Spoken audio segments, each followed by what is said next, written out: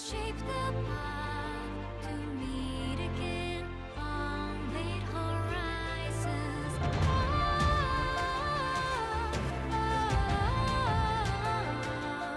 The wind is calling your name, a whisper of the souls who never leave you.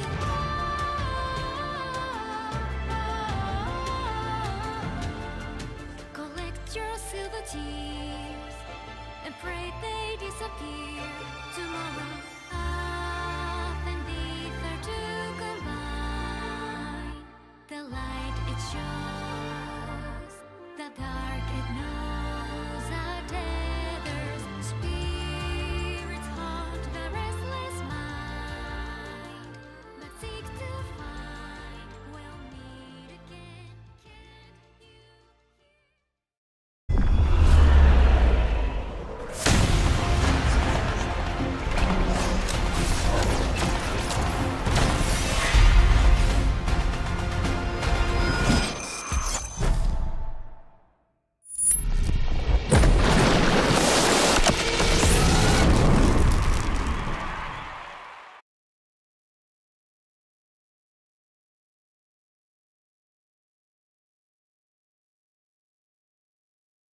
The LoL esports community grieves the loss of Season 1 world champion Shushei.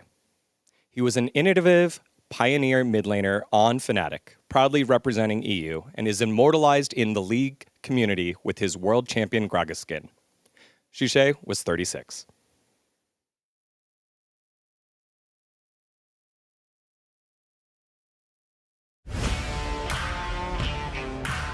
Hello everyone, welcome to a new season, a new set, and Spirit Blossom. I'm Degon here alongside Wolf and Wadid as we kick off week number 5 here in the LCK. The first round robin is ending, but we've got storylines that are continuing on here, guys. We certainly do. I'm really excited to see what things are going to be shaken up in LCK when we do, of course, have that Spirit Blossom here live. It's not going to be here for this week, but it is live across the world, so you can try out all these skins yourself at home. Yeah, everything is changing really fast, and also in LCK, the meta and the leaderboard is changing every single day, so it's so interesting to see, and it's fun enough. Mostly in the middle, because Gen G have been on top, and DN Automotive Freaks still looking for their first win here, Wolf. Yeah, they certainly are.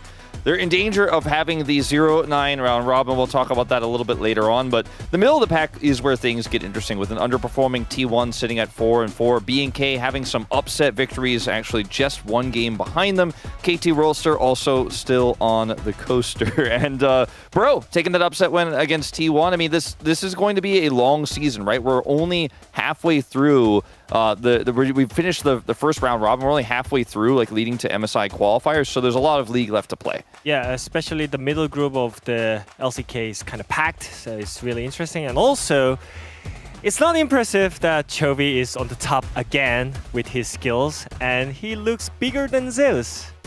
Yeah, speaking of packed, you got a ton of players at 200, and Zeus there at 300, but Chovy has been so dang good. And it's harder to have a dominant 600 when also it's POM, not just POG. That's right. Like when you're that far ahead from series wins as well. That's right. You know what else is pretty good?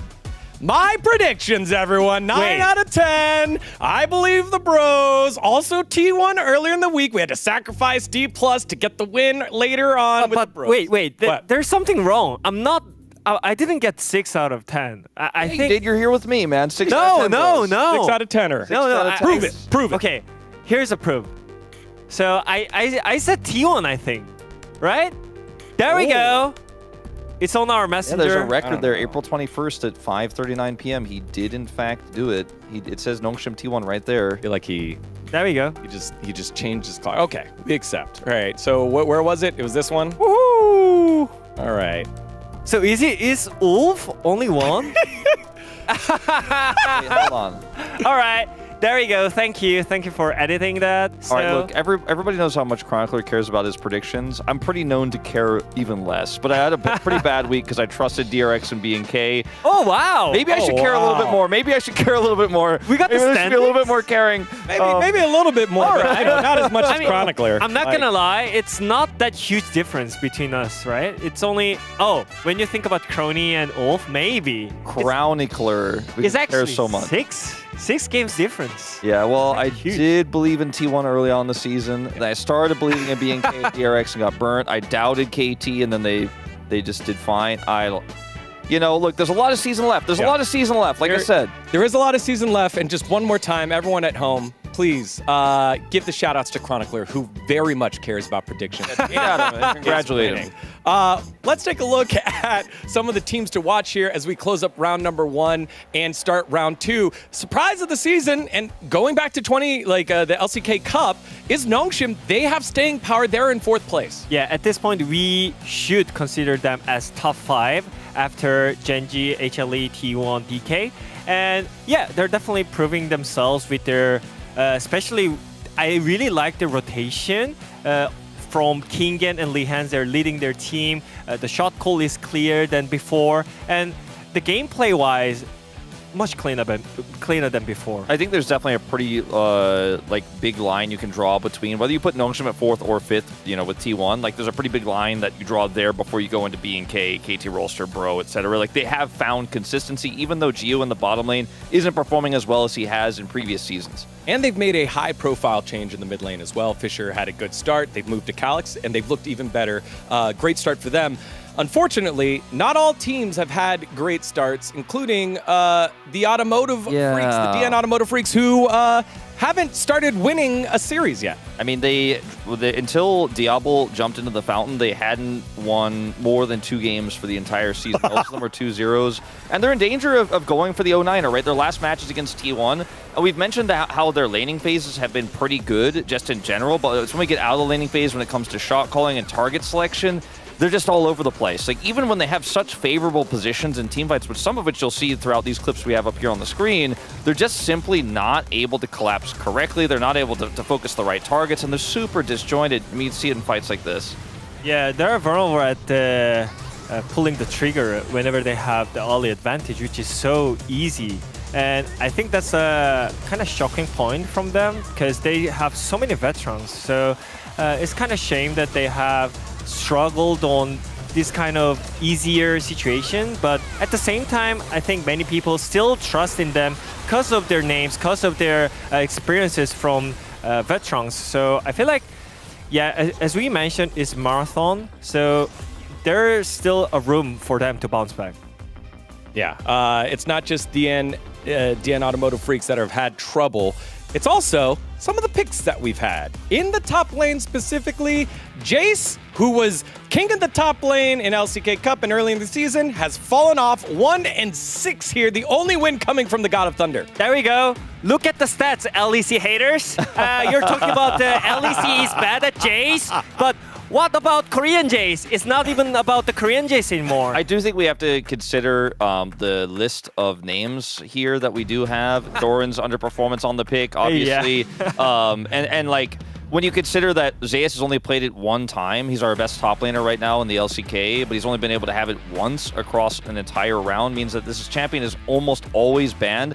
And when it's left available, you still have to play it well, and enemy teams leave it available often for a reason. Either they don't believe that the top laner can actually pilot the champion to get those advantages, or they have a counter pick prepared, which is a little bit more rare here in the LCK. I still think Jace is incredibly strong, so don't let these stats trick you at home. All right, well, we'll see who else gets their hands on it and gets to either make it go good or go bad. And speaking of good and bad, we also have another one for you here that is stuck out in the LCK. It's our junglers. We've got top tier Vi, and then we're selling the crap out of Skarner and Neferi. No more here. But then you can buy the best that we have in Xin Zhao, Pantheon, and Poppy in the jungle.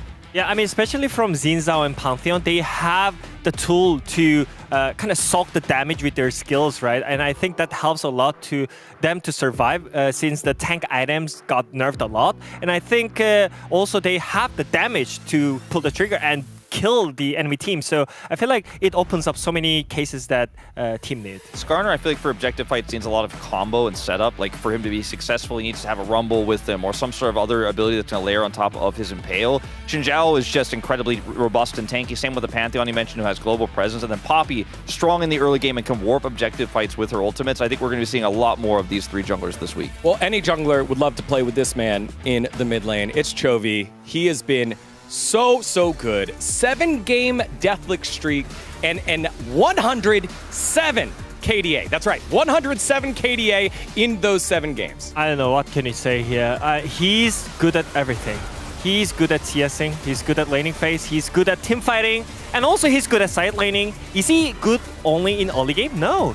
He's really good at late game too. Yeah, he's good at team fights. He's good at vision control. You know, he's good at hiding in the right spot, looking for flanks. Like he can go straight into a front to back. He can flank and get you on the side. And his interview skills are better now. Skills, top so much better now. I think Chovy right now is just a tier above everyone. I mean, in terms of the mid lane pool, that's true as well. But I don't think any individual performance from any player we've seen is close to what Chovy is having right now. He is just on another tier of the entire LCK. Watch this. Basically 1v3 fight here with the Leona collapsing where he's able to still fight his way out. Watch the flash on this rock. Like, oh my god. he sees it before anybody else. It's like he's a robot. I don't know if you can program a robot to play as well as Chovy. You know what? Like even AI makes mistake, but this guy Chovy doesn't not make a mistake. Yeah, there is the unkillable Uncle Chovy with his new pose.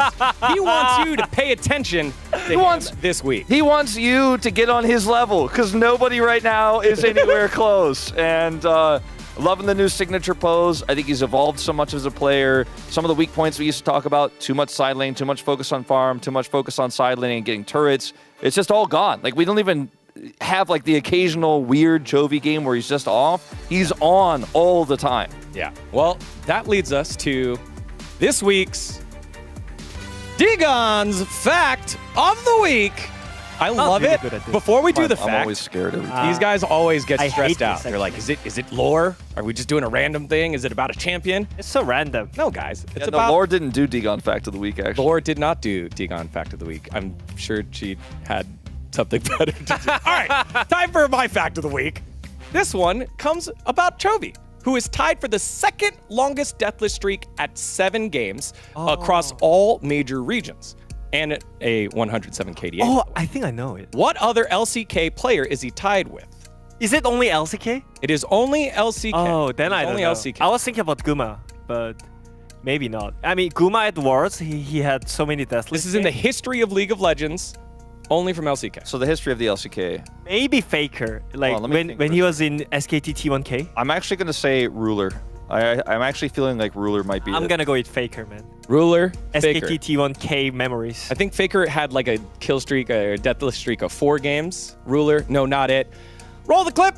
Who is it? You all at home knew. Ah, It's Showmaker back in 2019, spring. Was first place That's also impressive. Chovy's last insane KDA streak? When he No, was first Griffin? place is like Holy Phoenix from the old DP days, I believe. And I think it's Manu from Latin America, I think is the other one. Okay. I didn't realize he was second. I didn't realize that was globally second at the moment. Yes. Okay, But okay. but it is currently Chovy at 7 and Showmaker at 7. He had like 4 times where he was at 6, which lead us perfectly to the Uribank Gold King, which is the player that had the highest average gold earned over last week, and it's none other than Showmaker's teammate. It is the Gold King himself, the reigning Gold Again! King, back to back. It's aiming. Again! I mean, we might actually just have to rename it to the Uribank Aiming Award. Aiming award, yeah. Because he just keeps getting all the gold. Look, he's like not even in the top lane. He's like, I'm trying to get some gold over there. Let me just send this arrow in. I'm going to grab some money on the top side.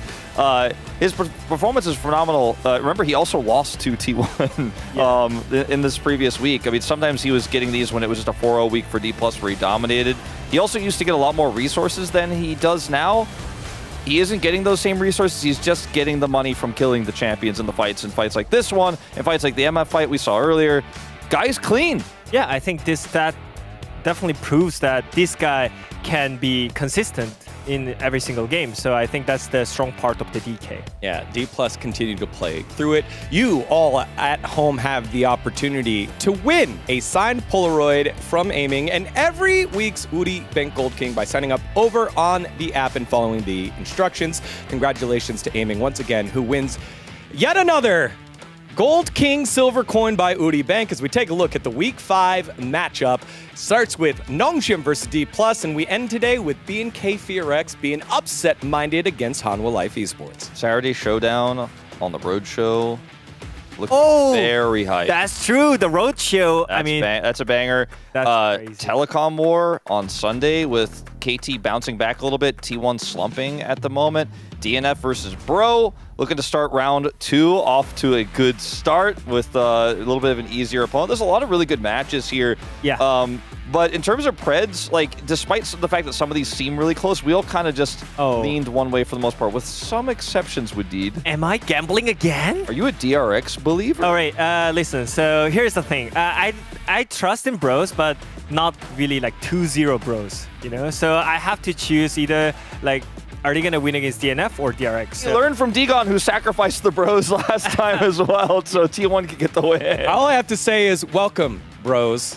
Chat knows. Chat, let's welcome the new Bros here who finally decided to pred with us. Except for Wadid, who doesn't believe it. I do have 2 wonky ones. I do have, I think it's DRX over B&K FearX later on in the week, and I have the upset of Dplus breaking the winless streak of Genji at the homestand. After last week, I got burned on the first day. When 0-2, I was playing it very safe. Listen to the music, by the way. Yeah, that's right. So cool. Week 1 of Spirit Blossom is live now within the client. So, quick question: What's your favorite Spirit Blossom best skin? There you go. I really like the Spirit Blossom. Lux. I mean, Lux is always best, by the way. She's my new wife. Really, I liked Karma. Karma is the good one. If I have to pick a new one, you can give me Ashe. I'm gonna go Lux over Karma, but I think they're both. Those are probably both of my favorites. Yeah. What is yours? While you're answering, we'll get into the games. Thank you so much for watching. We'll see you in just a little bit. And shape the path to me.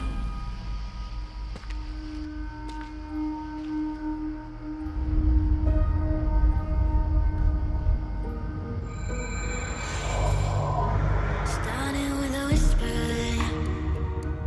I know I'll find it hard to lose.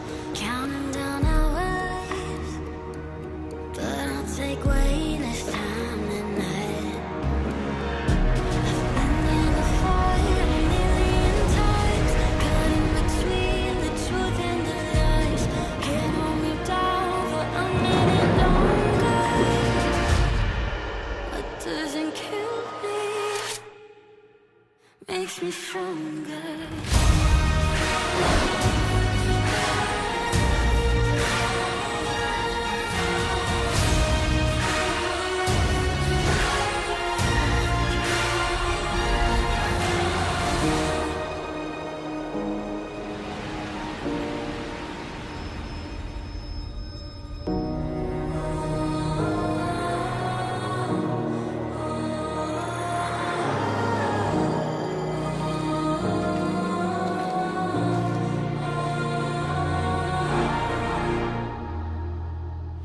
Makes me stronger.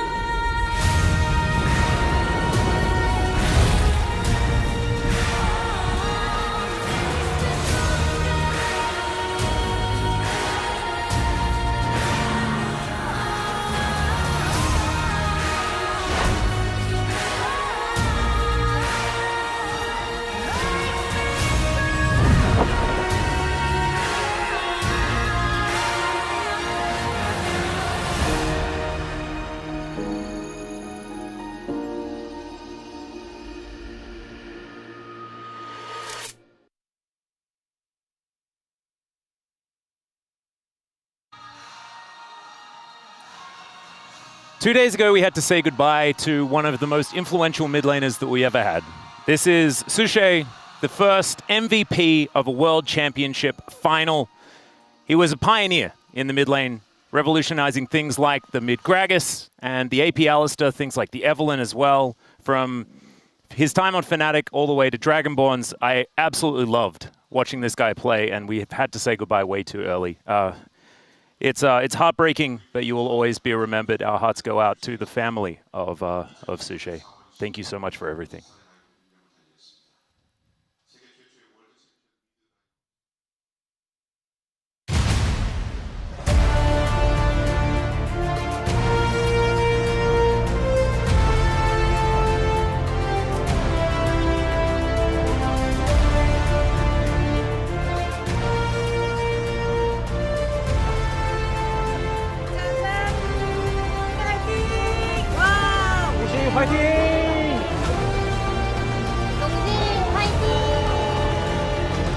Dplus 기아 화이팅!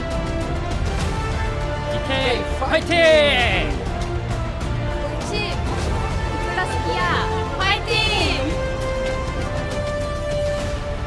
Welcome, ladies and gentlemen, to LCK 2025. Yes, we've had some absolutely horrible news. The loss of Shushei is devastating for so many.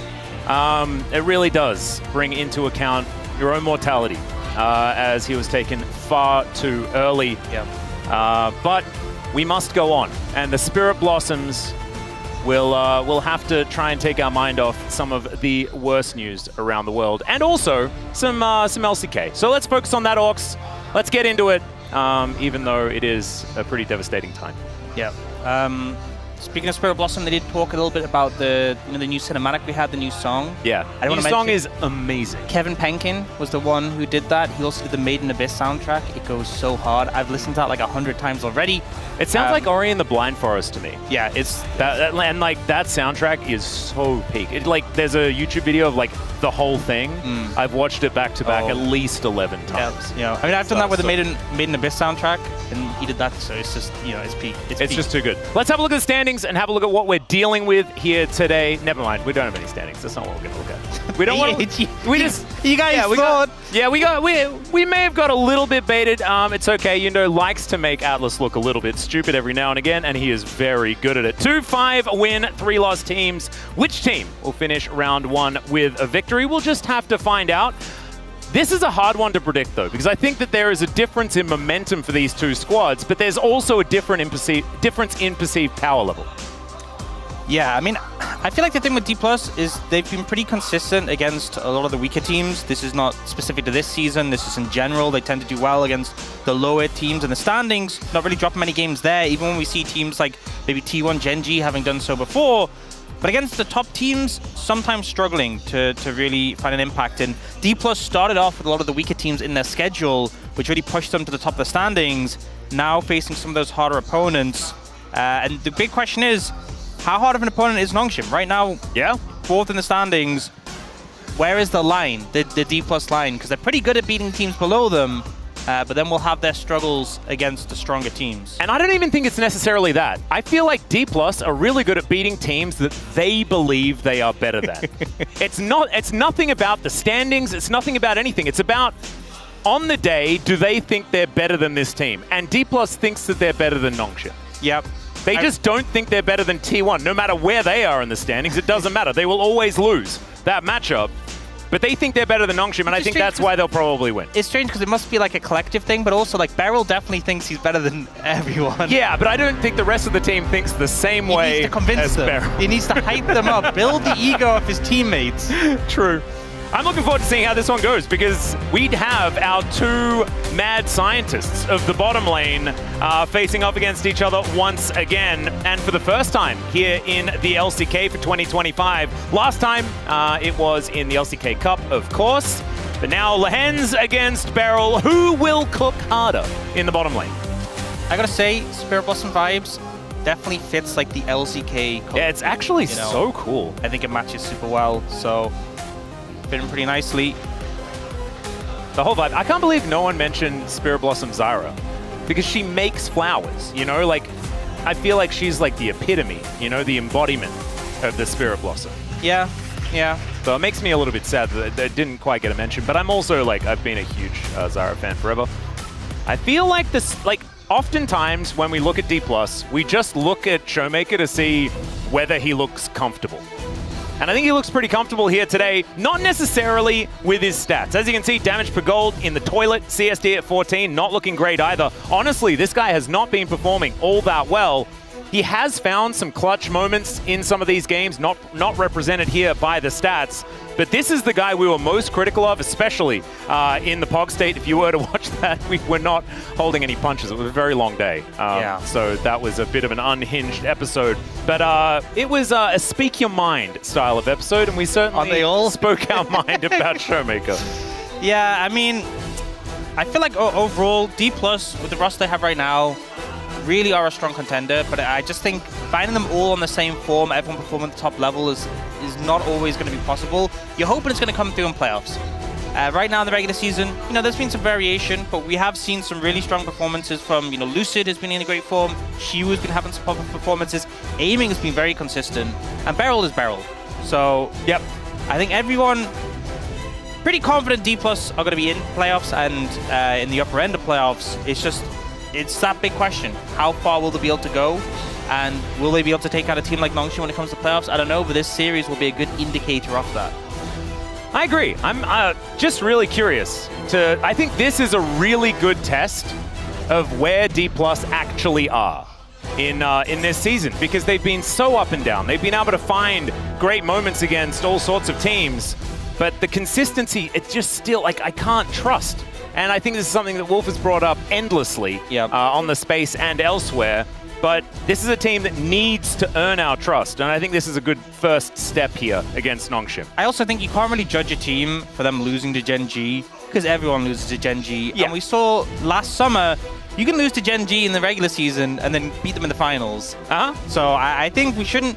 Right now, Gen G and HLE are hard opponents to beat, but I think this is, as you said, this is an important match to really judge where they're at and how strong we think they are. I just don't know. Shelly, flanked by Crazy and Sun here on Nongshim side. It's actually kind of interesting. Crazy and Sun sounds like a car dealership or something like that. Anyway, DK. I always think the best coach names are when they combine together to make some phrase or something. Well, that one's pretty good. Yeah. So Nongshim, they definitely have the edge there when it comes to naming convention of the coaching staff. Absolutely nailing it. But Calix up against Showmaker, this is going to be such a huge one. At the same time, I think Showmaker's got a lot of faith to earn back with a lot of the fans, and it's got to start here. Let's dive into the draft for game number 1. Nongshim on the blue side, certainly giving them a little bit of an advantage here as the Ambessa are going to be banned away. No patch change moving into this week's play either, and so things stabilizing before we mix it all up next week. Yeah, an insane amount of respect given towards Shiwu with the Ambessa ban. His Ambessa has been really good, but out of the big 4 top laners, she's kind of struggled in matchups against the other, her win rate pretty low. Jace ban, I think, makes sense. Then see the Gwen. So Rumble, the only Premier top lane left available right now. And they're not going to ban it on the blue side. We can guarantee that, because Kingen very happy to pick that one up. I'll see what he is going to be banning away. Is it just Azir that you have to get rid of, right? Because then you're going down the next rung. You're guaranteed that it's going to be... Oh, never mind. It's they Rumble really want the Rumble. So I think Dplus can just kind of handshake this and ban away the Rumble, but that means things like the Varus get through without being looked at, things like the Clister open and available, so... The Azir is such a big one as well, because Calix has had great performances on the champion, but Talia is also up. Yeah. I'd almost just ban Talia. But then you're giving away the Rumble without a whole bunch of these counter picks up and available, and so instead, they're giving Kingen the good matchup and saying, we'll take Talia, we'll take a lot of the power, because this Rumble was definitely getting picked. Yeah, Xin Zhao as well, also available for Dplus if Lucid wants to get his hands on that. So Shiwu kind of left in a difficult position with so many top laners banned, triple top laner ban. I know obviously Galio can be a flex, but effectively really hampering down on his pool. But in return, Lucid will get the Xin Zhao, and he has been, honestly, upper-end performer for Dplus, a team on the top end of the table, but he's definitely been making great performances for that team. Yep, and oftentimes, the way DK is dismantled is by taking away a lot of the tools that Lucid does have. Him on a jungler like this that can really influence the game, going to be a scary one, as there is a Ryze lock-in, likely for Showmaker. We can also just have a Renekton locked away if they would like to, but Gideon gets his hands on the Sejuani as well, and that is a Yone. That is an incredibly powerful topside core. I mean, I think Nongshim's so happy with this. Gideon, I think he has really performed well on these tank junglers, able to just be an absolute menace, farm up a storm.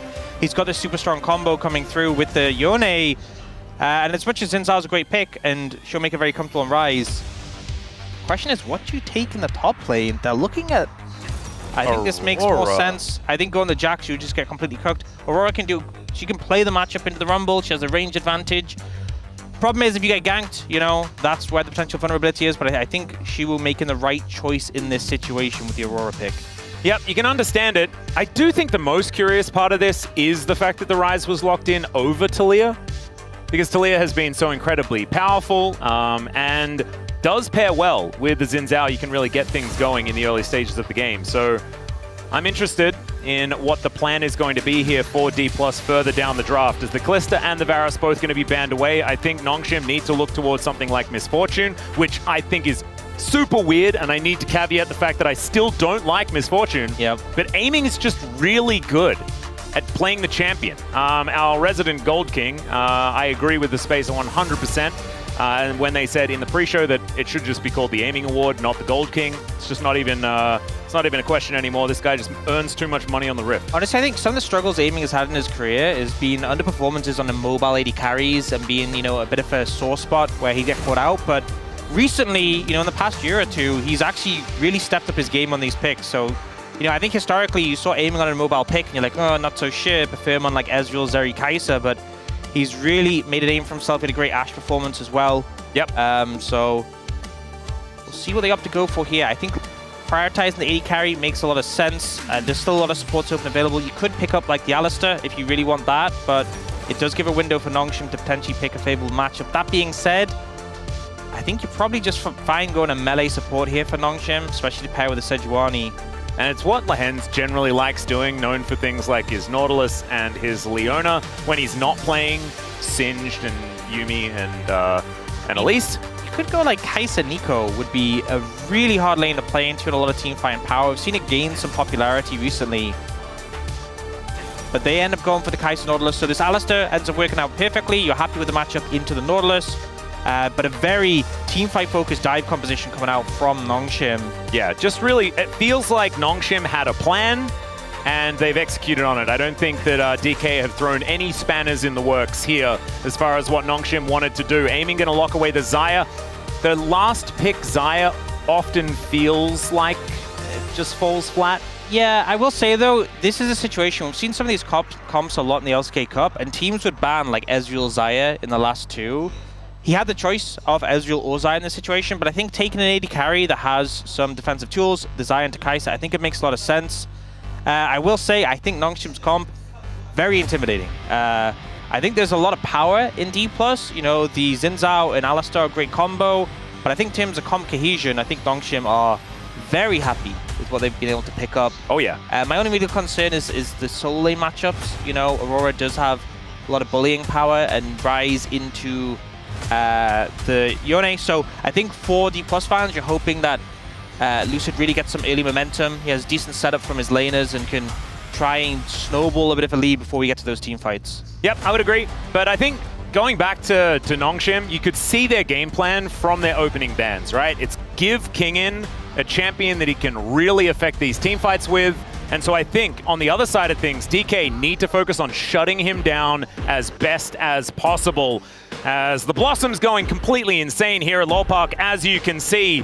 And we are ready to dive onto the Rift for this first game. Nongshim with a pretty nice draft. DK getting what they wanted as well, I feel. So let's see what happens as we dive onto the Rift for game one.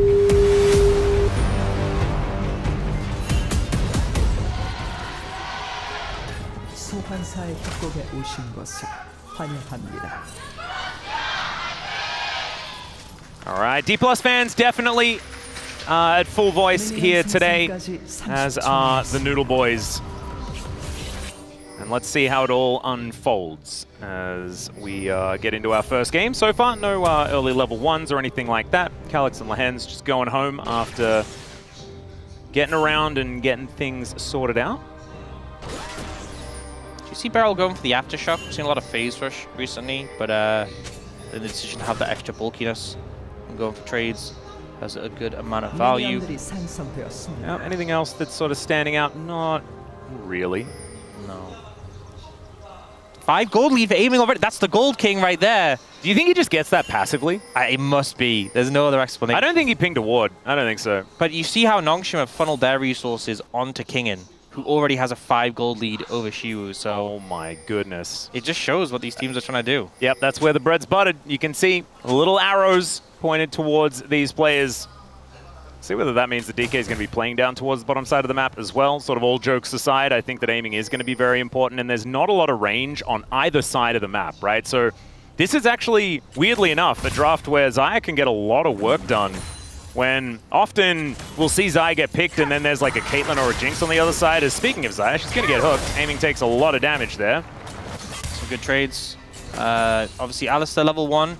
Typically not valued, but, you know, intra melee character, you can get a lot out of your pulverize, but there Lehends kind of played the range quite well. He's doing the same again. See how he Qs, autos, and then kind of walks away before Beryl can do much. I do think his pulverize might have been down still, but regardless, he's just keeping the trade short. Yep. And chunking down the HP. Well, Aiming and Beryl just going to wait for the minion wave to move over towards them. Voidseeker soaked up by the cow. And even the tower wants Aiming to be the Gold King, as it prioritizes the right minions as they walk towards Kingen. Taking a bit of damage here towards the top side of the map. We're expecting the Aurora to have a decent matchup here. Yep. I mean, you can see mid and top both having that early prio. For the side of Dplus, bot lane, it is Dew and Lehends having that prio, but that should not be as difficult later on. Oh, Calyx is having a tough time with that Q had hit. Yeah, that's devastating. And it's actually kind of interesting in these solo lanes, sort of mirrored, right? You've got Sheer and Calyx, both of them rookies here in the LCK, Kingen and Showmaker, been here a while. So the veterans versus the young guns in top and mid. So far, the veteran in the mid lane having a pretty good time, but that is kind of matchup oriented. Yeah, it's one of these things where like the lane always looks so awful for Yone, but you know, Showmaker's pretty low on mana now. Yone doesn't have mana, and with the second wind, the fleet footwork, the Doran shield, you kind of just weather the storm, you know? As long as you're not dying, the fact that your health is low it's whatever, you know? You're not going to do anything really before the first back regardless. Yep, and as you can see, after the minions are cleared, it's only like, what, 1 in difference between the two. A very early back here from Showmaker, who wants to get this tier stacked up as quickly as possible. Understandable there. Aiming, throwing some feathers out. Going to find too much damage onto his opposition though, as it's just trying to keep themselves healthy here on the bottom side of the map. And so far, no real advantages being built up from either side. I think these junglers are going to be pretty important as far as getting some of these leads is concerned. Already, Gideon coming off his first back. Does have 2 of those red rocks as the hook is going to connect onto a minion. Headbutt ult there from Beryl is going to throw Lehends away. And these feathers starting to get frustrating. Let's see whether Aiming pulls those back for some damage. Doesn't quite find it. Yeah, good. 50% on both sides. Good trade from Beryl. You can see Lehends looking for the angle to get the dredge line onto Beryl, but unfortunately hits a minion and then immediately turn around. He will just go for a recall now. Kingen finding an angle on Shu. That's a huge trade actually, but Lucid looked like he was potentially going for something, but opts out. Yeah, good ward there from Kingen. Spots out what's going on and is still able to play aggressively, keeping himself safe. Really nicely done. Kingen now just looking to go for a reset, doesn't want to risk it with Lucid in the area, and may as well just teleport back to the lane with some more items in hand. So that's going to give Shu a little bit of space. He's going to move back from his wave as well, keep it in a good spot as he goes for a reset. So I do think mid is definitely somewhere I'd expect to see a look in. Both supports now swapping up top with the 80 carries, frees them up a little bit, but also if you think about the gank setup mid lane, you know, you have a Yone with a Sejuani on a mobile mid, but on the other side, Showmaker has that point and click route once you apply the Essence Flux, so I feel like any jungler who shows up here, especially with the support as well, easy setup for a gank. Just barely going to connect there as Showmaker just rune prisons Calyx and tells him to leave. He will do so. Yeah, that is a bit of extra control. Playing it safe and actually backing off in this situation. 30 seconds till grub, so Showmaker will be back, but we'll see if Nongshim opt to make anything out of it, although Gideon is on the bot side right now and is actually looking towards the dragon. I see the pings come out. Yeah, both junglers, in fact. Feeling a little bit like they want to check this one out. It's Rise Bloom used. We've seen both the junglers kind of mirrored on where they are on the map. Oh, wait, we actually see Lucid starting up the dragon. He's just in the pit clearing the ward, actually. Yeah, we'll do that. Arctic Assault does bring him out as Showmaker comes on over and Flash has to be employed. The value of the Realm Warp already in this game Used really nicely there by Showmaker, and we'll see whether Lucid actually takes this as an opportunity to head towards the Dragon. It looks like they don't want to risk it. Still, really nicely played, and it's not often that we see like 6-minute Realm Warp value. Yeah, just interesting timing as well, because Calyx was on a reset, so, you know, yes, Showmaker got there really quick, but he would have been there fierce regardless, and I think Gideon may be expected to get more value out of proccing the Dragon and it hitting, but we do see Dplus end up backing away. Gideon is going to clear out the vision and then presumably do the Dragon. It should just be Dragon for Grub's trade in this situation. I think with Calyx being back and having an ultimate and Kingen starting to find priority in that matchup, I think they're just not willing to opt in. Although I say that, Gideon just dropped the Dragon he's walking over. They're not trading, they refuse to. Which is crazy because this topside wave needed to be dealt with here by Nongshim. You can see they're even freezing it in position. One Grub was collected there by Lucid. Now he's just going to head back towards his jungle with all of that extra experience in hand. Bit of damage onto Calyx here, as him and Showmaker are trading pretty effectively, but already the Yone is creating some leads, and Gideon will get the extra Grub over the top of DK. Doesn't work out too badly. Some pretty, I guess, subdued play by DK early on in this game. As Hook is going to come on through, headbutt, gets Lehends out of there. Jiu wanting to follow up as the Glacial Prison connects. A level 5 Alistair cannot do anything about the situation, and he will be taken down. That is first blood going over to the Kaiser of all champions. Yeah, good job from Beryl there to save his AD carry, but it unfortunately ends up costing his life. I think flashing the Sejuani ult would have been the right play. Opts not to in this situation, just go down, saves the summon in the end. Yeah, Kingen starting to really show up in this matchup. You know, obviously had some pressure in the early levels, but now he's completely roasting Shu, and it feels like Shu just doesn't have the damage to cut through him. All right, Gideon starts moving up and the hook lands. That's the main thing. Yeah, Beryl does get the headbutt there. I think maybe here he thought if I flash, it can hit aiming. I think in the end, it's the right call not to flash. Because if you flash and it hits aiming, then he's probably just dead, or he has to flash too. And I think the cleaner thing is save the flash, accept your fate. Yep. You know, and he did end up saving his AD carry. Oh, yeah, big flash out from Kingen. So that does mean that that's not going to be available anymore. We have to remember as well that Lehends did invest his flash, and so did Gideon in that last play. So 3 flashes down in comparison to the 5 available on DK's side. So they might use that in order to get some control around this Dragon. That does look to be the answer. And I don't think this is going to be contested, at least not immediately. Lehends and Kingen are moving up though. And there is an equalizer to be put down. There it goes. Calyx moving on in as Lucid throws down the ulti. That's trying to get rid of them as Beryl, now level 6, does have the ulti running. And the ultimate from Calyx is so good. Lucid just goes down and Beryl has absolutely nowhere to go. That's going to be 3 kills for Nongshim in this early game. They don't get the Drake, but who cares? And you can see from how they're playing, it's not really about these objectives. They want to fight Dplus. Edgeline doesn't connect, but you know, they went to the Grubs, they forced them off. They could have just taken the Dragon in the first place. They want to opt into these team fights. You can see why with their composition. And you know, Beryl saved his flash in that previous play, but really couldn't find the value with it here. The big thing is Shiru still dealing with the wave. He's late here. It's a 4v3, and these tools that are available, the CC lock onto Lucid, just doesn't let him play the game. And then Beryl, he's left in a situation again where I don't think the flash is going to save him, so he just accepts his fate. Yep. And once again, we're seeing the Aurora not really be the answer to the Rumble that we were hoping to see. This is something that Doran ran into last week at the same time, and maybe it's just kind of fake news. Maybe this isn't really the counter matchup that we're seeing in, you know, examples in solo queue necessarily, or the leads in lane don't really translate here into these first objective fights as the flash comes out, but still the Glacial Prison comes through. Max range on the hook as well, as Gideon is low, but Lucid's gonna be lower, and that looks like tilt to me, ladies and gentlemen. The flash forward, good knock up there as Lehends may trade. Beryl comes over. Could it actually be a kill? In response, the answer is yes, but I don't think it's worth it, ladies and gentlemen. Absolutely not. Beryl gets the gold and has to burn both sums to get that kill. But the amount of gold that went over to that Yone, Nongshim's super happy with the outcome, and the prediction from Gideon was flawless. Yeah, amazingly played. Here on the bottom side, DK's woes continue as Kingen doing a great job in the lane down here. And I think we need to go back to that Dragon play just for a moment. Like, she was zoned away entirely, and Kingen uses his ult on the Dragon to make sure that that fight is skewed in their favor as well. Yeah.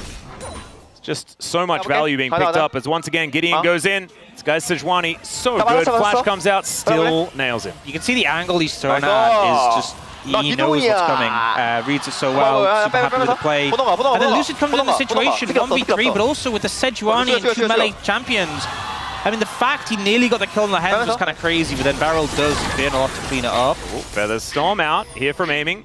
Doesn't have a lot of mana left, so he's going to probably look to go home. Cleanse and Featherstorm down, so I think Nongshim pretty happy with that, especially as they kept the ult for Lehends. So that depth charge still available, going to make it very uncomfortable for aiming to play any fights, but I think at the moment, Dplus kind of in damage control, not really opting into any fights. Yeah. I think the point as well, talking about the Aurora Rumble, I feel like this is one of those things where there's a lot of picks you could have taken in the Rumble where you would have just got stomped in the early levels and then it would have felt horrible. And the Aurora obviously did well in the early levels, but you're still playing into Rumble, who still has all that team fighting power, and eventually just gets to the point where he's able to manhandle the lane. So I think it's trying to mitigate a situation, but you know, you got to remember, they could have banned the Rumble. It was very telegraphed. They opted to try and deal with it. They opted to say, hey, we think the Aurora can keep it down. I think the answer is definitely it cannot. Yeah, this is the thing. This was a conscious decision, right? As she does have Flash and looks to try and get out. There's the depth charge. Doesn't actually need to use the Flash there as he bounces his way out with the ulti. Yeah, I think a little ambitious from the Lehends, but you know, you'll take an ult for ult trade. The thing is that she was a little isolated here, but Lucid not quite there yet, and Gideon moving over, so I don't think they can make anything from this. They should just be able to get this plate and a bit of poke. Ooh, unless... Yeah, I think Gideon being here. Flash and barrier both available for Jew as well, and with Gideon in the area, no worries at all. They'll just get some plates over here on the bot side. King are going to appreciate that. So, still about 2,000 gold lead for Nongshim. And the problem in my mind is that I feel like Nongshim's composition still looks good later on into the game, as now Beryl finds a headbutt pole. Can we get a Rune Prison down? That's going to be the question, as the trample going to keep him in place. And so there goes the Kaiser. That's a second kill here for Dplus. So some action being taken here by Dplus, but Nongshim still with a lead, still probably feeling all right, despite the fact that this tower is going to take a fair bit of damage. Gonna allow aiming to get a pretty decent gold lead though, and I will say, really well played by Beryl. You know, you could see Jew was trying to wait for the opportunity to flash the combo, but it was so short range, didn't really get the opportunity to react, and then Beryl keeps up with him, gets the stun, and not only do you get the kill, but both of Jew's summoners as well is a pretty big boon on the back of that play. Yep. So things actually evening out somewhat, as we've got Berserker's Greaves completed here for aiming. He had his first item done a little while back, as Jew does also have his Kraken Slayer completed. Biggest mismatch here is the 1,000 gold that Calyx has in the lead over Showmaker.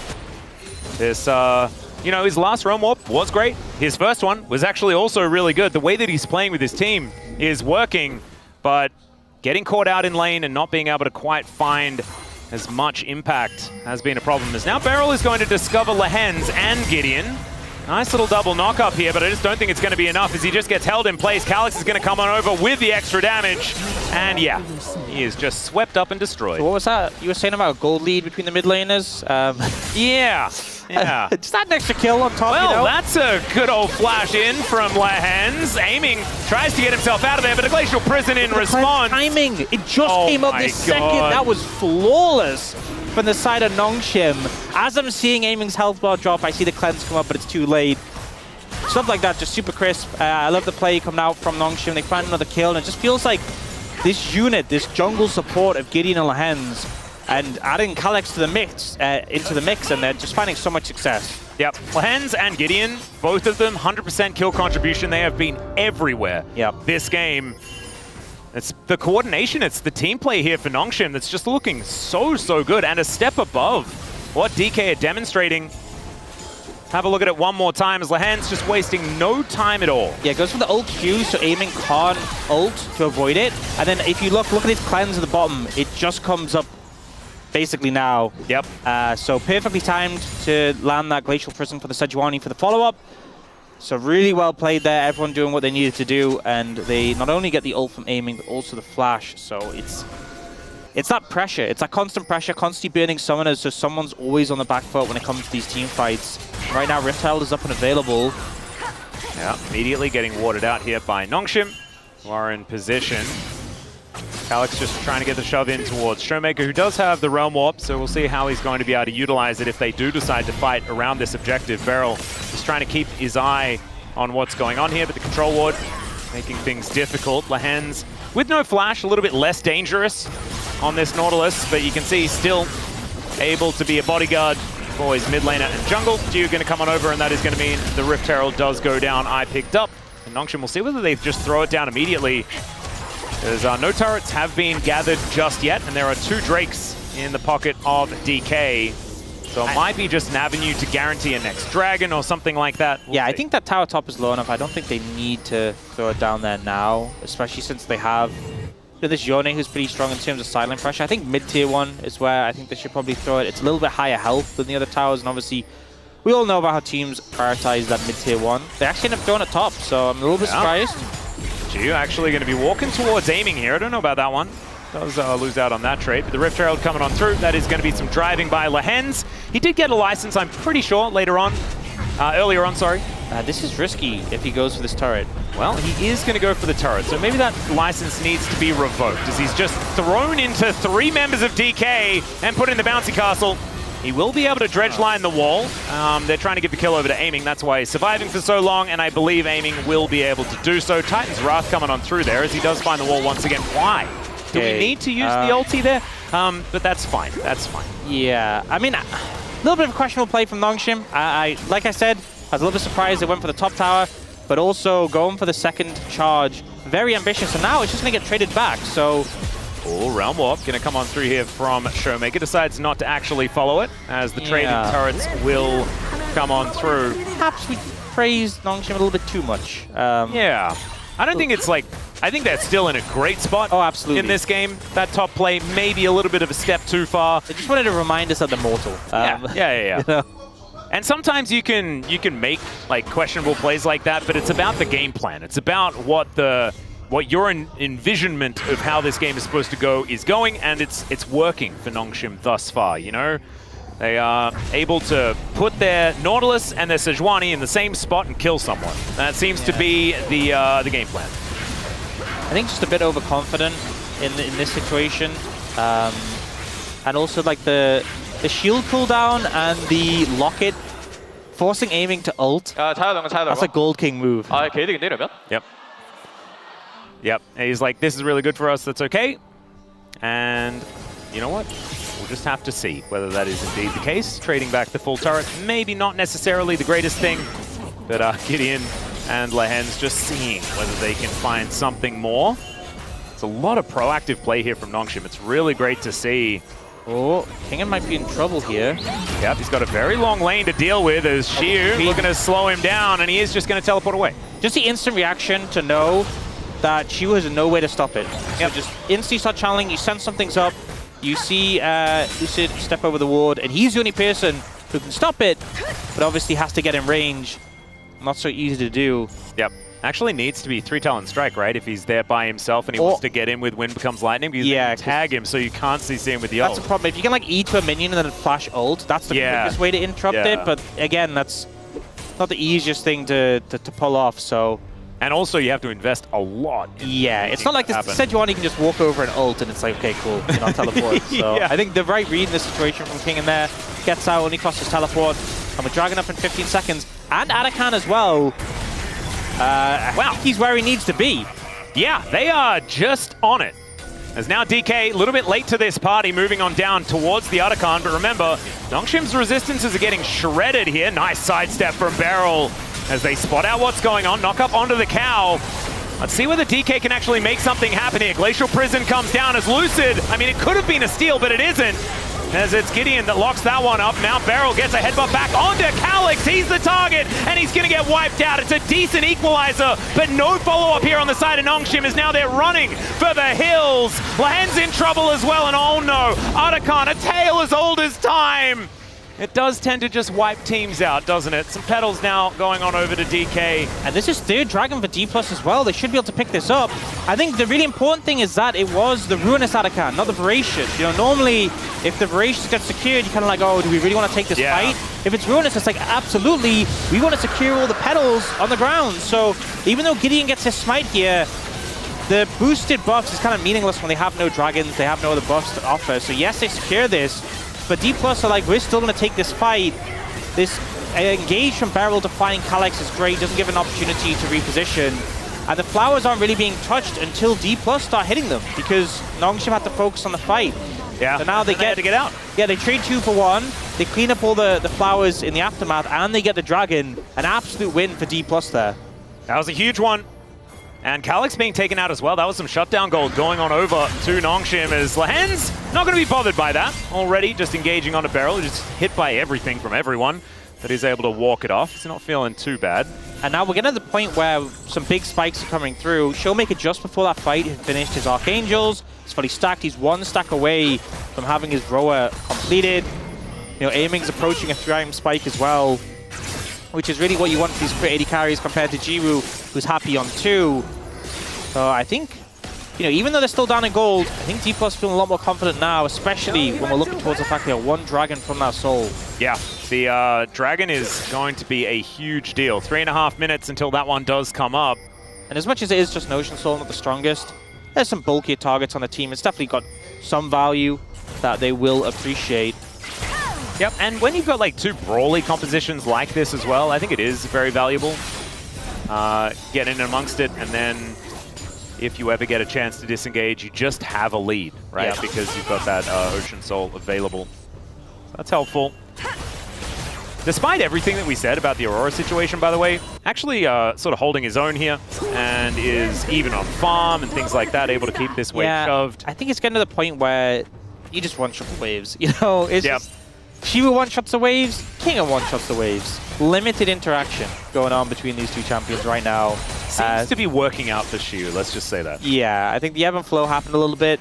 Now, it's still a Rumble and teamfight to the Menace, but Aurora obviously still has a lot of value there as well. Yep. And it's Jiz that's been a little bit of the question mark here for Nongshim. His positioning is going to be the most important, and if Shu ever gets a combo onto this Kai'Sa, she's not going to be fighting, you know? Yeah. It's just a lot of damage, especially now that the second item is completed. Cosmic Drive just done for Shu. Aurora came through for Showmaker. I think he just hit level 14, got the full level up to 15. And level 16 is a huge spike. You know, you get that increased damage on your Q with it. So if you can time that to come in for this next dragon, it's going to be great. Well, aiming as well, getting a fair bit of damage down as Calyx is forced to use his ultimate to get out of the situation. Good moves. But again, I think Dplus, you look at that dragon timer and you say that's when we want to be ready to fight. Showmaker will be level 16 by then. Just stop them from doing the Baron. That mid tower's a little low. I think you might have to give it up. We'll see them try and defend. Yeah, Actually, Shu good job a bit. Side is actually thinking about going for some sort of engage. Yeah, the Shiwa threat may be enough. But you see how all 4 members came together, but they kept Showmaker farming. They know what they're playing for right now. Yep, good collapse. And with Realm Warp, you can do that, right? Yeah. And so that allows you to cheat tempo a little bit in this game. DK going to try and use that to get themselves back into a better position. And it's so crazy to think that my sense of, oh, this might actually be okay for DK is all coming from the fact that aiming is farming really effectively. Yeah. So like 20 CS up, 2-1 and 2 on this Xayah right now. 3 items on the way. And he could just be that late game menace. And it's great to think about aiming as a consistent threat in the later stages of the game. Yeah, I think if within the next minute, what I'm looking for from Dplus is get Seeker's Arm Guard on both your solo laners if possible, and get IE for aiming, and then you are primed to fight. Then you are in such a good... The gold lead would feel kind of irrelevant if you're able to get those big item spikes. And level 16 for Showmaker, of course, which is approaching. So we'll see if they're able to pick those up. It's 45 seconds from the Dragons, so it's getting a bit closer. And aiming's been sitting on that BF sword for a while. Yep. Blue buff not going to be stolen away here as Alicia's back, and so Gideon not going to be risking it. Should just be blue secured for Dplus.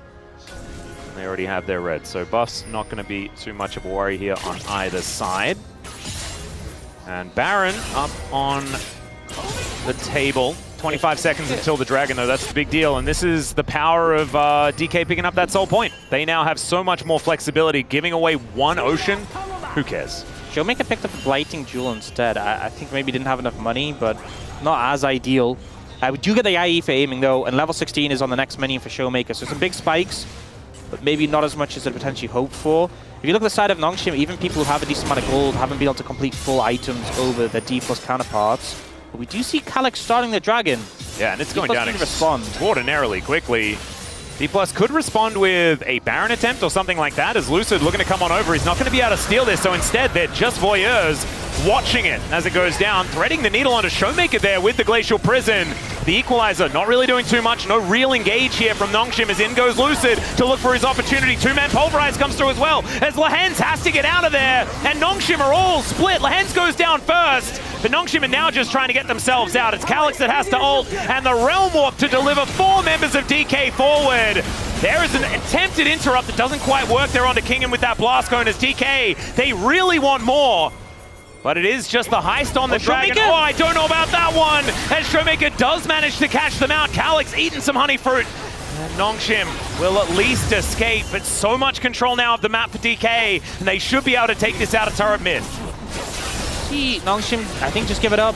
But honestly, I think Dplus are kind of upset with how that panned out. You could see they were hunting for more. They were ready to fight. They wanted to take it. They were a little bit late for the Dragon, but you know what they wanted. They wanted the Baron. They wanted to take out a couple members more and be able to secure that objective. But in the end, they just spent so much time chasing kills, never securing them. And now Nongshim are actually starting it up. Okay, they're not even sweeping this. So that ward is going to spot everything that's going on, but even though DK could see the Dragon going down, it didn't actually matter last time either, as all of them grouped up for this. And now the Baron completely out of vision. Hook going to connect here as the immediate turn from Nongshim, and they blow up Showmaker. Aiming is free hitting, trying to find the targets. They just move back into the fog of war once again, and it's now Beryl's turn to face check. The map is so incredibly dark as another Equalizer comes down. The amount of value here from Kingham is massive, but aiming as well. That Featherstorm keeping him safe, and Shiu flashing forward, getting out so many flashes from Nongshim. And DK just can't quite find the fights they're looking for, but they have been able to kill some of these stragglers as Lehends finally comboed down, and Shiu getting the kill under the Nautilus once again. Now the knock up as Calyx looking for him, but he has to go back to that soul. So unable to actually complete the kill. Man, this is, all of these skirmishes feel like they're neck and neck. So much so, just ebb and flow constantly of team trying to find that little advantage. Now looking for something here. Yep, Calyx goes in, gets the knock up on aiming, and he's wiped out! The flame spit of value, gigantic as well as Calyx back in amongst it once again. Lucid goes down, and there's a real fight win for Nongshim, and their reward will be a Baron. When it comes to the battle of attrition, it's Nongshim who win out. The lack of ult on aiming and the fact he didn't end up using his flash does cost them massively. So long replay here, so the goal here was looking for Showmaker. Remember, he got the Blighting Jewel, he didn't get the Seeker's Arm Guard. He gets CC chained, he's just dead. There's no outs for him. But you see that Dplus able to get a good amount of damage back. Beryl does look like he's in an uncomfortable spot, but it's an Alistair. And then Lucid blocks that dredge line that could have gone for aiming. Aiming gets a decent amount of damage here, but just not quite the kills they were maybe hoping for. Again, low health bars running away, and they settle for a Lehends kill, which is kind of whatever. Not really the target you'd hope to take down. Lehends is like, it's fine. He probably said that in chat. This is good, you know? Make something happen. And then here, Calyx with the stacked up Q over the wall, out of fog of war. Aiming doesn't see him, doesn't get a chance to react. Really well played by this very young mid laner for Nongshim. Remember, they started the season with Fisher, and it was actually Yone that Fisher found a lot of his success on. Not necessarily this season, but in the LCK Cup, and prior to that, was one of his better champions, but Calyx piloting it incredibly well here today as the inner turret falls down, utilizing this Baron really effectively. 2.8k, the Rebel Baron power play, and that is only going to extend, and we're moving towards a pretty substantial gold advantage. Yep. I mean, at this point, it's really starting to feel rough. This Yone is so strong. I was talking a lot about those power spikes that, you know, Dplus had. That was that moment. That was a comeback moment. That was when they hit the big spikes and really they would hope to make some headway and turn this game around, and now they've missed out on that. You're looking at Calyx, who has an IE completed and the shield and the QSS. He is so strong right now. Level 16 being hit by Jiu. He's got those 3 items. Those Void Seekers starting to do a decent amount of damage. Yep. And the thing is, Dplus, they were 1 away from Soul, but they might stay that way for a long time if Nongshim have anything to say about it. Yeah, at least Dplus have been able to at least curb the gold influx a little bit here. Now Gideon looking for even more. Glacial Prison connects onto Beryl, who really doesn't want to press his ultimate button, and he doesn't. But it's actually going to be useful, so now it's a big tool from Nongshim on cooldown. From Showmaker, though. I think that's what they really wanted there. They forced Showmaker to join. And now it's a straight up 5v5 on the map. Yeah, Voidseeker not going to find the mark. Shu looking for a flank every single time. Now it looks like it is actually just going to be a fight for this Dragon. Lehends going to get knocked up. Beryl needs to wait for his cooldowns, and DK not overly committing to anything. Lucid tanking up the Voidseeker. Can they actually get the soul? That's going to be the question as Lucid gets into the pit, and he is going to be able to take it away. In the meantime, Void Prison onto Lehends, but Beryl may just be dead. He flashes away and gets into the Realm Warp. That was sick from the cow. He's still burning down, but he is not going to die, so that is just a heist. Dplus super happy with that. You know, again, it's not the strongest soul, but you'll absolutely take it as a bit of a boost to try and make up for this discrepancy in combat power. And the fact they got out without losing anyone in that situation, more than happy. And on top of that, Showmaker aiming, retain their summoners over Lucid. There's a big old ultimate as Calyx has gone in, hasn't actually unbound the soul, and he just kills him. Never mind, he did. I didn't actually see the little spirit line, so that's just a dead Lucid, even with Showmaker watching. Yeah, a lot of damage, and Ocean Soul not going to keep you alive from that one. Lucid, unfortunately, caught out there.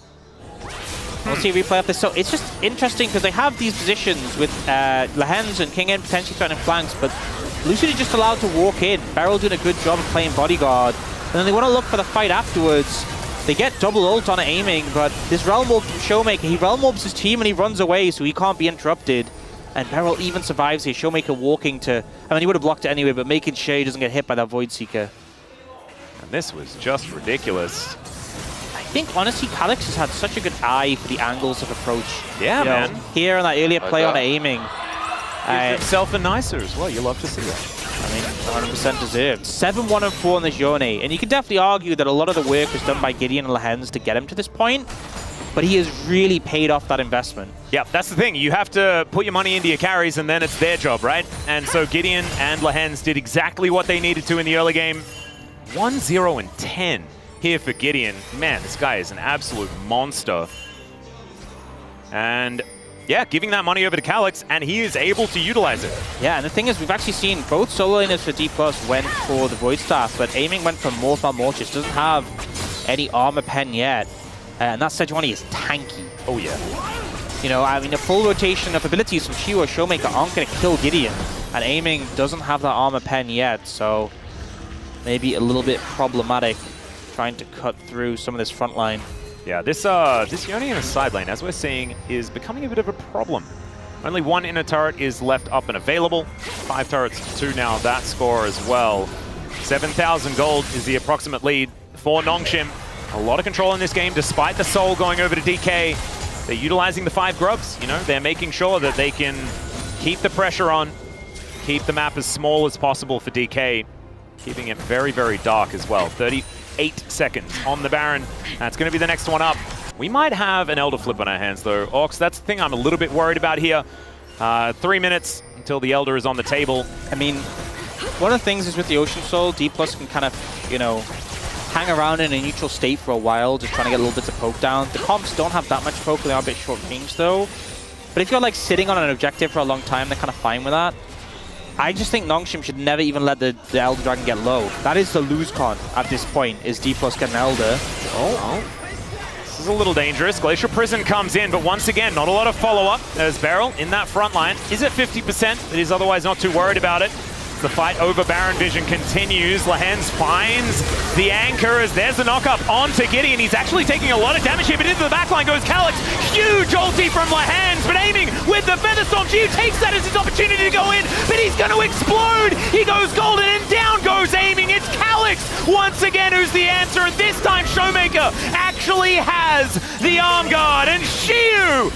Is it finally his moment to get something done on this Aurora's Calyx? Between a rock and a hard place, as we like to say here in the LCK, but he's dodging a lot. The soul is unbound, but then removed from his body entirely. And my God, this game is so back and forth. Did DK actually come out ahead? They did come out ahead. They came out ahead in that one. Very scrappy there, but I think Showmaker getting a lot of value there from the Seeker's Arm Guard. Another team just goes straight onto the Baron. This is huge, a massive influx of gold. 2 minutes away from Elder. Let's see how this started out. So Gideon feels super confident with how tanky he is. But, you know, you're into an Alistar who, even though he's not as tanky on paper, he can just press ult. And so a lot is committed here. I do like this combo that comes in. Calyx gets a knock up on aiming, and it's layered, but the follow-up isn't quite there. You can see. Oh my god, that knock-up from Lehends was amazing. Yeah, the barrel did knock up Calyx, forced him back, and then Jiwoo flies in to finish off aiming, but he's right in the mixer, and the Seeker's Arm Guard keeps him alive initially, but Lucid finishes him off. Calyx is trying to do everything. He finishes off aiming, but against these three, with that extra Ocean Soul healing, just doesn't quite have the cooldowns to cut through. And ultimately, a little bit of a harder fight to navigate. I think there were some great moments. Barrel did a lot of work there, but Jiwoo, you didn't need to fly in at that point, you know. I think there was a lot of positions you could have finished at the end of his ult, where you would have been a lot harder to punish, but kind of just ended up in the middle there. And now that gold lead down to 3,000, lowest we've seen in a while, and Elder is 40 seconds away. Oh my goodness, what an absolute barn burner of a game one here today. As Lucid finds Gideon. Gideon's health bar just looks so formidable. It's aura, you know, that sort of health bar. It's intimidating. Oh yeah. You know, Barrel has to use cheap tricks like Celestial Opposition and his ultimate to make himself that tanky. Gideon is just raw hell. And also, Gideon is a person and a boar at the same time, whereas Beryl is just a cow, you know? He's doing what he can, though. Yeah, he is. He is doing a great job. But it all comes down to this. We were talking about it. Elder flip time as Gideon and Lucid are in the area. The Dragon has spawned, and Nongshim wasting no time. Kingen on a flank angle, and remember, this is Ocean Rift, so there are so many pockets of darkness on this map. Xiu discovered by a control ward, though. He will be able to clear that one out as Beryl just providing the only target that Nongshim can look for. They have to give away their position as Calyx in this pit. Still just 1v1ing the Dragon right now as Lucid's going to pop on in. Beryl just wanting to get Gideon out of there. Now Calyx finds the ulti onto 2 into that backline, is aiming, just trying to get rid of him. Calyx taking a lot of damage. Beryl gets a 3-man pull, but there goes the Elder. DK have done it. They found the angle. Lucid's able to take down the Yone, and Kingen, he's still scary, but as soon as he comes out of being golden, he is dead. And DK will find the ace, and this will be the end of the game. 38 minutes. Nongshim in control the whole time until they weren't. They only got a gold lead at the end of the game. They've only just overtaken Nongshim, but they clutch the fight. Lucid finds the smite, and Dplus come out on top. What an error from Nongshim there. And ultimately, Shua's positioning, the fact that the Elder got low, you can see Calyx trying to stack up his Q on it, and it just got it too low too quickly. And at the end of the day, Lucid clutches those. Yeah, and this is part of the big test for DK because they have been the team that has just fallen over. Not in this game, and often not in game ones either, as we got some big grins on the faces of the DK players, and yeah, some of the opposite looks on the side of Nongshim, very understandably so. But if you're looking towards a game number 2 as Nongshim, I think you're probably saying winnable. Yeah, but it's such a frustrating one because that game was very winnable, and ultimately the big mistakes came down to objective control. You know, the fights were good, but the fact they let Lucid smite Soul, the fact they let Lucid smite Elder, those are the moments that really cost them. And you know, yes, there were some good fights from Dplus, that one around the red buff that brought them back into the game, but I think letting the Elder get that low in HP, that was the mistake there. You know, why chance it? Just take the fight, focus on that. You let the Elder get a bit too low. Yeah, having damage here. Like, Kingen, massive amounts of damage. In fact, did him so much. And Calyx, yeah. That was double. Look at the gold graph. That was a 1 game. Even with the dip off they received, that still should have been Nongshim's game, but Dplus came in clutch at the end. And Lucid, you know, he wasn't having the greatest game early on, but that fight around red buff and the Elder, he clutched the smites, and he clutched that fight, so that's all he needed to do. Yep, DK win out with the power of friendship in the end there, finding the team fight to take the game. But Nongshim are not out of it yet. If you believe in Noodles, there is still a chance. A short break, then the space is going to break that one down. And then we'll have game number 2. See you there.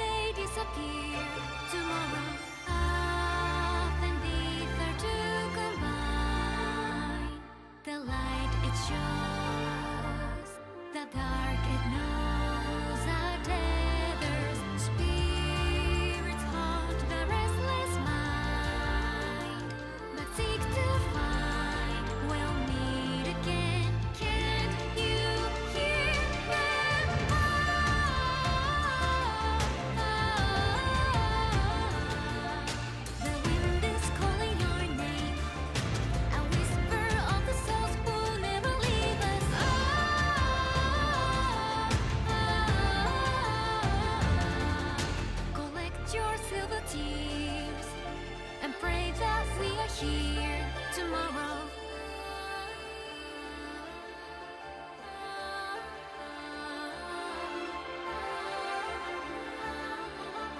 Can't you hear the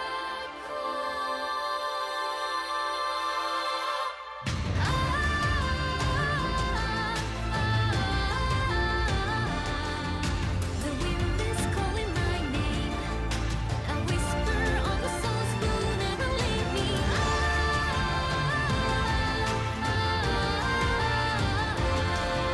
Collect your silver tears. Pray I reappear tomorrow.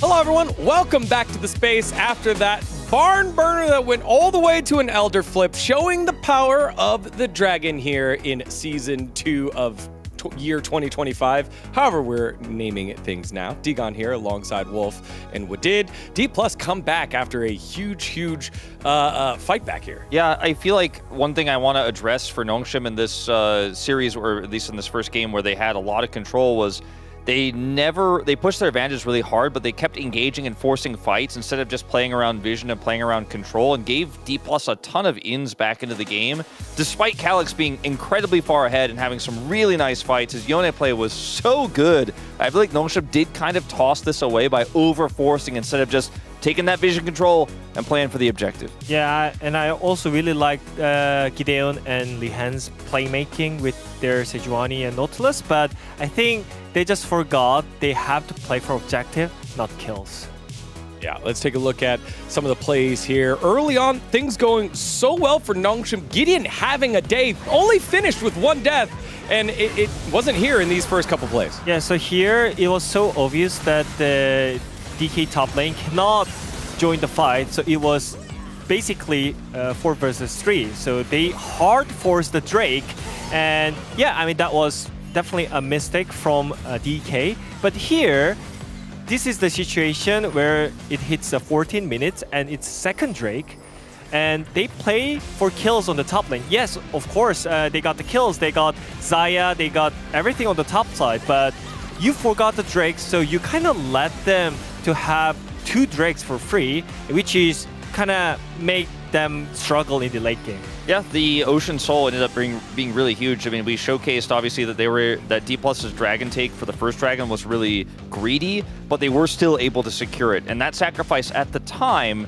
didn't necessarily seem like it was going to be worth it. Didn't seem like it was going to be valuable because Nongshim could snowball. They get a second dragon. They ultimately end up getting the soul, which really warps some of those late game team fights. Yeah, I'm not saying that the Nongshim played bad around this, but you gotta play perfectly if you're gonna drop the objective and play for kills. You have to snowball the game with that advantage. Otherwise, you're gonna fall off. And speaking of objectives, the Otacon throw is now becoming a thing in the LCK. Y'all at home, unless it's free, don't do it at 20 minutes! Now, there's not too much to say in terms of how this was played out, in my opinion, by Nongshim. I do think they could have disengaged, but they went back in here.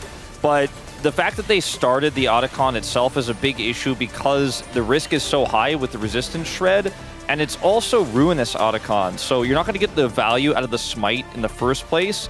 So if that was Voracious Otacon, they get the smite, they get the withdraws, then there's a ton of inherent value in that. Maybe they can make a play on the map afterwards if they end up winning the team fight, get the withdraws, and then go push. But because it's just the Otacon buff for epic objectives that they don't actually have, it ends up not being valuable and gives, again, Dplus a big window back into the game. Yeah, I feel like they kind of felt rushed at this point because they lost so many drakes, so they kind of felt like, oh, we gotta rush this game, but it didn't work out that well. As you mentioned, it's not the Otacon that it gives you second life, so it's not valuable for the fight.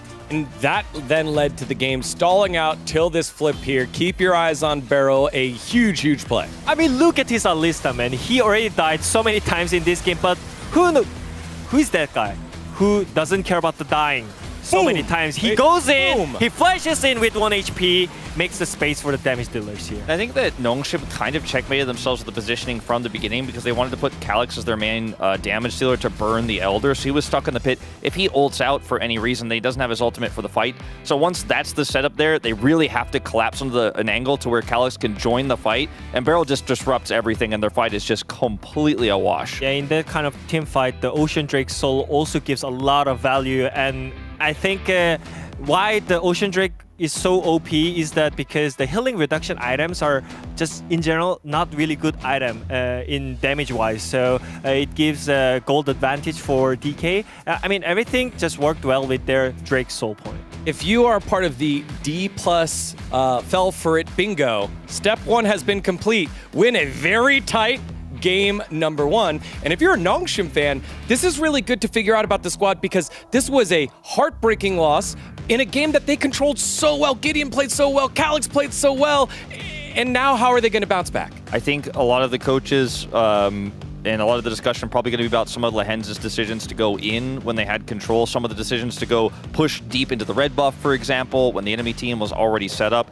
I think just play with those leads a little bit slower, and you find yourself a W in a game like that. They should be happy with the small victories, and then I think they can just snowball much better. So I think they can just be a little bit chill after a small advantage that they have. The Noodle Boys staying on the blue side for game number 2. Let's see if they're able to battle back, or will it be a clean 2-0, nothing to see here for Dplus. Thank you so much, Digon. And yeah, let's see whether it is going to be a little bit tidied up. I think this is a weird example of a game where the better team on the day, in the game, didn't actually win. Because it was a little bit of a rough one. That is Kingan's parents, though, trying to give Kingan a bit of energy here to try and come out with the W in game number 2. Nongshim, you can imagine, feeling a little bit rough after that one. We'll see whether it fires them up or whether they're going to look defeated moving into the next game. Yeah, I mean, hopefully they come through strong. I mean, they did everything they needed to do up until the end. I mean, Yeah, they were winning until they lost. Yeah, it's so true. There was eternal words. Thanks. I'm looking because, you know, you write down the draft notes. You wrote Kingan. Ah, what did I mean by that? I think I meant Jace. Jace is on the other side. Oh, I think it was Vi, actually. Why is Vi Kingan? I don't know. What was wrong with I me? want you to explain yourself. Yeah, I don't know. I can't actually explain it. Everyone else is a champion, and I just wrote Kingan. Maybe I was just reading Kingan.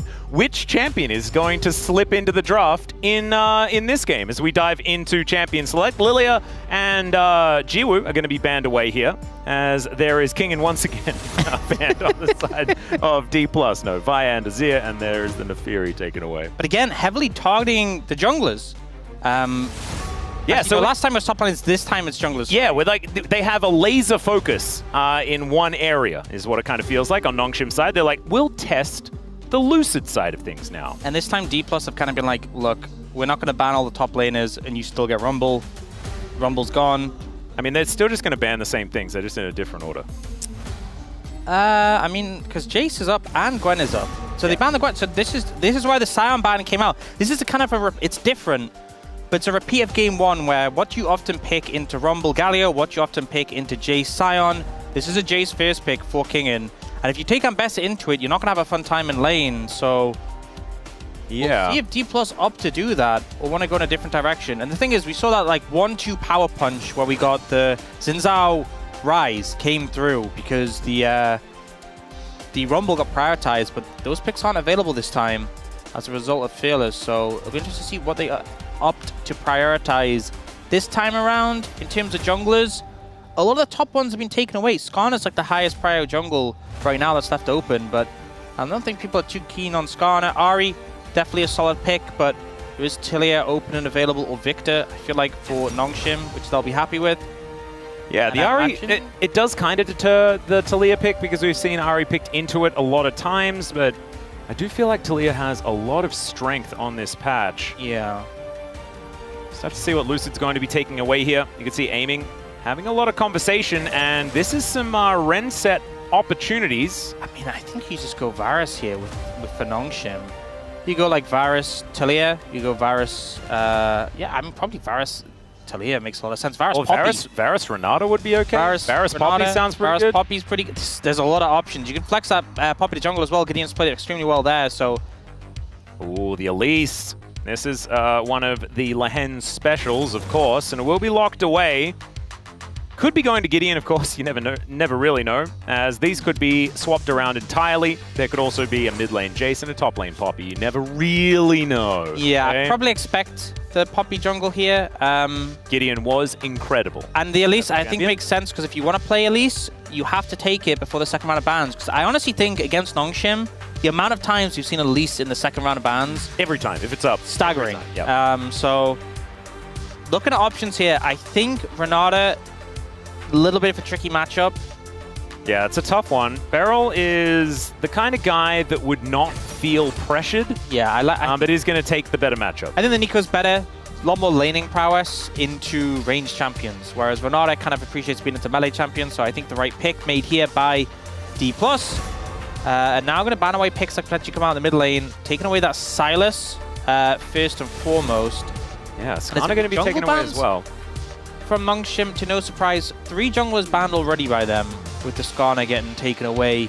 Viego or Wukong or Pantheon, maybe, some of the remaining ones that I would expect Dplus to look towards that they could ban. What about the Varus? Because it feels like DK not really too worried about what Jiwoo is going to be picking here today. Yeah, maybe they're in the mindset of, look, we can ban Varus, but maybe they go Ashe. But to be honest, I think you're happy if they... I mean, as much as Ashe historically has been good into Calista, into Nico Ahri, yeah, not a fun time. So instead, ban away the mobility and allow him to pick something that is a little bit more dangerous.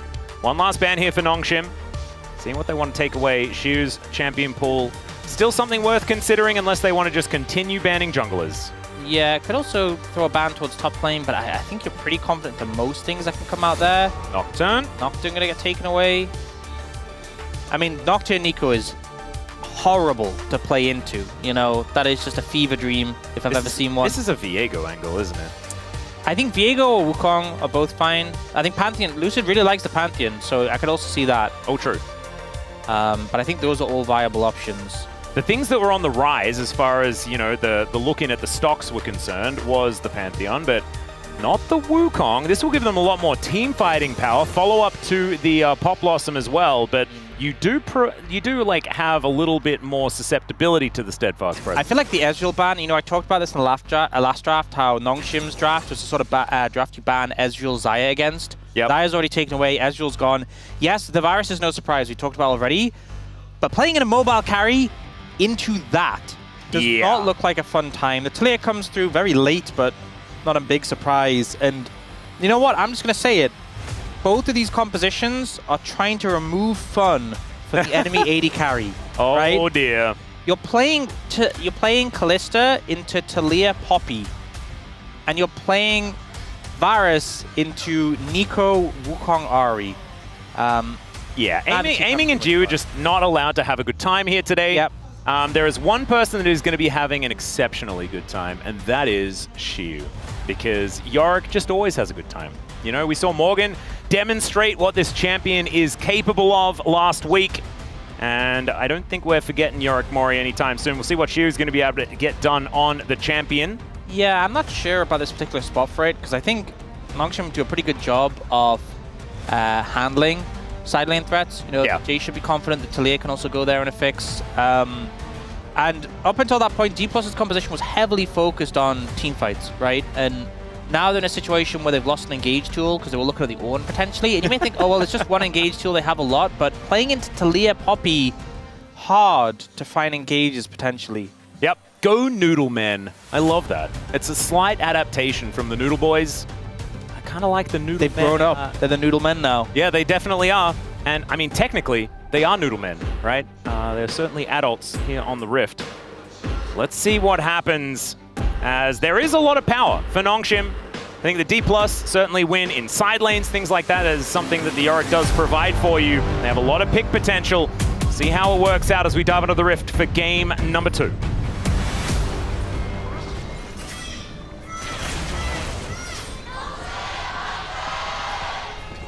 소환사의 협곡에 오신 것을 환영합니다. All right, that wasn't a flash, right? Oh, the flash was here. Sure, make up the flash. There we go. Well, I was like, I heard the flash sound. I'm like, is someone flashing out of base? That used to be my one of my close friends' favorite strategy when he played Wukong, was to flash the enemy base wall and then just recall. Oh, you know, I heard someone mentioning the other day. Have you seen the Lee Sin Neela strategy? That was rage a bit. I'll explain it after we see what happens here. Oh, that piercing arrow missing is kind of crazy, but that heroic charge, that is going to land, and then Nimbus Strike has already been taken, so Lucid's just dead. I'm pretty sure he got word of the fact that there were a lot of bad guys over there. Yeah, you know, I'd assume the Showmaker mentioned his flash being burned. And Lucid's like, you know what? I'll do one better. Yeah.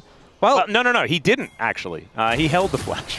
Well, I think... Has his flash, doesn't have his life. Yeah, I think Nongshim happier with the outcome of that one. 300 Might be gold, onto something. Given over to Gideon there.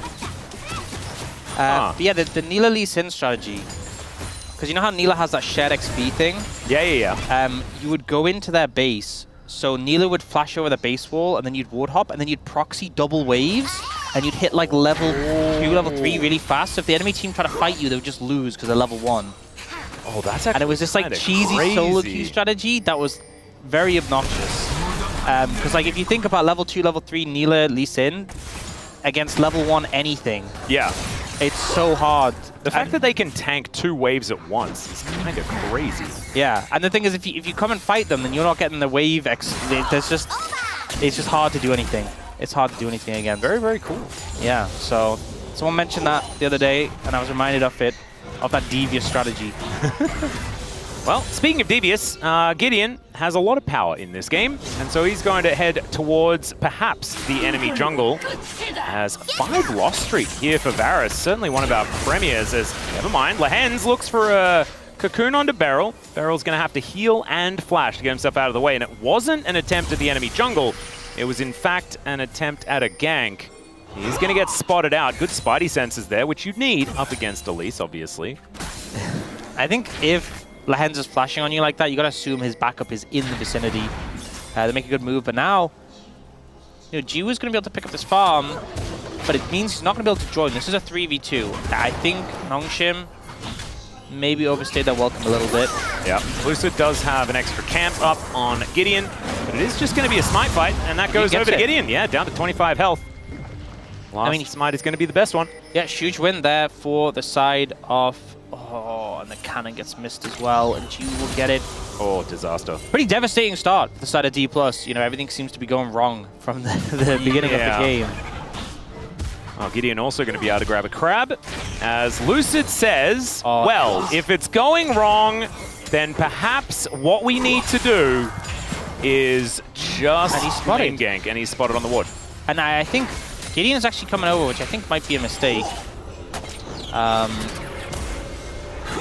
Yeah, they will see that he Oh, that was a little bit cute as Lehends Does manage to go up into the sky, gets back down onto a minion, is now Lucid, able to get on over there. No heroic charge to take the kill, but Calyx is in position, aiming, wanting to kill Gio as well, as Beryl just trying to be annoying. Can aiming find a Renset? That's the question. The answer is no, just barely. Unable to get the kill onto the Poppy. Oh, such a Poppy situation, as DK once again trading down.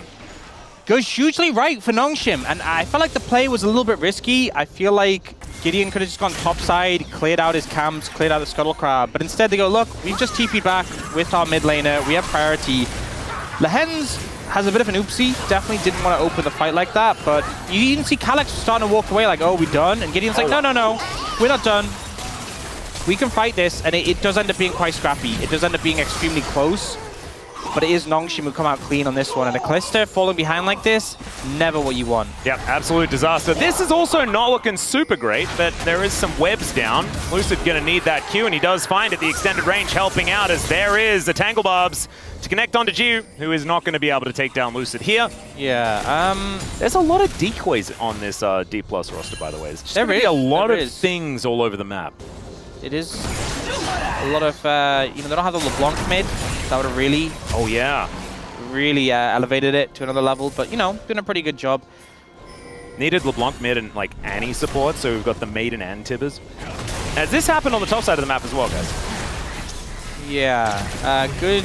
Yeah, Ghoulie wall value right there. Yeah. But then Lehends just kind of takes a certain path, a very aggressive path. Yeah. Unfortunately, he didn't have vision over there. I guess the Repel was still on cooldown, so he was just dead. Yeah, Q comes up just the right time there, and Beryl comes in at just the right time as well. So at least DK are fighting back. Still 1,000 gold advantage here for Nongshim.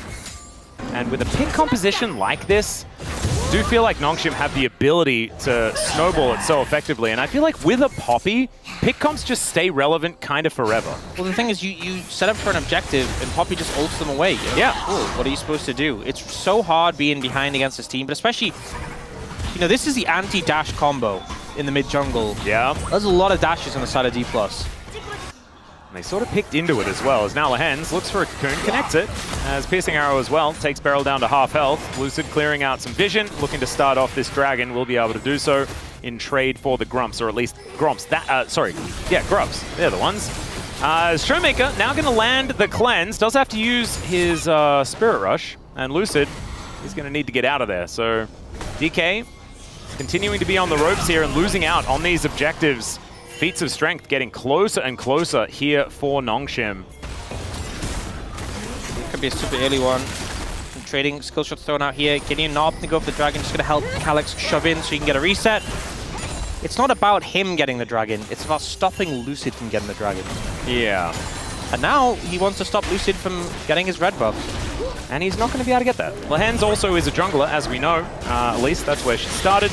And so this Brambleback, nothing that DK can do to stop that one. They don't even know that it's being taken. There's honestly something to be said for champions like Elise, or back, when Rel could jungle, but she was sometimes played support. Yep. And just being able to do so much damage to neutral monsters, because the Q from Elise still does so much, so it does help when it comes to securing those things. Now, we'll see Lucid trying to steal away a red in return. Yeah, you can see she actually happy to walk up to King in here, the Maiden getting some work done as well. So she just going to be having a pretty good time here in this side lane, as you'd expect. The Yorick isn't exactly ahead in farm or anything like that, but we'll just continue to put as much pressure on as possible. Lucid evening out that red trade as well by heading into the enemy jungle, securing that one for himself, so no real advantage being picked up by Gideon as a result. They've seen Poppy though. I think Lucid's just got vision. Yeah, Chains of Corruption go wide. Maybe hoping to get the cleanse there, but yeah.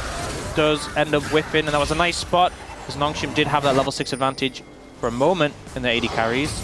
Ooh, Gideon thinking about just walking up and trying to kill Shu. Let's see whether that works. As the Cyclone comes down, there's the ultimate, and it's not going to find the mark. Another Cyclone going to be used as now Kingen taking a lot of damage, and Showmaker, he wants to kill Gideon, and he'll get exactly what he wants. Morning Mist not going to land, but Lucid certainly will. And DK finally finding a big advantage on the map, evening out the gold. They might give up a plate in mid lane for it, but that is it. I just feel like it was a situation where they really, I don't know why they didn't expect Lucid to be there. I guess they didn't get vision of him throughout that passage of play, but just walking up to the tower like that, a little bit overzealous, I think. It got punished very quickly. Yeah. Showmaker does invest everything and then walks back to lane. Nice charm going to connect onto Calyx. But no shoes means that this Ahri is walking extremely slowly. Let's have a look at this one more time. So he just kind of walks up and is fortunately he doesn't get caught by the groovy wall on the tower. But a great flash from Lucid gets him away, and then Gideon's like, okay, I'm just running, you're dead, goodbye. But Showmaker has a TP advantage, makes great use of it to clean up both of these kills, although Lucid does take the kill on the Kingen. Yep. I think it's still pretty good for the Wukong to get a few extra items. Getting that Trinity Force online as soon as possible is going to be important here. As you can see, only a couple of components and a longsword. Yeah, and we are seeing the more aggressive Ahri build, I'll say. The Malignant's going to come out inside the Rod of Ages. We did see that tank Ahri for a while, but not often to go for it this game. And I think a lot of squishy targets you can't pop, and a lot of value from having your ult available. Yep. Oh shoot, able to utilize the E in order to take that minion that was just dying. Now going to be able to get that shove on. Couple of plates already going down on both sides here of this bottom lane. And Nongshim, I mean, it's still fine, basically. But it's become a far more honest game that isn't really about how horribly things went in the level 1 and in the early game for DK. And the fight around the next objective, I think, is going to be an absolutely huge deal for both of these teams. I mean, that Fierce Dragon's still not been taken, considering we had Soul and an Elder in the last game. Could have been stalled out here. Now, Gideon is looking towards those grubs. And Lucid, could this be the time to take the dragon? Might just be. 6 grubs over to Nongshim, though, is pretty scary. Yeah, I think Nongshim happy with this trade. 6 grubs, and they only get the Fierce Dragon. You're fine with that. Yep. You know, I feel like, actually, Lucid's just resetting, so... Not even going for it? And the thing is with dragons, the later the Fierce Dragon is taken, the lower value dragons are. Because the chance of soul is just completely reduced massively. At this point, if you take the dragon, you know, soul's not going to come in until like 26 minutes at the earliest if you chain them all together. And more than likely, even later. So, and you do have just that win condition set up for yourself, right? With the grubs, it means that you can then chain that into a first turret with the extra damage, and then get feats of strength, be even stronger, and then you don't even need to worry about those souls like you were talking about. For a team that has a Yorick, I'd have thought you'd love to have some of those grubs. Yeah, the other side of that argument is you're the team with the Yorick, so when can they utilize their grubs? That's, I guess, the counter-argument. Well, at some point, hopefully, she was going to hit a tower. That's... Yeah, I think that's the theory. Chains of Corruption this time going to connect. It does get the cleanse out from aiming. Who then just rends as Kingen is not going to get knocked up until now. Ghouliewall comes in and he's in the Thunderdome.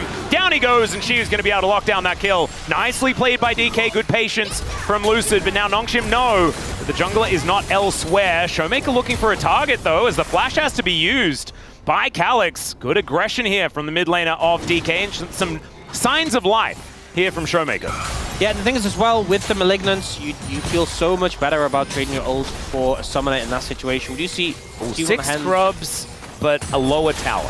Yeah, I think it will be Shu winning that race. I mean, it's 2 on the top side, but it's also 2 in the bottom lane, isn't it? Because there's the Maiden there as well. There it goes. Yeah.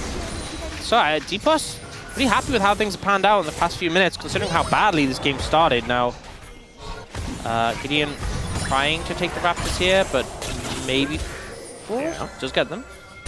Yep.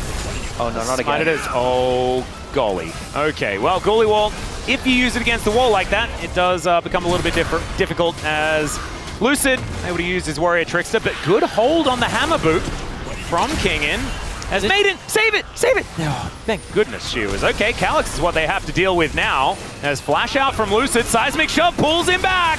And now Gideon comes on forward. They even take down the Maiden. Good answer here from Nongshim, as Jiu also here in this mid lane to try and answer if Showmaker was going to be pushing. Tangle Barbs from Beryl, not too much going to come of it, as Lehends is still hunting. They're able to push this whole minion wave up, and Nongshim wanting to take down this turret as well. We'll see whether they can do so. The wave a little bit too small for now, and you see Lucid hanging around. But regardless, you know, it's a good play coming up from Nongshim. Kingen had his flash this time, didn't have it in the last play, but the lack of Lucid ultimate, the fact that Lucid was late, I mean, he didn't even need to use it.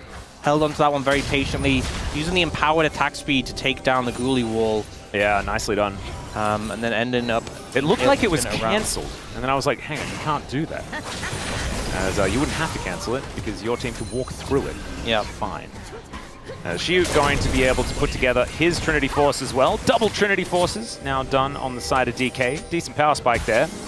As Lucid able to take his Gromp down. Lehends not finding a cocoon, but DK still feeling like they're on the ropes as Beryl wanting to get that Pop Blossom angle. We haven't actually seen too much out of this Nico just yet. Has hit level 6. See whether he will be able to have an impact here as the very supposedly low health Wukong is going to scope out the brush. Next dragon going to be in 3 minutes time, and it'll be a Chemtech. So even though it's going to be a very late soul, it's probably going to be a pretty good one. Yeah, safe to say. So definitely will be a focal point for these teams. Minute 10 though on that Herald. Seen a lot of the teams setting up vision control around the bot side, particularly Dplus done a pretty good job of putting out some vision, getting control of that tri-brush, but nothing really going to show up there for a while. And you'd expect teams to be leaning towards that Herald now. That being said though, Gideon once again heading down towards that bot side of the map. Yeah. Inspecting the area. Showmaker pretty mobile, so not going to be too worried. There are rocks and steadfast presences and all that sort of stuff to worry about, but as long as he keeps his distance, he should be okay. Aiming on this Callista is struggling with the range disadvantage that he has in the 1v1. I mean, so, you said it was quiet for Beryl this game, but just the bot lane in general, we haven't seen much of from Dplus. Now look for Jiwoo. Yeah, now we're going to see it, as Jiwoo going to take a lot of damage. Yeah, Rend won't need too many stacks here, as there it is, aiming able to take it down. I think that was a last hit Pierce. Nicely played, as Jiwoo invests everything and still dies. Showmaker connects another nice charm. Calyx actually taking a lot of damage here. The threaded volley, uncancelable, of course. As Showmaker trying to get himself out of the way, and it does not work. Thought that he had the timer on that steadfast presence, but instead stuns himself up and will go down. Good looking. Does manage to feel it out and disengage from the situation. Oh, the flash steadfast presence is beautiful there onto Lucid. Does manage to worry a Trickster, but I still don't think he's getting out of this one. The wall is going to come through, and the Pop Blossom picks up one. Gideon going to be held in position, and Shiu, he teleported in. That should mean that they are able to at least get Gideon there. So they answer the pick onto Showmaker, but they also have to sacrifice Lucid for it as well. So still a trade up for Nongshim. Yeah, I mean, Nongshim happy with that, and the fact that a lot was committed to make that happen with the TP from the Yorick here. Jiwoo ends up stepping up a bit too far. Kind of unnecessary when you play it in the poke Varus. You can just play at range and play the waves, but I think maybe a bit overconfident with how the lane has been going into the Callista here. It's unfortunate because you've started channeling the threaded volley. The charm gets you in the tower and you get aggro. But here, I don't think Showmaker expected so much damage, but this is a Sunder Sky Poppy. Yeah. Does chunk out, and then here this flash to block the blast cone. Very cute from Gideon. Yeah, really nicely played. And Lucid, not exactly tanky. And Lehends and Gideon easily able to take him down. Beryl at least gets the consolation kill, and they get the flash out of Lehends as well. Didn't really comment on that earlier, but that is going to be a decent thing moving into the next battle, possibly around this dragon, as the Herald seems to be uncontested here. Nongshim will be able to collect that for themselves. That is going to mean feats of strength over to Nongshim as well. As DK, they are laser focused on taking dragons. Because it worked in the last game, right, Orcs? It paid off, you know? It was a winning strategy, some would say. Haha, they won, and it was a strategy. Yeah. And you can't really argue with that. That is called outcome-focused assessment. I learned from Daniel Orcs Harrison that is the best way to assess outcomes. It's the best way, you know? See what happens and then judge based on that. Yeah. Foolproof. Absolutely. As Beryl says over a few times, and now aiming, possibly caught out of position. Chains of Corruption connects onto him, but Lucid comes on over, and Jiwoo may have overstepped. That's a flash. They are fully committing to that one. And down Jiwoo will go. No real response as the rest of Nongshim. Never mind. Kingin just darting on top of aiming, and there goes both 80 carries in an instant. Kingin taking matters into his own hands here as the Shock Blast is decent. Pop Blossom gonna connect onto Gideon and Calyx, but Beryl is gonna die immediately, and Lucid cannot do anything about it. Lehends will get taken out, and some essence to give Showmaker some health back, but the buckler to the noggin, and that secures the kill. Nongshim, 4 on the floor here on DK's side, and Nongshim will be able to push further forward. Big team fight win for the side of Nongshim, and she would just get some value in the side lane. Able to take down the tier 2 tower, but you'll lose your tier 1 mid in return. Oh, are they? Yeah, unless Shiu's going to try and kill Calyx here. Ghoulie Wall positioning going to need to be good, and it just doesn't really come up in time. I think Calyx's wall a little bit bigger. He does put up the walls a little faster. Construction time, certainly something that Talia wins, as aiming takes a massive chunk. Yeah, and then Jiwoo ults aiming when he still has the tenacity from Cleanse, and as a result is so vulnerable to Lucid. But then this longer fight, King and TP's in, and yeah, a lot of outplay potential there for aiming. Yeah. And then in this ensuing fight, like Showmaker's low on charges, Lehends repels the ult that comes out from Beryl, and the other two targets is just a bit too bulky. And although they managed to take down Lehends, here's some good moves from Lucid, just not enough. And Gideon with the buckler, you know, it's a Sundered Sky, and then he's gonna go Deadman's Plate next. So that buckler, there's so much this build is so fun. Just launching shields, it is just a Captain America build. That's how it is. Yep. Gideon is a force to be reckoned with. Oh, Deadman's Plate as well. Yeah, you just decapitate people with the buckler. Yeah. That's how it goes. Phase Rush and Deadman's, like, you are running so fast. Kind of ridiculous. As Gideon now, you can see with that red cape. As I don't think they believe that one's Beryl. As now Lucid looking for an angle here, does go in with the Nimbus Strike. There's now Shiu as well, wants to capture someone. Does manage to get the Spider, but they just killed the Ghoulie Wall, and it's fine. Yeah, interesting TP committed there from Shiwu. I guess maybe to try and look for an engage, stop the pressure, but you know, he hovered that Ornn in draft. I think if that was an Ornn TPing in, different story. The engage potential of the Yorick somewhat limited. Yeah. Well, they are able to utilize the fake Lucid in order to scope out the Banana Brush. Showmaker on vision here, as we can see. And that is actually very confusing. The fact that a Nico can turn into a Wukong who could also be a clone, but then it could be a clone that couldn't make a clone. And so that's like clones upon clones available for DK. Yep. Something Beryl has been able to utilize relatively well so far. But as we can see, gold advantage still there for Nongshim, about 1.5k. And a potential fight around a Voracious Otacon this time around. It's an Infernal Soul. We were mentioning the fact that it's going to be a pretty powerful soul. That's a pretty good one. As Gideon just walking towards three people, and the three people not too interested. He's just unfazed. Yeah. Unfettered. He's just willing to walk up like that. There's also that Voracious Otacon, so very risky if you let them one get picked up, because hard to fight them immediately after it. You do get the Ginsu's Rage Blade just picked up there from aiming, so some big spikes there. And it feels like a lot of testing limits in this game, pushing and prodding and seeing what folds. Now TP comes in from Showmaker. Yeah. And we just got a big reset from Nongshim. That's a fair bit of extra money. Ghostblade and the Edge of Night now done for Jiwoo. You just hear the Otacon calling to Dplus. Oh, yes. Start me. Start me. Start me. It's never going to go wrong. And it definitely didn't for Nongshim last game. It hasn't gone wrong for any team so far in the LCK. It's always a flawless plan. Yep.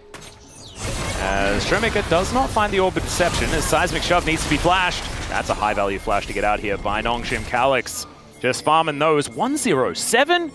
This young guy, I mean, even in the loss in the last game, his Yone was exceptional. Only really eclipsed by that of Gideon, who just kind of never died even in fights that they lost on the Sejuani. It was all about Calyx making those big plays, getting those kills. As DK, oh no, they have position around the Otacon. That might mean they might start it. It's calling to them. They can't resist Otacon for long. Oh dear.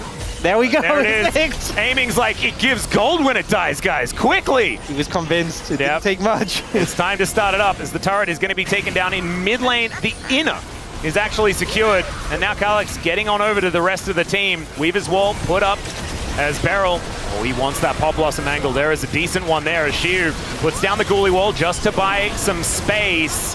As fake Beryl goes in. That's just going to be a steal on a silver platter. Nongshim just walk in and take it away. Pop Blossom onto 2. I don't know whether it's going to be enough, though, as they might send Calyx home, but they don't even manage to do that. Still, they have everyone here, and one of the withdrawals has been sent out.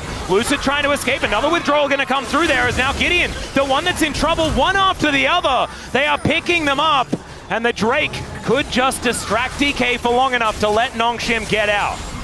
And I mean, I think Dplus happy to just take the dragon. Jiwoo, why are we I don't know why we're there. It's a silly Billy maneuver, perhaps, as, yeah, the barrier is not going to save you, as the Shoveler will come after you. Calyx is teleported in.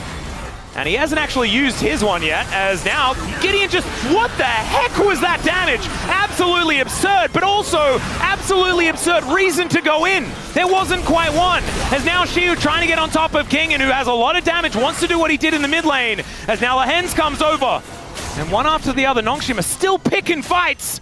I just don't know whether it's necessarily the right idea. They still have about the same gold lead, but they lose out on Soul Point. So I guess there's that. Yeah, so... Break it down for me, Hawks. So you see, Dplus have all these spears stacked up in the Arakan, and they still don't end up getting it. You know, the Poppy ult doesn't connect. It's the Poppy secures it. And you may think, wow, this is really good for Nongshim. I did too. And yet, didn't work out for them. This flank angle from Beryl puts Calyx low immediately. We see King was trying to 1v1 Shiwu for some reason. The team fighting Yorick actually kind of works if you have like one target and then another target and then another target to fight within the team. Yeah, it feels like the false bravado that Voracious Arakan gives to teams is just immediately their downfall. They're like, I'm unstoppable, I'm invincible. All 5 of them die and they lose Dragon. Yeah, well now the Baron is up. And so Nongshim can just engage onto that if they would like to. I feel like Arakan is just hype, you know? They hyped you to take it hypes you when you got the buff. Yeah. Just the downfall of so many teams. And then you're just kind of buzzing after that, and so you start off a Baron.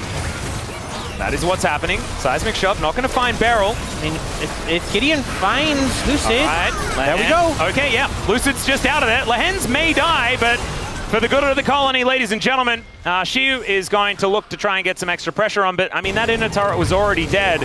And so DK just lose the Baron. Yeah, and you know, Nongshim have a gold lead, Nongshim have Baron, but Dplus are a dragon away from Soul. And you may be thinking, I mean, come on, that 3,000 gold up, they got Baron, there's no way Dplus gets Soul. Yeah, I not so convinced. I mean, there is a keeper's verdict on the other team. So, yeah. I mean, sometimes you can talk about, oh, but it's a 50-50. If Gideon hits it, it's not. Well, if Gideon hits it, it's not, but because it's Nongshim Dplus, I think it is again. Oh, right. So it's not, but then it is. Any adjusters to the probability just are ignored, and it just goes down to being a flip of 50-50. Yeah, you know, because you factor in the keeper's verdict, then you factor in the clones from Lucid and Beryl can block it, and just how this, it's just a flip. Okay. This is why probability was my least favorite part of Madden. Yeah, there's too many conditionals. Yeah. Well, I think what we can do is we can do some outcome-focused assessments, and whoever gets the dragon, it was a 100% chance they were going to get it because they got it. Yep. That's how it works. I also think it's 100%. Okay, Lucid over the wall there as Gideon possibly out of position as the goalie wall is going to... Oh, no, he gets a taxi out by Shiu, but Gideon will finally go down. Fate's Call is aiming, wanting to find more. Calyx going to get knocked up as Showmaker dives forward. Beryl is just dead, though. So it's a 1-for-1. Lucid finds Lehends in the backline, so they do lose their support as well, but Aiming's also dead. And Kingan's a raid boss. The rest of Nongshim, with their Baron and 6 grubs, are still just going to take an inhibitor here off the back end of the fight. I think the pick on a Gideon was fantastic. And you could have just stopped there. You know, they threw Beryl in at 10 HP. I know he probably was calling for it, but yeah, still. No, that was his choice. He could have pressed the other direction. As now Shiu just thrown around like a ragdoll and destroyed. To the skies goes Kingan, but it's actually Yorick that goes to the skies for real. As now, Beryl finds the angle. Oh, the charm for the finish off is now Shiu looking for it. But Beryl, he's got flash. He tries to get away. DK just desperately trying to hold on to their base. As one inhibitor still taken down, so still a good push here by Nongshim. But DK are not going to lose the game right now. This game feels even more chaotic than the last one. Yeah. Like, the last one finished chaotic, but this one just feels all over the place. And this was such a great pick, you know? The Bully Wall takes a long time for Gideon to take it down, so he needs to back up. The CC keeps landing, they take out Gideon. And then there was a point about right now where they chose to keep going in. They threw Beryl over the Unraveled Earth, and he immediately just gets exploded. Aiming loses half his health. Yeah. It was just so unnecessary. That didn't need to happen. And Lucid was looking for a flank angle that whole time, so I actually think that Nongshim re-engaging there was the right call, because otherwise they'd have a backline Cyclone to deal with. And then this was Shiu just not being allowed to play the game. I feel like Nongshim just saw champions in front of them. Oh, God. How are we here? We're fighting around Otacon, the second spawn of the invisible Otacon. That's what we're doing, Ox. We're looking for that. as Weaver's Wall going to come in. That charm gorgeous there onto Kingen. He's going to be a big target, but Lucid likely to just be taken out. But that was the clone that fell down there. Now DK biding their time, standing strong as Pop Blossom still up for barrel. Absolutely deadly. These health bars relatively low on the side of Nongshim as DK just trying to walk it off. Gonna make his trying to recall so he can TP back in. His ult is coming back quickly. Remember, this is that Malignance Ari. Yeah. He gets back with ultimate. He could clean up so well, so Nongshim is starting the Dragon quickly. Down to 50% now. I don't think DK are going to quite get there in time as the teleport just brings Showmaker in. There goes the Dragon. The first one here for Nongshim.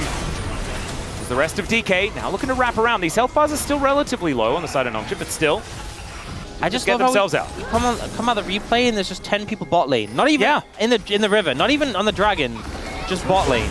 And I guess There's it no makes sense towers because the Dragon was there, but it was the fact that we were straight out of a replay of craziness and straight into craziness again. But it's just the fact that there's no tower for... I think the actual closest tower is mid-tier 1. There's no towers anywhere near. Yeah. I know the Dragon snip, but it's just like they're just in bot lane. It's just... It's like, you know when you play Earth and everyone just goes on the cannon and goes like top lane or bot lane at level 1 for a fight? yeah. It's like that. Why? It's like they respawn, they're like, we just have to fight. Why? Because we can win. Exactly.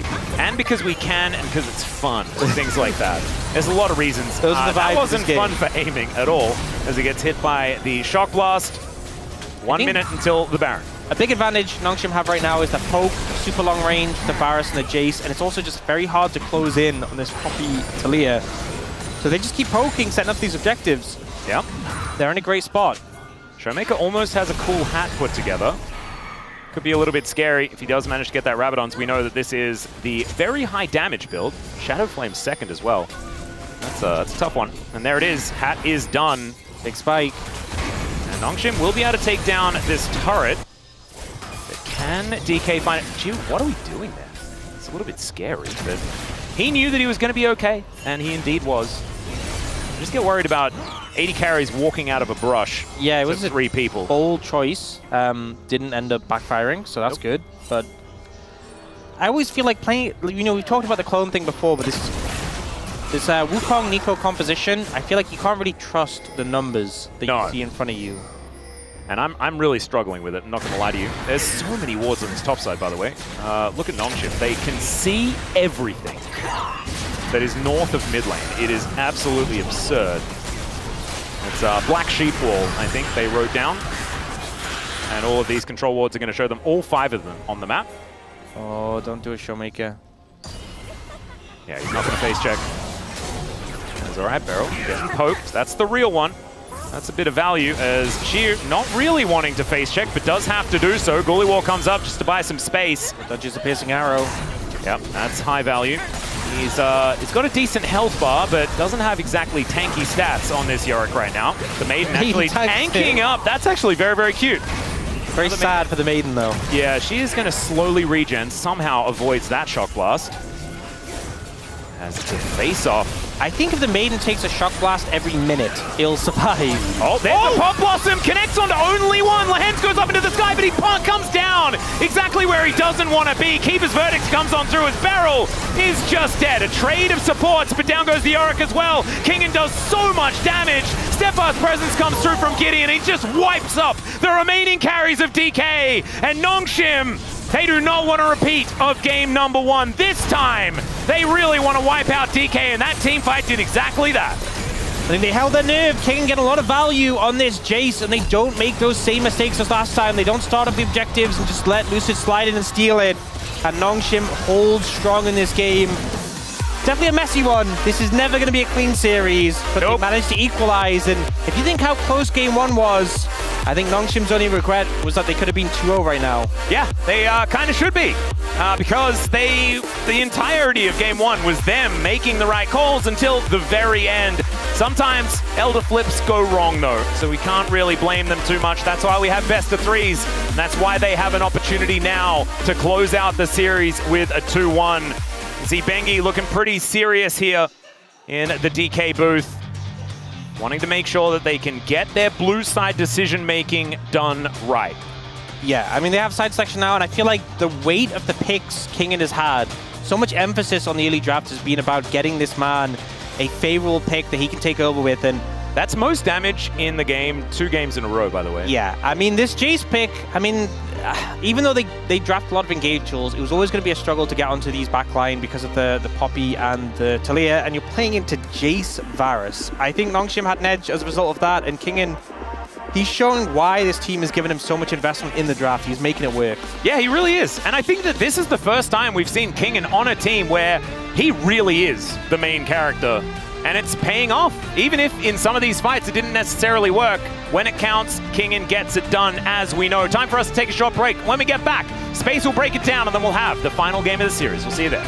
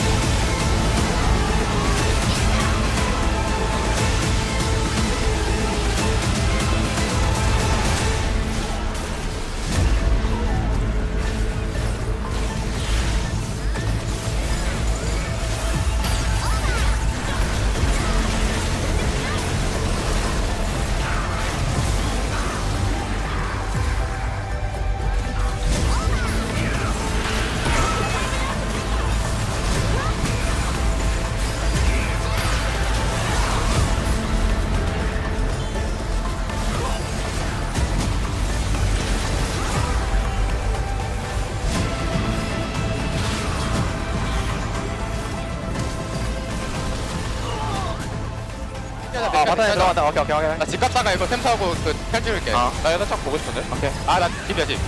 빼면서 리코. 나 q 2초. 살짝 빨리 한데 못 빠지나? 바우스. 리코부터 잡아. 리코.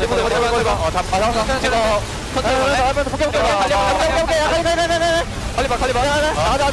대용호. 야 거리지 마. 야 지훈 좀 봐줘가지고. 아니야. 끝났어. 정신없어. 힘들어 죽겠네. 보고 있었어. 조합이 근데 이게 그렇게 힘들게 해야 돼? 우리 그런 조합인데? 나이스.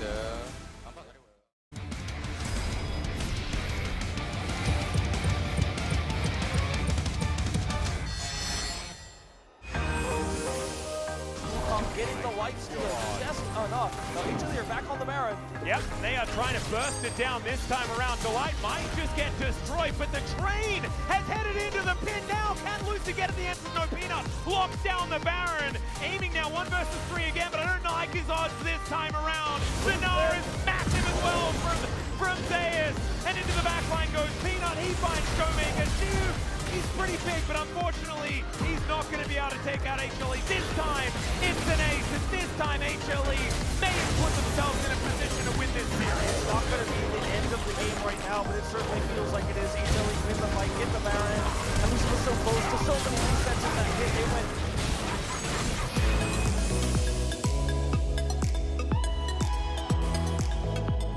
Because Kellen, if he gets on this with a really good ulti, that could be a whole lot of value. As it's Ruinous Otacon, remember, that's going to go down. It's now B&K looking for it. There is a decent angle on the ulti from Bickler as they lock down Lehends. There's 2 kills already here for B&K. The knock up on the Gideon is good as Bickler dives on forward. Clearing Diablo again low though, and Jiu pops off. The answer is there. It's a Quadros. Alex, the last man standing. The Giga called Valdez. Oh no. If it's used for action, I'm okay with it. And there he goes. Look out. Well, he's gonna create space. Now he goes carry him with a fashion. Wobble combo comes down from DK. They only get the chase, but he was the guy. He was the one guy who had to live. And instead, the rest of the low health members will be cleaned up here by DK. Baker, the last remaining survivor. It's just going to be a clean 5-for-0 ace. The Drake to the side of T1. Lucid stays alive though. He's something at 4-0. He wants to make this by him. Q does a lot when he holds up the door. Once and nearly everybody is in enough damage. Question Maker on the right side. On the Victor. He might recreate the Chobi moment. Look at the base. Oh, the base is in shambles as well. That's what we want to see out of this young man. As G is in trouble yet again. Raptor managing to pick up the kill pretty comfortably, and that was not the keeper's verdict that Gideon was looking for. Still he's able to run, but is it actually going to get him to safety as Raptor is going to chase him down and say nope? It is absolutely not. It's now Clear looking to turn it. Another seismic shot, and Diablo's over the wall. Lehends in trouble. He does have the Eclipse, but it is not enough to keep him alive. Calyx finds 3 with the ulti, but there's no follow-up. Does he need it though? That's the question. He takes down the damage. Shattering strike from Kellen, and Raptor's running away, and I don't think Kellen's going to be as lucky. Why is every fight like this?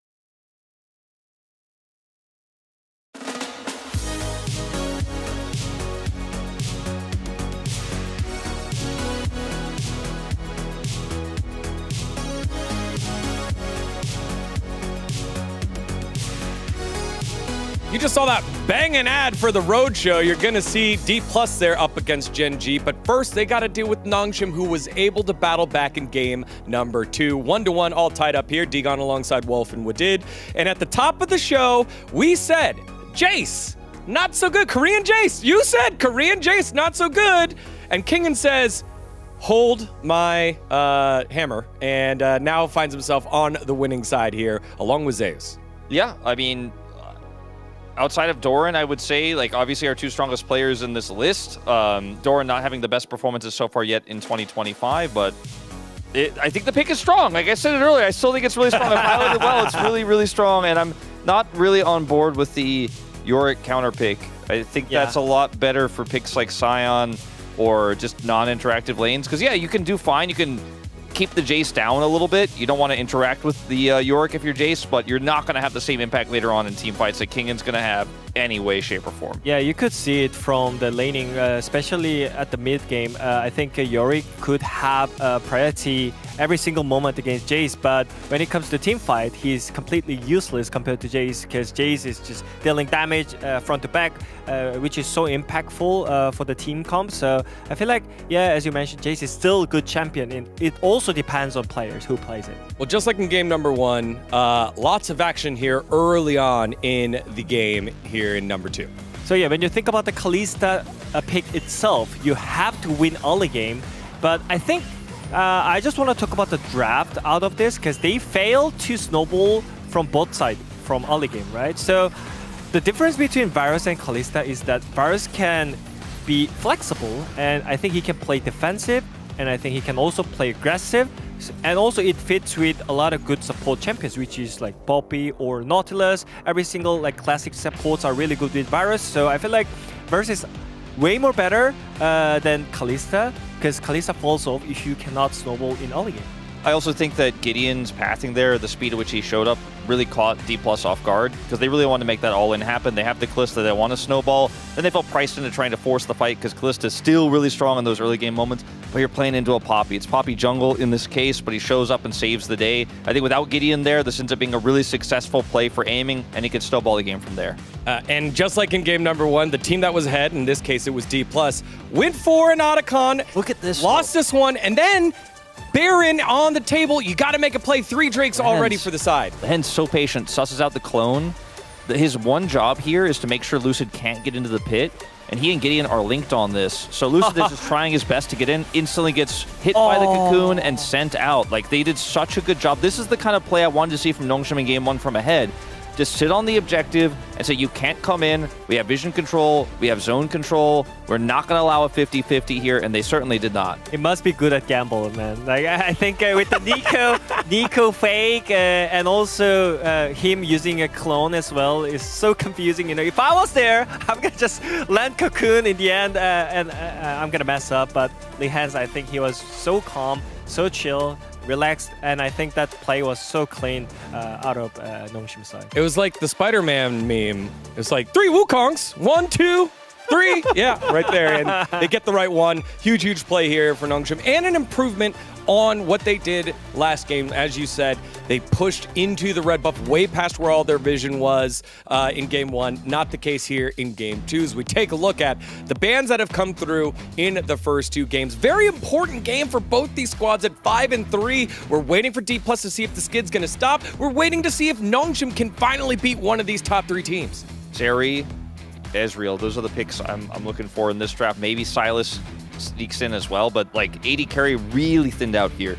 I watched Ganki's YouTube. He talking about the top lane, and I think in the Phillies draft, I think top lane is way more important to other lanes. When the top tier picks are out, like Jace, Gwen, Rumble, then I think apparently like just randomly Sion comes in and he says I'm the best. So I think top lane pick changes a lot of things in the team comp, and I think from those 2 top lane, I'm expecting Sion. Italy maybe to answer? Maybe Italy into that, so we can see who's gonna win that fight. Yeah, we know that if there is a chef in the top lane, it would be that man on your screen, the world champion Kingen, who's having quite the renaissance so far this season. You brought up the big 3 in Rumble, Jace, and Gwen. Rumble, Jace already played. Gwen probably going to be banned. We've seen a lot of different attempts to try and figure it out, including Kingen pulling out the Diana against it. Wasn't so successful. Not that anymore. get banned out. Maybe looking at Sion, maybe looking at... I want to see Kingen actually just play a pick he's really good at, play standard. The Nidalee counts, by the way. That's on the list of champs he's really good at. I really hope we're not going to see an Anivia game here from him or a Diana game. Maybe I that want to see him one? not cook. What did's Maybe cooking? that one? What did's cooking? Maybe that one. The Cherry Blossom Irelia is coming in. Spirit Blossom. Oh yeah, Please. Spirit gotta, Blossom. I'm you know. sorry. Spirit That Blossom time of year. Irelia. There you go. Maybe it comes in, man. The skin looks so cool. Maybe Kingen falls in love with it. Yeah. Who knows? I'd rather see Camille. Unfortunately. I'm going to be honest. I'd rather see got the Camille. Maybe a Gnar, maybe a GP. GP is as much cooking as all out. All right, when we got to hear the comms at the end of the last game, Lehends, the young as he ever is, says, are we supposed to have such a hard game? Our comp was good, guys, as they killed the Nexus. He has high demands of this team. He is used to winning titles. He's trying to bring the Noodle Boys closer to that by taking down the Rookie of the Year and the current reigning candidate of Rookie of the Year in Shiwu and Lucid. Will he be able to do it? Let's find out. Game number 3, Nongshim versus Dplus. Thank you so much, gentlemen, for the breakdown there of game number 2, and now that deciding game. I love that gusto from Lehends. Thank you, Digon, for that one. As, yeah, Lehends certainly has some high expectations for his team. He got his hands on his Elise, and I think we're not going to see it for a while again because he's just too good. Definitely not in this next game. No. I can say that with certainty. You know what? I think you might be right. Yep. I pay attention to these things. Yeah. You know, the draft tendencies. You're just so good at taking guesses. You know? I call them guesstimates, you know? Yeah, well, you absolutely nail it. They were talking about good gamblers, and you are definitely the best at it, Ox. You know what? My favorite game mode at the moment, me and Mal play it. We play Arena. Yeah. And you know what? It feels like A-Round with just a big hint of gambling. I've seen you playing a lot of TFT recently as well. Oh, I've been that is the smashing gambler's TFT. game. Yeah, I've been, well, it is and it isn't. It's about knowing the things that you can hard force and then hard forcing them every game. That's fair, but it is also about just hitting. Yeah, you know? and you also have to hit. So you Just just kind of hit. go 50-50. It's fine. Sometimes you get the dopamine, sometimes you don't. Sometimes you get Nocturne and Azir, and sometimes you don't. And that is not what we're going to see from Nongshim or DK this game, as the Braum, the follow-up ban to the Vi. Interesting. You know, we did see the Braum banned out in game 1, but in the second rotation. Very early ban for it to come out here, so potentially indicating that Lehends wants to play one of those engaged supports and doesn't want to have to deal with the Braum on the other side. Or maybe even thinking they want to prioritize the MF, maybe, because we've seen Braum into that a lot, you know, to block the pull-up time. We'll see. Either way, we are getting the Nocturne, the Azir, and the Renekton. So a bit of a change of pace. With Nongshim, there was definitely that theme of like game 1, it's like ban top laners, game 2 was ban junglers and Sion. And Nongshim obviously being on the red side now, less of a choice of what to ban. Gwen is open, I think it's important to mention. Yeah, Gwen, oh no, they're not going to ban it. Okay, so Neferi is going to be taken out. The reason the Renekton was banned is because if the Gwen then gets banned, then you're not as worried about picking the Ambessa, because Renekton is now stronger, so instead, they just get Gwen. Max, I swear to God, if I see a Diana, I'm going to be so excited, because imagine if it just works this No, we saw it. Didn't you know, no, but it was unfair, right? He died level 1, died in a 1v1 at like level 3, and it was like, oh, but you shouldn't do that. If your counter pick is like, oh yeah, you die at level 3, 1v1, and then maybe. Do you know what Ambessa does? She also dies level 3. Yeah, it's a rough matchup, you know. So King and hoping he can navigate that and get to the later stages. This would be a phenomenal game for a lane swap if it was still possible, but it's not. We will see that MF prioritize though come through. I think the problem somewhat hinted at that. Yep. It is also one of aiming's best champions, so not going to be seeing it, as we haven't seen Ezreal all series either. It's in battle. I mean, I feel like Ezreal's pretty good here because it's hard for both the Ambessa and the MF to get on you. You could go the Ashe as well. The ult's decent at stopping the MF ult, but, you know, maybe a bit early to pick it up. The Ezreal feels very safe, and it looks like they are going to prioritize that here and now. Yeah, that's the opportunity. I wouldn't mind keeping Beryl's option up in the air unless they've got something very high priority they want to take down, but there's not a lot of support bans outside of that weird Braum. And instead, Pantheon hopefully being hovered for Lucid. I do not really want to... Okay, that's Soraka, never mind. We got some weird stuff being hovered. Let's see what actually gets locked in. Okay, interesting if they end up going for the Corki here. They end up going for a jungle. I think it makes sense. Jungle pool tends to get thinned out a fair bit as we get later in these drafts. It also denies it from Gideon, but the Lilia was available. So I think that that's a little bit of a trap. This has been picked into Skana over and over again. I think it's a large reason why Skana's win rate has plummeted here in the LCK as well. So this is a great response from Nongshim. Also, I don't know if you know there's a combo where if you use the ultimate for Lilia, you the can lilting time. Yeah, and that definitely exists, and we definitely see LCK teams do it. And you know I had Bullet Lullaby, like, right there. Yeah, and you went the other direction. I went with lilting time. Yeah. Not great. That sounds so depressing. They've got like completely different aura. That sounds like, you know, it sounds like Maokai, just a sad tree. You know? Or a Mumu. Lilting time. Yeah, Curse of the Sad lilting time. Yeah. We need a Mumu jungle. That's what we need. Confirmed. We need to put Lilia somewhere. Well, that's something we'll make you it can say. You know, if your partner ever comes to you and says, "What's the matter?" You can just say it's lilting time in a really sad tone. I think they'd know. They'd understand. You know. Oh no, I'm so sorry, but that's happened again. Again. Because, you know, like, otherwise you can't just say it's lilting time, assuming they'll know if there's zero context behind it. Well, you know, they have to have, like, experienced there's a first time you right? have to establish it. The precedent. Yeah. And I assume that's been said if that's what you're going to do. Otherwise, your communication needs to be looked into. Yeah, needs some work. A lot of the engaged sports banned. You know, Alistair, Nautilus were already gone. Nico Elise gone. Leona, Rel gone. Rakan also gone. There is the Shen, if Lehends wants to lean towards that.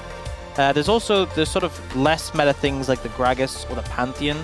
Gragas has a little bit of anti-synergy with, oh no, do not. Okay, we are friends of the forest.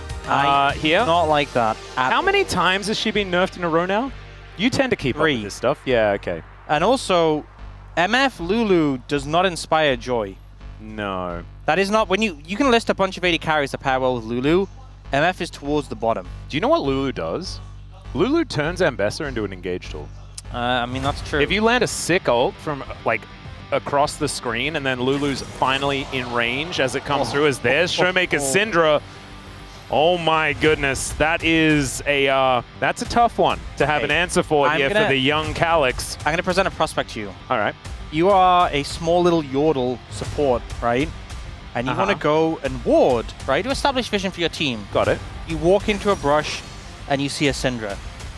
It's over. Yeah, you just get pelted with orbs, over for you. It's over for you. So the bot as well, a lot of value into an MF, being able to stop that ultimate. And I'm not sure what Nongshim are going to bring out here. Sylas. I'm feeling pretty Dplus favored right now. Very Dplus favored. Sylas was always a bit of an awkward choice into the Syndra because your ultimate will always do less damage. Yeah, and also there's just not that many good ultimates on the enemy team. Wait, hang on. Wait, if the Syndra ults and you got all the orbs, does the Sylas pick up her orbs as well? He doesn't, right? That'd be crazy. Okay, so I actually have some inside knowledge on this. Right. Remember when they did one above all? Yeah. I'm pretty sure you only ulted with your team's balls.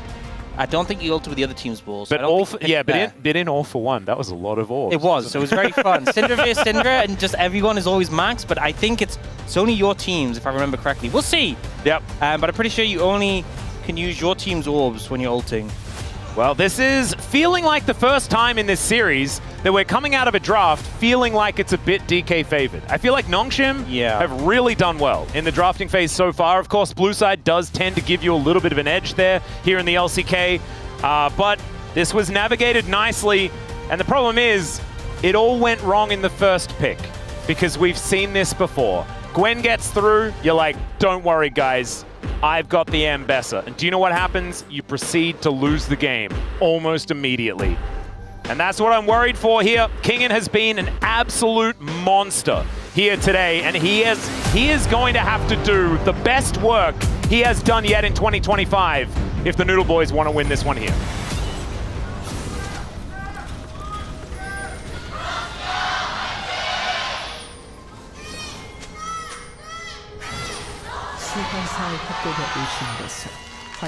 Whoa! Some extra extended cheering there from the Noodle fans, and I'm into it. I think they're going to need as much support and energy as possible. This is getting a little bit tricky. Nongshim going for a little bit of an invade. They are spotted. Yeah, the cheeky Sylas here over the wall to catch anyone unawares. Oh, Kingen already with the sidestep. Going to need as many of them as possible. Especially when the needlework does start coming out. That's not for a few minutes, though. He's gone first strike as well. He's just going to farm Calyx for gold. Yeah. And this was, we have to remember, the Sylas picked into the Syndra. Syndra was a counterpick to Sylas. You know, normally, I think in games, if Sylas has one good ult, I think it's fine. Like one great ult, because you kind of just lean on that one. If you have multiple good ults, helpful for when they're on cooldown or for some diversity, I don't think any of these ults are that. I mean, Impale and Needlework are fine. The thing with Needlework is, I just feel like it doesn't do as much damage unless you're built like Gwen. Yeah. I mean, Calyx will kind of build like Gwen, basically. And I think the Impale is fine. Like, it's definitely the best one, but it's not... Yeah, it's not awe-inspiring. Yeah, and then, like, the Bard ultimate is okay. There's times where that's useful, but... You know, it doesn't really scale with the fact that you have AP and Bard doesn't. Yeah, you don't. It doesn't have like the I now have a Glacial Fissure that works like a Equalizer or anything like that. Is now we got some heals traded. Geo just walking at them. Beryl almost just dies. Calculated. I guess so, but now Lehends is going to get the flash as Pix is going to help out. And Beryl, how did we not see that was going to happen? He has Electrocute, by the way. It is calculated, but boy, is he bad at math. Yeah. That was like math on stream. It's not really what you want to see. Is Calyx taking up a whole bunch of minions here? What did Beryl mean by this? Look, the more we try and understand Beryl, yeah, the less we understand anything. Yeah, it's just one of those philosophical questions that never really has an answer. Well, he wanted to give aiming a bit more experience. Well, he did do that. And he can pick up chimes for experience to make up for it. Oh, there we go. We didn't need this stat. We know that this is pretty cooked for the Ambessa. However, if the bottom lane just dies over and over again on the side of DK, maybe the Gwen having just a natural lead in the matchup is not going to be a problem. Then again, it is MF Lulu, where it's like... You really don't like this lane. I really don't like this lane. The one good thing Nongshim does have is that their topside 2v2 is really strong. The Lilia and Ambessa, I think, are going to get a lot more work done in the earlier stages. I mean, I think the jungle matchup is good for Nongshim, so we'll see what Gideon's able to do on this Lilia. He has kind of been the linchpin of this team, as Lucid will be able to send this one away, as Calyx could be in trouble, but Lehends moves up, and Showmaker is just dead! Gideon just does a pirouette and takes him down! Barrel's still unable to really electrocute anyone. Good moves coming out, and Calyx really setting that one up, getting the backup as well. Huh. We talked about the mid lane matchup being a bit rough for the Silas in the early game. That gank going a long way, and Lehends making his impact on this game known. And sometimes drafts mean a little less. If there are some errors, perhaps, some outplays.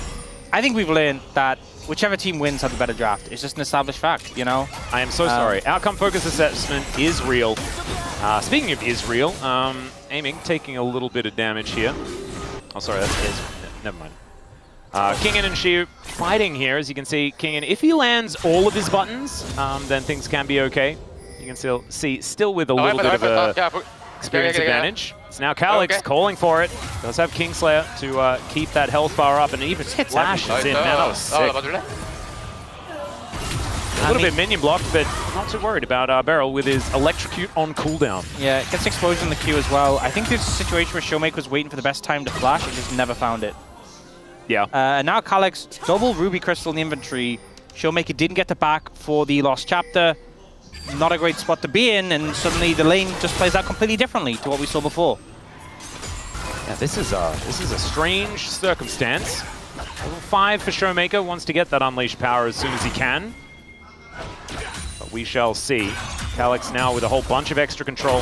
There's a couple of red rocks helping him out. A bit of extra health.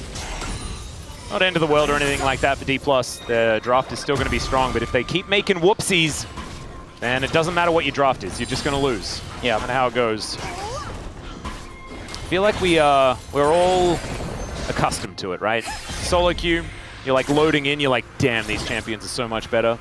It happens It matters almost never. I swear, all the times I'm like, this draft is so bad, should I dodge? And I'm like, nah, and then we just roll them so hard. I'm like, what does that even mean? Exactly. It just means that sometimes you're playing a different game, as these players often on a little bit of a more even field. As, okay, Scat of the Week is not going to be Calyx. Demonstrated before that he's pretty strong. We have to remember as well that this is Lehends on the Lulu. This guy's Lulu, like, won Gen G championships. He is extremely good at this champion, so if there's anyone that can actually find value in it, certainly him. It's DK doing their very best to get themselves out. Shu does have some mist to go down, as the last remaining grubs are going to be secured by Nongshim. Gideon looking for an angle here as the Magical Journey not going to be taken by Shu. And the reason DK were backing away is because Jiu had actually roamed up, and aiming was just farming in the bottom lane. He's the Gold King for a reason. Indeed. But they did get that one grub, so denying the full 3 from Nongshim, I think we'll be happy with that one. But definitely cautious about interacting right now. Showmaker is Spirit Blossoming a whole lot harder than anyone else. Yeah. Maybe that's why he's playing Syndra. Yeah, I think that's pretty important to note. He's on theme. Imagine having to justify picking a champion, and you're like, yeah, so I think Syndra's really good here because this, that, and this. You know, I'm really comfortable on Syndra, and it's just really, I just want to use the new skin. Yeah. And sometimes you do. I mean, it's Showmaker. This is one of his signature picks. Has already gone down in that mid lane, but probably not going to be too worried about it. Of course, you want level 6. You want to be able to blow up these targets. And DK, what they need to do is get control of vision around the map. When you have champions that do a heck of a lot of burst damage to a single target, vision control is everything. And no look at the dragon just yet. 2 kills over to Nongshim, so only one more of those before they get those feats of warfare. They have a 1,000 gold lead. Every game, I feel like it's just, you've got a 1,000 gold lead. It's kind of been the way. Gio is going to be able to shove this wave towards the bottom outer turret. I mean, Nongshim has been good at finding those early leads. Yeah. I mean, I think Gideon and Lehends, no matter what happens, especially going up against Lucid Barrel, they've had a really good performance so far. And you don't know what you're going to get with Beryl. That's granted. But Lucid is just generally good. Yeah. And in this series, Gideon, I feel, has been getting the better of him. I think other than those smites in game 1, I think you're completely right. Yeah. Alex, oh, nice bowling ball dodging here from Showmaker is aiming. Gonna have to deal with it. Thankfully, he's got some cocoa to be eaten. It's not actually the cocoa, as Beryl has taken Carrier's skin and doesn't have that one, but still trying to get his health back, as now Lucid wants to drive on in, but instead decides not to. Gideon now just gonna steal away a blue buff. Let's see whether Lucid can get over here to stop this. We'll come down on the smite. Oh, okay. Lucid actually just going to let him have it. Not wanting to risk it with Silas moving over. Gio taking a fair bit of damage there. Actually soaks up the damage with his barrier. Oh, my Beryl tried to help And set up the didn't. farm for aiming, and the passive damage is too much. God, synergy destroyed. And Lehends is there watching as well. Lehends knows how much that hurts Aimings' feelings. Aimings'. That's not a word. That's not how you say that. Aimings' feelings. Thank you very much, Atlas. It's all right. Bit of a battle here between the Brad and the Lulu. It's all right. No double up for Gio, but it just wanted to go back home. He's about 200 gold in the lead. As Gio not exactly hard smashing this lane, as we have seen some Gwens do. I mean, Kingan's been holding it pretty well. Yeah. Didn't get solo killed at level 4, which is... Maybe Kingan's just feeling himself that much that he's like, give me the Ambessa matchup, I don't care. Yeah. He would be the guy to do that. I don't know whether it's ever the right choice. He saw the 6-0 matchup and was like, I can fix it. Yep. Just looked over at Shelly and he's like, you trust me, right? Shelly's like, well, I guess so. I assume that's how it went down. Of course, of course. I guess. That's all right, snip, snip. And Kingan just darting around the lane. Doing a pretty good job. Look at this. You know, I feel like Gwen is one of those characters that it feels like she doesn't really use mana that often. But Kingan doesn't use mana at all. Bit of an edge in that regard. I'd say winning. And She's still going to be able to go back again. And see what he can collect for himself. Going to be a mask and a codex. Nongshim in position. They have 5 here as well. Yeah, and there's a teleport on Shiu, but I don't know whether he necessarily wants to use it. Kingan going to rotate down, and this isn't worth contesting, I don't think. That will be... Would be good if they got something else, though. Yeah. So if you're going to waste time over here, maybe go for something is the option. Public Execution going to connect. The bullet time comes down, and aiming is executed. Feats of Warfare in an instant, and Nongshim continuing on that front foot. I mean, a great pick coming out from Nongshim, but Dplus, it felt like they were just supervising it. You know, that's dragging up. There's things you could be doing. You're just watching them take it, waiting for them to engage, and then you die. Oh dear, there's a flash. As soon as the Impale is used, Calyx has the flash now on cooldown for Showmaker. He does land the Scatter the Weak. Does a lot of damage. There's a lot of gold as well. Oh yeah, first strike. But yeah, I mean, also, you shouldn't be getting hit by this. You should be buffering this as aiming. Eats it, and then Lehends flashes in to ult to extend the CC chain. I think was going to go for the Polymorph as well, but didn't end up casting it, but regardless, aiming was just dead. But, you know, you can buffer that. As an Ezreal, I think as other champions, I'd be more patient for a mistake like that, but as Ezreal, you really should never be getting hit by that in that setting. Yeah, you also had no reason to be there. Like you were saying, supervision not necessary. If you don't intend on actually contesting for the grubs, then go and take a dragon or something like that instead of throwing your lives away. But instead, as it stands, 1.5k going to be the approximate lead here for Nongshim moving into the mid game. No dragons taken yet again, 12 minutes. And so once more, we will have a pretty late soul if we ever do get to one.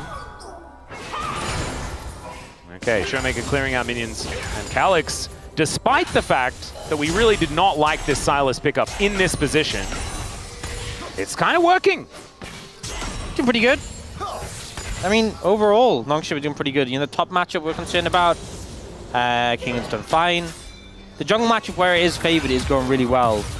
but it just feels like Nongshim are navigating things pretty solidly. Yeah. For the jungle matchup. Yeah, Lucid is just going to have to deal with Bambi here momentarily. Does manage to get the smite, as watch out. It does kind of telegraph when the damage is coming in, so that is likely just a 50-50. And that will be won by Lucid. Gideon now able to pirouette onto this dragon. And with Lucid unable to face check, it's going to be a dangerous time. Instead, just going to use that to keep the stacks up heading into his blue buff take.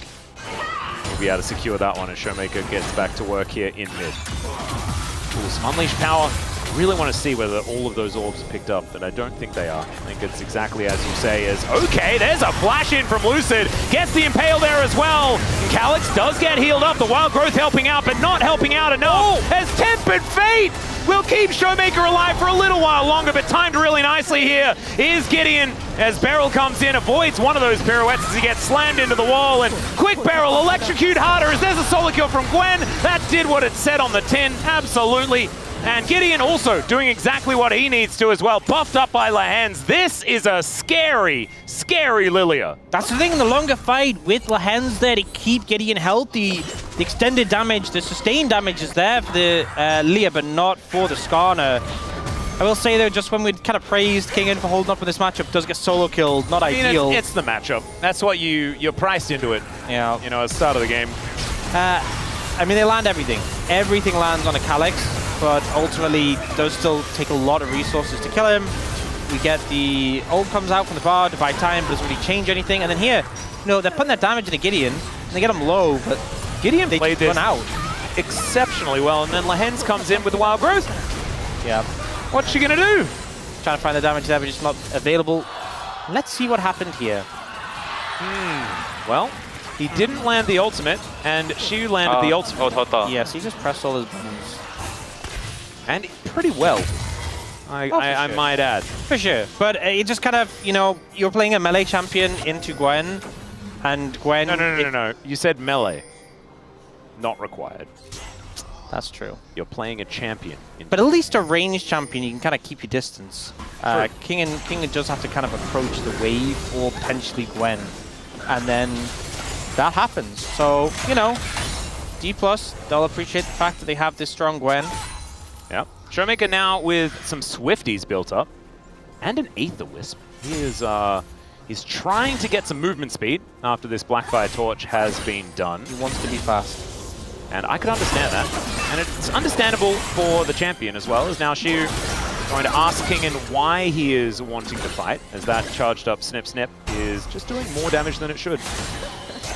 Yeah, because also have the Rift Maker already, so those longer fights not going to feel fun.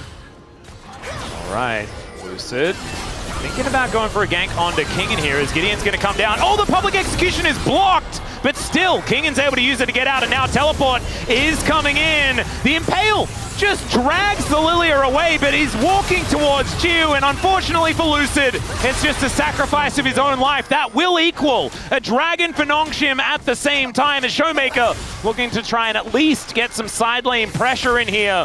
But DK, it feels like they're trading down.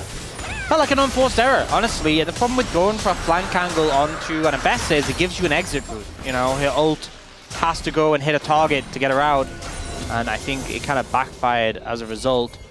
Dragon picked up for Nongshim. Still, you know, we talked about it being a late soul, with that just being the first dragon. I don't think Dplus are too worried right now. But it is Nongshim with about a 1,700 gold lead. And if you look on the scoreboard, that's the jungle matchup lead. Gideon is so strong right now.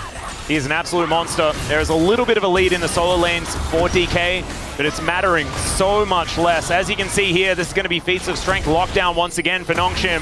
The translation of this jungle advantage into objectives, into map control, is absolutely apparent. There it goes. Those shoes made for walking. Looking real nice here on the side of Nongshim.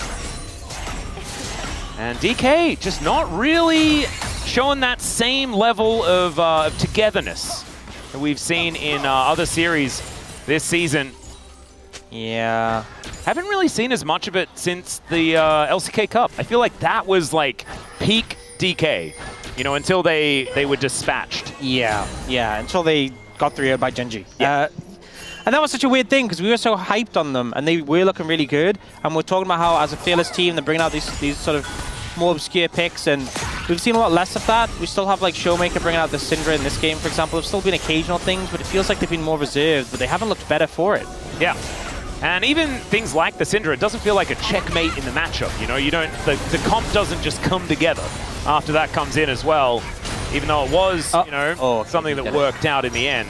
Well, the hands can steal our Raptor. Yeah. And it's looking like, okay, Nongshim coming on through. Gideon is playing aggressively and will get slammed into the wall. See where the Lucid gets sleepy, as that is a lot of damage. Wild Growth going to work out though, as Gideon gets the heal, gets himself out as their scat of the week. We'll see whether Lehends is going to be the target. Tempered Fate buys some space. As Lehends, the needlework comes in. There's the Mystic Shot. Teleport immediately to try and catch Kingen, looking to take this turret. He may actually still just take it. There are a lot of minions, and there it goes. 5 grubs. Yeah, that'll do it. Rift Herald now going to be thrown down in the mid lane as there's bullet time. Not going to be enough to take down aiming. He had Arcane Shift, and so he will be all right. But look at this pressure. It is massive.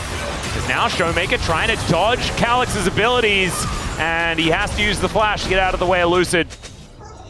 So he will escape, does have to invest that. And it feels like Dplus, you know, they get the kill onto Lehends, they get the flash from Calix, but the structures are in favor of Nongshim. It feels like despite, you know, those little advantages Dplus is trying to find, it still doesn't feel super favorable for them right now. Yeah. And I feel like we're heading towards more of a bullet lullaby rather than a lilting time in this game. That's what I'm starting to feel. Maybe a lilting time for Dplus. Yeah, well, this is the problem. This is the problem. So this one, they try and find Gideon, but the Wild Growth from the Lulu, massive value, hitting 3 people. And Beryl ends up having to flash out before he gets nuked there. And then, you know, Showmaker finds a stun onto the Lulu, and we obviously see the squishy Lulu does not stand up well to Dplus's composition. But then they're doing that, they're baiting TP to respond to the top tower, but it goes down anyway. And it feels scrappy. It really does. All right. Well, Showmaker has 2 items now completed. Jiu does have his Bloodthirster though, so he's very happy to park himself in this mid lane. The 2 items that Aiming was looking for definitely are big, as Lucid does at least secure his blue buff here on their side of the map. Big flash forward as it again. We have the Wild Growth. Let's see whether Gideon can actually survive, and this time he'll have to use his flash, but he will live. Tempered Fate coming on through here. As Lehends continuing to take a lot of damage, as Shiu is so scary, but the bullet time, he soaks the entire thing and has to get out. Kingen, in the meantime, is just cutting down turrets on the other side of the map. I mean, Dplus are trying to force, they're not finding success, and they're just losing in the side lane as this goes on. The stun from Showmaker didn't quite connect on a Gideon. Could have been a different story if it had. But fortunately, a couple of skill shots miss. You mis-execute on the fight. And because you're not setting up in the side lane properly, you're just losing out overall. You have to make sure your homework is done. Otherwise, you're very much relying on the fights going well.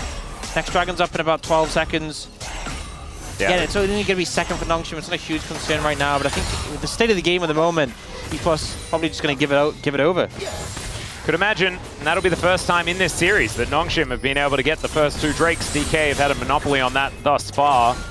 As Kingen happily clearing out minions here on this bottom side, actually has a slight gold advantage as well, as we can see, as Lucid getting some control vision onto this Ocean Drake. Whether it's necessarily worth throwing your life away for, but he's still going to walk on in, see what he can get done. That is going to be Gideon locking it down, though. No real response. Now Lucid gets in as best he can. It's a Cloud Soul, but Kingen starting up the public execution, and Beryl going to be the first one to go down as a response. There's a decent impale, though, and it's the stolen one. It's so good from Calix. They're wiping the floor with DK. Once again, Dplus just watching Nongshim take an objective. If you're not going to contest it, why be there? And apparently it's just to feed Nongshim after they're done taking the dragon. They deserve it. That's maybe why. As instead, Nongshim, they kill all of them, and then they move up to Otacon. Probably the best start of an Otacon that we've seen. But instead, we're going to watch the replay here. As DK, I think they thought they had an angle, but Kingen starting off this fight was so good. Gonna go for the smite steal, and then yeah, Kingen getting that great ult in. The sleep comes through, the Ezreal's dead. It's just member after member falling down. The Lucid ults, but to no avail. And now you lose a dragon, you lose the fight. You're going to lose the Atacant as well. They can even delay this a little bit so it overlaps with the Baron. There goes the Atacant. So Gideon going to be locking that one down for the team. Yeah, a little, if you look, it's like 2:18 for the Baron. The Atacant buff drops like 6 seconds after Baron is up, no. so... Well, actually, no, you get set up for it, right? You gotta set up for it for sure, but I think if it was like 30 seconds later, it would have been perfect. But I understand they're not gonna wait around Atacant for 30 seconds. It's still, things are all in favor of Nongshim. I'm not saying this is like, oh, this is bad for Nongshim. It just could have been better, but really that would have been the icing on the cake, because right now you look at the items across the board. This Riftmaker Leandries for this Lilia, who also has the Seeker's Arm Guard, 2.2k gold lead between junglers. Yeah, I feel like it's the Arm Guard. Like, they really wanted to try and get the pick onto Gideon before the Zhonya's is complete. And now they're not going to be able to do that. I feel like this huge bounty is going to be difficult to find. Still, they're going to stun him up. Let's see whether Gideon is going to be able to get out of this one. Bullet time. Can that be broken there as Xiu looking for Jiwoo. As there is the recall. And Kingen dashing around the fight. Nongshim, no need to overinvest. They've got Calyx on the top side just taking an inner turret. And Nongshim just have the answers to everything DK's trying to do this game. Every single time you see Dplus taking a fight, there's someone in the side lane taking a structure. And they only get the recall for Gideon. They don't get that gold shutdown, they don't get that bounty. Yep. And it just feels like Nongshim are playing the map so much better right now. Yep, public execution not going to get Kingen out of here, but it's still just Kingen taking a bit of a rest back in base. And Nongshim are going to rotate down. The rest of DK coming up. See what they can actually find here. Cosmic Binding needed to hit their barrel as Jiu in an awkward spot, but still standing his ground against aiming. That is still going to be 200 bucks going over to Xiu. As Calyx, the next one on the menu, some needlework coming out as the polymorph onto Lucid's pretty cute. Still the crash comes in, and there's the explosion of damage. Another recall, another Voracious Otacon being a little bit awkward, as Gideon doesn't have an extra life, but he does have a lot of his own health bar. And regardless of the fact that it was just a lot of, money going into the pockets of DK, the lead for Nongshim is gigantic, and the bounties are still up. Yeah, it was a little bit goofy from Nongshim there. Very unnecessary, but it hasn't really drastically changed the state of the game. Yeah, I would say it almost did nothing. Yeah, and here Gideon a little bit overextended, fueling himself, thinking I'm fed, I'm strong. The bullet time comes through, but it's onto a Gwen in her W and the Skarner. Not really doing much damage. But then they keep hanging around. They keep opting into this. And this play, quite frankly, Kingen survives for a while, but you kind of know he's going to go down. Yeah, it was kind of cute to go for the ult escape angle onto Lucid. But then Jiwoo just ends up walking in, and yes, this Cosmic Binding misses from barrel. If it had hit, he was dead immediately. He still ends up going down. Yeah, instead he was dead a little bit later. Yeah, so DK's still in with a fighting chance. A weird one, I think it's safe to say. I would agree, and in fact, the whole series has been a weird one. Don't you reckon? I just feel like it's been very, very close, and in a lot of these circumstances, decisions have been odd. This game it's obviously very favored towards Nongshim. You can see in the gold graph. I don't need to remind you, we've seen Nongshim throw games in this state. Oh, really? At the start of the series. Oh, right. Okay, yeah, that was an hour ago. Yeah, literally an hour ago. So, as much as that situation doesn't really amount to a major throw or something that puts Dplus in the driving seat, you have to question, is that making Nongshim kind of worry a little bit? Because they definitely will not have fully mentally reset from that game one. Yep, it's a tough one, although game two was pretty clean, especially with the late game and how they played it out. I feel like Lehends is the one to me that is truly locked in. As Calyx... Guys, what is a side lane? Yeah, what is a side lane? Calyx is just here taking an inhibitor turret, and that will go down. It will be responded with by the first Cloud Drake of the game going over to DK. Oh, that's a TP flank. Oh, God. Kingen has him where he wants him as there's the public execution onto Beryl. He's likely just dead, and that is indeed true. As the Impale goes entirely wide. Gideon now in a little bit of trouble here is on the side lane. Calyx has found Showmaker, and I don't think Showmaker's doing anything about it. He'll slow him up for a little bit. But then, oh, actually, he's got a lot of movement speed, guys. Never mind, he's dead. As Calyx is able to lock that one down with the passive, spins around, gets those chains working, and down goes the Syndra. I mean, I get that you don't want to give over the Cloud Soul, and because especially this composition with the Cloud Soul would be crazy. But they just kind of locked into this messy situation. We have the TP coming through from Syndra, but right next to the Silas, who's in a prime position to duel. Yeah, and that was actually Calix's Tempered Fate there as well. Really beautifully done. We did get the... I think this was a bit of a lilting time for Dplus. Yeah, for Dplus definitely, but it was a bullet lullaby. It absolutely was. And it only hit Lucid, but Lucid goes down. 0-4-2 on the Skarner, not having the impact he wanted in this game. And now Nongshim will easily pick up this Baron. Oh, well, that's going to be annoying. True Shot Barrage. Oh, God, that was way too close. That was way too close. As Nongshim fans are just like, not even close, baby. It's fine. It's absolutely fine. Just got to make it a little spicy, you know? Can't have it too clean, otherwise people would lose interest. Yeah, you just... Gideon knew. Gideon knew. That one was for the fans. That wasn't for aiming. Okay, it's now an 8,000 gold lead. Yeah, this game's pretty much done and dusted. I actually thought that with DK finally moving over to the blue side, they would be able to just do it. And we thought with the draft, things were looking good. As the Brambleback really went on a bit of a journey. As we can see there, now they're going to have to race. What is going on? What is why are we... Okay, well, everyone's just going to play the Brambleback game. Yeah, Okay, Showmaker's... Oh, let's do it again. Let's do it again. That's a really good idea. Finally, there it goes. Showmaker locks that down. What a huge win! That's massive! Shu pressed his R button. He forced the Mikhails to cleanse the slow. There we go. What is the side lane? What does this game mean? It's okay. There's an Impale! Oh no! Lucid getting a taste of his own medicine here as he's now trying to get out, but now it is lilting time, ladies and gentlemen! Beryl is going to get knocked up and destroyed, although he survives for a little bit longer than we expect. There is Lucid going down, and aiming's like, yeah, nah, can't help you there. And that is going to be exactly right, as DK trying to defend this, but instead it's King in starting up the fight. The Ambessa, I think, is going to get her first win against this Gwen. You never take him down a 7th time in a row in this top lane matchup. And even though he died in the 1v1, it does not matter, as DK looking to try and defend their Nexus turrets, and Nongshim looking to just say no. The Nexus turret's going down so incredibly fast, and Nongshim will put themselves right up at the top. They are heading towards Legend Group. That's what it feels like here in the LCK as they finish the round robin. Looking great. I mean, I think off the back of this, Nongshim have made the statement that right now they're the 3rd best team in the league.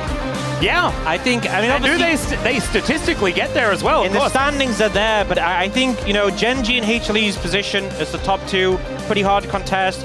But there was this middle-of-the-pack group that it was always a wonder who would end up stepping up. You know, teams with different strength of schedules, it was hard to place. But right now, Nongshim have made a clear claim. And considering they won 3 games in this series, but fumbled the first one, yeah, I think it holds true. You know, every single early game, they had an advantage. Every single time, they had that edge. And Gideon is so good at League of Legends. Oh, yeah. This guy is, like, playing absolutely out of his mind. His Sejuani almost flawless in game 1. This young guy in the mid lane, we'll get to you, Calix. You had a phenomenal series as well. But Gideon has just not failed to impress me in almost any game that he's played this season. Yeah, I think the partnership of Gideon Lehends has given so much value, but as you said, Calix coming in, what a breath of life that it is given. Oh, yeah. Who were already on the up, you know, they already looked like they were one of our solid contenders. They already looked like they were probably going to make Legend Group, but Calix has really solidified this lineup, and the confidence he plays with, I think, the setup in when it comes to team fights, the angles he finds, and the willingness, like there. Showmaker's TPing in, he's like, I have the Tempered Fate, I'm just going to 1v1 him, and he delivers. Yeah, and also making the Silas work with the tools that he had in that game. We said it already, it was like, Tempered Fate doesn't get you damage advantages, but it's a useful ultimate, can really change how things goes. He managed to utilize it really, really well towards the bottom side of the map there in the second last team fight, as well as getting Impale after Impale. Lucid, it felt like he was there in the game just to get his ultimate hijacked. Yeah, I mean, that wasn't an easy game to play Silas, but he really made it work. Coach obviously very happy with him. And we'll see some replays. Still not inspired by Lulu MF, but I think this was just Nongshim making it work. And yeah, had the laning advantages. This was certainly a decision by Beryl to walk up. Wait, can Lulu stealth? No? Maybe that was what happened. If Lulu can't stealth, then I don't understand it. If Lulu can go invisible, then I get it a little bit more. Well, this was a better look for DK, but still, Showmaker going down, the fact that Gideon then becomes absolutely gigantic. Can understand why a lot of these Lilia bans are coming in. It was Nongshim that was taking her off the board because, of course, Lucid has had some brilliant performances on the pick. And Gideon just demonstrating what you can do if you get it in the good matchup. Feels like a little bit of disrespect on the side of DK, I think, to leave that one up. But there was also the fact that Gwen went over to DK. So you'd think with a winning topside matchup, things would feel a lot better. The Calyx just gets a really nice impale. They destroy aiming. And Nongshim off to the races in this series. Yep, and just some great objective setup from Nongshim coming out of this game 3. Really understanding how to ensure that Lucid can't just wandering and steal, how they can make sure they get a favorable fight, and kind of picking them apart. And sadly for Showmaker fans, for Dplus fans, the Syndra not having the impact maybe we'd hope. Yeah, Like a lot of fans wondering when we would see it. Maybe the last time for a while. I would agree. Gideon finding a beautiful angle for the lilting lullaby.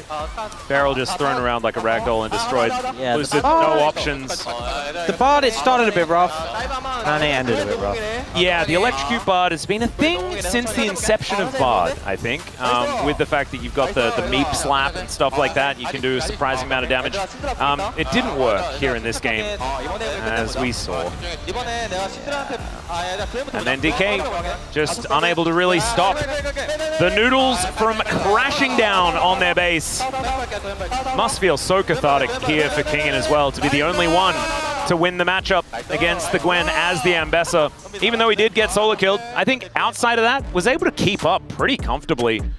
Especially with the fact that the game state was so far in his favor. Double the damage here for this Lilia. Jiu also doing a lot of work there on the MF. Man, Nongshim, they're just good. They're just good. They're just good. I think that's the clear thing to take away from this situation. I think, you know, as much as it was a bit of a scrappy series, as much as it was a back and forth, this was our 3rd and 4th place teams. It's not going to be super easy, but, you know, the loss, yes, Dplus played well to get back into it, but this was 3 early games in a row. Yeah. When Nongshim were ahead, they set the pace of the game, and this man is the reason why. Yep, utterly dominated by Gideon. His jungle performance just so good. His Poppy has been great every single game he's played it. That game number 2 was brilliant. Even though he did get caught a couple of times here and there, they were still able to come out with the victory in the end, and this Lilia performance was absolutely unstoppable. Man, what an impressive squad. Yeah, 100%. I just think I have so many positive things to say, and I just hope we see this trajectory continue for this team, because you know, when we've seen some other teams struggle a little bit on in the LCK, you know, maybe working things out, feels like Nongshim's just risen up. Yeah. And now we get to have a chat with Gideon. Also, as you can see there, Lehends will be on the space to perhaps give us an eye on what some of the recipes are coming into the next round robin, and finishing this one 6-3 for Nongshim. They're clearly 3rd place. No one is actually going to be able to catch them before the end of the round robin as well. Had to make sure that we check that out, and that is not where I was expecting them to be. Kicking DK down to 4th and then being able to solidify their spot. I did have them in 4th place as far as assumed location, but they have really, even then, it felt like that was an overestimation, but they've exceeded even that. Yep.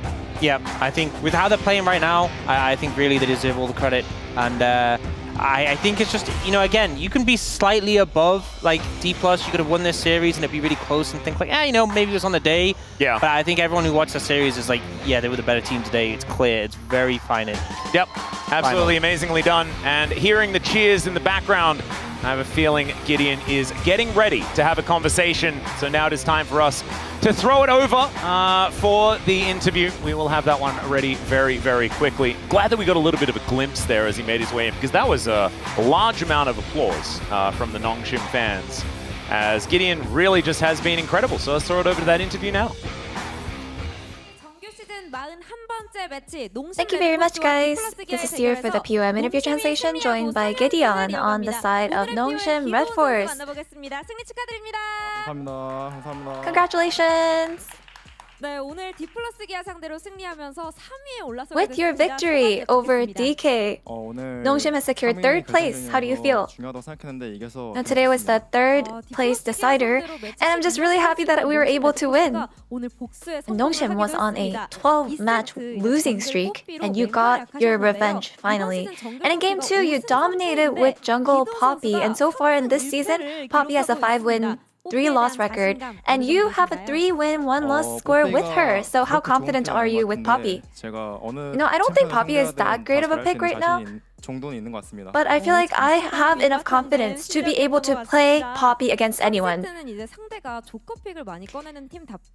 And looking at the draft in game 3, it looks like the pocket pickers took Syndra and Bard. So what kind of theme did you expect from their draft? If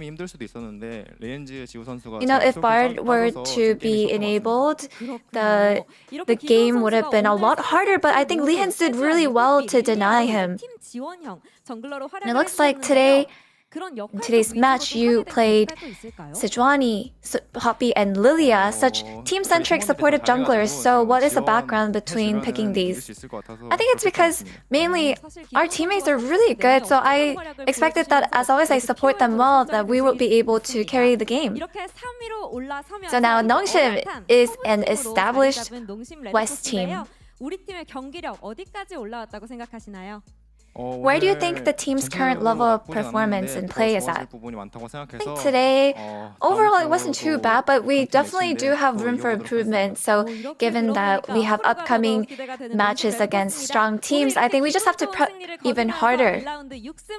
And with that amazing victory, you finished round 1 with a 6-win and 3-loss record. What are your goals and resolution for round 2? Round 2 will start pretty soon, and I think we will always try to aim even higher, so please continue supporting us. Thank you so much. And that's the end of the interview with Gideon, and back to the space. Thank you. Thank you, dear. It's great to have you back. Great to hear from Gideon getting yet another victory for Nongshim, and they are now solidly a Western squad. They have finally beaten a top 3 team and knocked Dplus down 2-1 here. To me, this was a fearless draft. Okay, from Nongshim. Like, they made the Lulu pick work incredibly well. They got the duo kill in the bottom lane. They empowered Gideon's Lilia pick with it. Makes the Misfortune safer. It's a rare pick that when you look at it initially, you're like, I don't know if this is really going to work. I don't know if I really like it, but it tied their draft together really nicely. I love to see when the Noodle Boys cook like this. Yeah, I mean, last year, LEC Finals, Fnatic played Misfortune and Lulu, and they got crushed, And I think after that, I was not really believing in that combination, but Lehends in lane, he was dominant, and also after lane, he was roaming a lot, and made the difference between him and Beryl. So I think that was the huge chance for Nongshim to get this win against DK. Let's take a look at the POM votes, as it really could have gone any sort of way. I think in the mid lane here, a lot of love. Oh, no mid lane love. It's a lot of Kingin love no here mid lane? as well. As Alex's game 1 was pretty insane. But then for me, it was kind of between Gideon and Lehends, although there was the really great Jace game as well for Kingin. So, just in general, an all-around good game from everybody. I feel like even Gio, probably not palm-worthy, but did a ton on the Misfortune in that final game. Yeah, we picked Gideon for a reason. And I mean, I think he made huge engages just overall, just game 1. He had insane game with the Sejuani. Even though he didn't win, I think his engage right now is on point. I think that makes Nongshim really strong. And yeah, he celebrates new season with the Spirit Blossom Lilia skin at the end. Nice touch. I like that one. That's a good one, Wadid. What a pick. That's right. We gotta sell the skins we did. Good job. Good job. And we named it right too. Wolf, what do you got for us? If you asked me where Gideon was stronger, I'd be like, he's the early game jungler, he's a mid game jungler, and also he's the late game jungler. I feel like in the early parts of this year, especially in LCK Cup, it was trending towards only early, mid's a little bit weaker, and late, he didn't have the experience just yet as some of our other junglers do. I mean, he's been around for a really long time, but he wasn't playing like an experienced jungler. Now he's got the full package, beginning, middle, and end. Yeah, it has been impressive to see his rise this year. I mean, Calix as well. This team is just so fun to watch and has a lot of redemption story in it. Valdez jumping on in. Should have believed in Guardian. Guardian. That was good one. That was good one. Yeah. Surprisingly, or unsurprisingly, no one predicted Nongshim here. We thought That's a this would be shame. the Dplus bounce back game, but not the case here on the global broadcast or on the Korean side. Ox joining in saying, "You were the secret ingredient to these noodles needed." There we go. The noodles. The noodles needed. Secret ingredient that these noodles needed, yeah. It's far away. The screen's far away. We're pretty zoomed out. Spirit Block. I'm distracted by Lux. I gotta just stop disparaging you every segment. It's not fun anymore. No. Today we learned. Today we learned like TIL kind of thing. I guess, you know. And Pony, today, I'm the chef that cooks DK. I like that one. There we go. They got boiled. They are the chef. Pony getting us back on track here. Well, those were the POMs. And speaking of a player who's been instrumental to Nongshim is none other than Lehends joining us here on the space. Please welcome Lehends, everyone. Clap in the chat. Clap in the chat. 안녕하세요, Lehends 선수. It's everyone's Hyung, everyone. Hyung is here. Welcome, Lehends. What did? Yeah, you know, maybe some of them know already, but it's hard to believe, but it's already been 9 years since we were on the same team, Spenu. And time really flies. If you look back to when you first stepped into the pro scene, in what area do you feel you've grown the most as a player? 사실 우리가 이제 같은 팀에 9년 전에 스벤을 한때 있었었는데 소닉 붐! 시간이 진짜 빠르네요.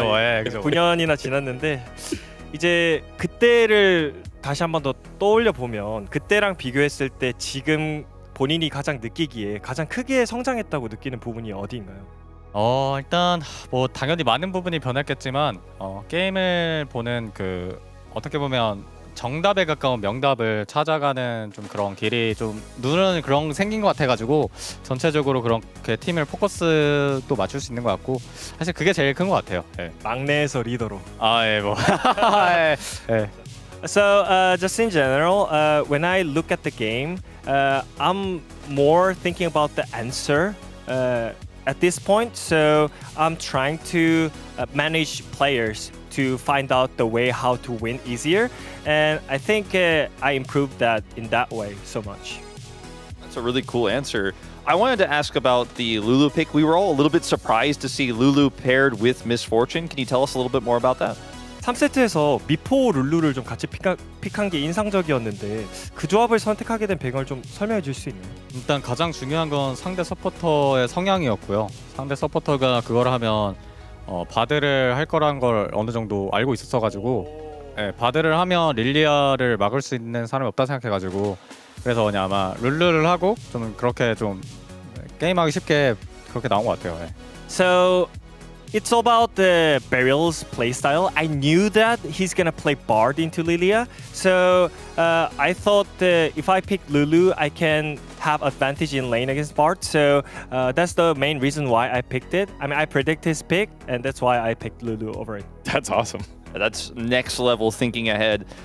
So just another support-based question here. We've seen Alistair playing a lot of Aftershock, picking Aftershock as the main rune these days instead of Glacial Augment. Is that more matchup dependent, or do you think it's just the stronger rune right now overall?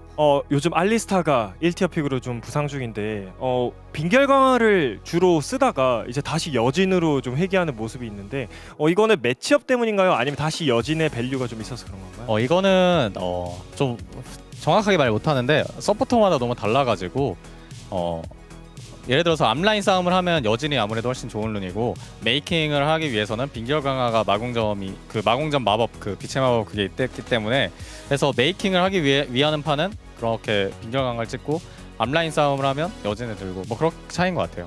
So I cannot really say the detail, but I think it's different from the players. I think it's players' preference. And if you want to do the front back team fight, you should pick Aftershock. And I think for the making, you pick the Glacier Argument with the extra movement speed. And I think that's the difference. Well, I'm going off script a little bit here, so just You can translate it however you want. All right. You've now had a change in the mid lane. How has that changed his approach to leading the team? Oh, so 이제는 리더로서 이제 바뀌었는데 그 리더로서 팀을 이끄는 그런 부분에 대해서 본인이 좀 느끼는 걸 좀 말해줬으면 좋겠어요. 부담감이나. 부담감은 사실 뭐 항상 언제나 있고요. 있을 수밖에 없는 것 같아가지고 그건 어쩔 수 없는 것 같고 사실 지금 잘하고 있다 못하고 있다를 보다는 1년 후에 제가 저를 봤을 때 좀 당당했으면 좋겠습니다. 네. So yeah, about the leader position, myself, there's always pressure. So I mean, there must be a pressure every time. So yeah, I mean, I just want to be healthy after a year. That's all I want at this point. And now, when you first joined Nongshim, a lot of people had doubts, but you've proved them wrong, and all the fans are here to even show that you have proved them wrong. In your own view, where do you think you are right now in terms of your career journey? 이제 많은 사람들이 리엔즈 선수가 농심으로 갔을 때 의심을 많이 했었죠. 근데 하지만 보란 듯이 다시 증명해내고 계시잖아요. 본인이 생각하기에 본인은 지금 본인 커리어 어느 부분에 있다고 생각하세요? 저는 지금 제 프로 인생에서 가장 잘한 상태예요. 일단 저 선수 자체 스스로가 그렇게 느끼고 앞으로도 유지할 수 있도록 많은 응원해 주셨으면 좋겠습니다. It's my prime time right now. Yeah. I don't care. And I feel like I'm performing the best right now. So I just want to keep this. And then finally, any words to the fans that have supported you throughout your career? 이제 한국 말고 글로벌적으로 다 나가는 방송인데 혹시 글로벌 팬들께 짧게 영어로 혹시 한마디 해주실 수 있나요? We will keep going up. Thanks for cheering. Wow! That's 대박! 대박, man! All right, that is Lehends, everyone. Thank you so much for your time. 감사합니다. 감사합니다. All right, let's take a look at the standings after this one, as it is Nongshim with the win, solidifying their spot in the standings. Top third three. place, and now you got to start trusting. Now you got to start believing here, Wolf. I mean, we had this as a team that we knew after LCK Cup was going to be a big contender for the Legend Group, but it almost feels like even though we're just at the end of round one, you got to believe, you got to trust this team is actually one of the big favorites, no longer just a contender, but likely to be on our west side. Yeah, and we get to see another one of those contenders against another one who's already solidified their spot at the top. Hanwha Life Esports against B&K FearX. Don't go anywhere. Week 5 is just starting.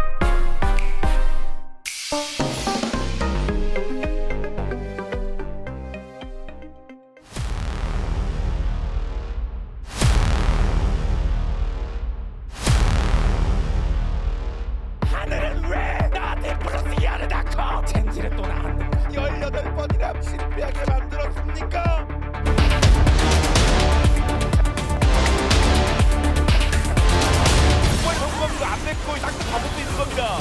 예. 오늘인가?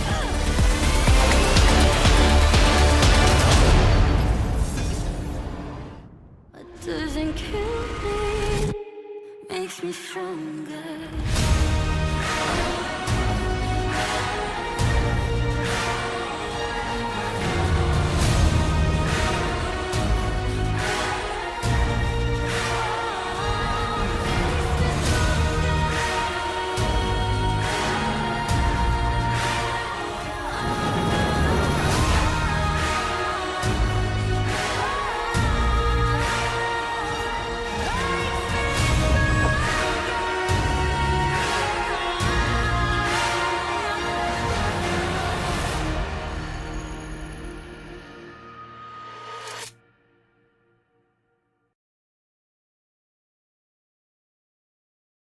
Well, no, actually, we have one more topic, which I think It's we a actually fun one. we can get through very quickly. Perfect game. Plates? Yeah, it was a perfect game the other day. Yeah, It was plates a don't perfect exist, game. grubs don't exist. Perfect Boom. games existed when it was dragons. Perfect Tower, games barons, existed with towers, towers, with and barons, and kills. And If we you need put- to keep it that way to preserve what a perfect game has always meant I throughout think all the we years. all agree. I think if you're going to put grubs in, it has to be a full 3 grub set. Like if you Yes. want to do Yeah. that, it has to be the Yes. full 3 Free? grub set. Free, I would accept. 3 is an Yeah. objective. Yeah. 3 is For an the objective. bounty And- thing Yeah, for and feats. League of Legends has already identified that it does not count as an All objective. right. Well, we figured it out. Yeah, Yeah, so I it was knew- a I perfect knew we game. were gonna- It was a perfect game. Yeah, it was a perfect game. It was. And It was a then perfect game. there was another opportunity for another one without the grub discourse, and then Rich ruined it. Rich played Yorick and pushed 2 turrets. And what we found Disgrace. out was that Yorick is just overpowered. Morgan played it today. Looked absolutely unstoppable. Actually did. The Ghoulie Wall stopping Scion at every instance? You guys thought that Nidalee was the counter. Nuh-uh. It's Yorick all the way. All the way, baby. Is that what we're going to end on? All right, we figured it out. I hate Yorick. I think it's terrible. Anyway, I love Yorick. I think like we have to make this perfect game thing a thing. I can't have I like all Yeah, we of need the to hype. talk to the stats team. Yeah, all of the hype around a perfect game is just like killed by one single. No, that is not. It's also I'm not because about taking that. a grub requires 0 investment. You literally just need smite and like I don't. Yeah. I think people should be more mad about this than they were about Fearless. yeah. And then Riot will actually just make it a thing. Yeah. Be mad about it. Why aren't you people Bring back outraged? perfect game 2025. We gotta bring it back. Oh Yeah. god, we can't do that. That's Project 2025. No, I hate No, it's Project fascism. 2026. I hate fascism. Don't. It's Project 20. Why are we talking It's about 25. fascism now, though? Yeah, I it's get it, 25. but Well, like, because it's the Project 2025. I know. That's I want to. It's gonna get cut anyway. It's fine. Don't cut it, just for him. I think that will do it. But I do really want to hear from you guys about your opinion about the perfect game, because I don't think And, like and whether or not you're 3 wrong. grubs is the only way to define a lost perfect game. As long as they're all in the same set, you take 2 on one and 1 on the other, also doesn't count. One by the full way, set of grubs. You need to get a feat of strength for taking the grubs. That's how it's going to count. So make sure we give back that perfect game. That's what we need to do. That 1 grub didn't actually mess things up at all.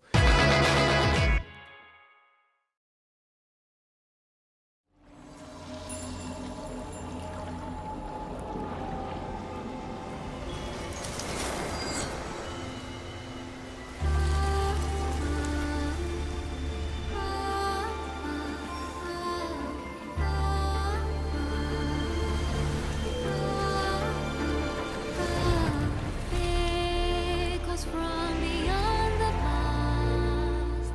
The seed is sown. The spirit knows. May it guide me, for I again will wander far and shape the path to meet again on late horizons.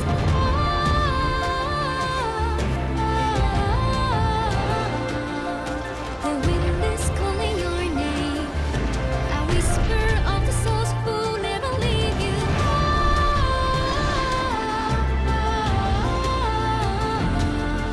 Collect your silver tears and pray they disappear tomorrow.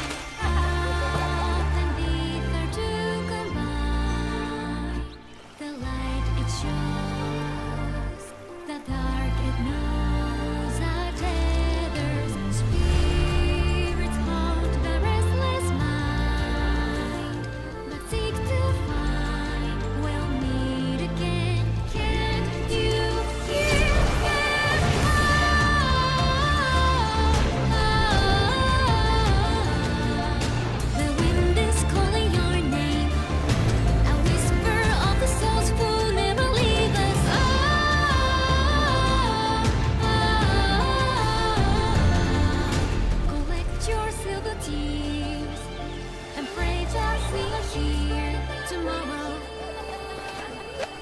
The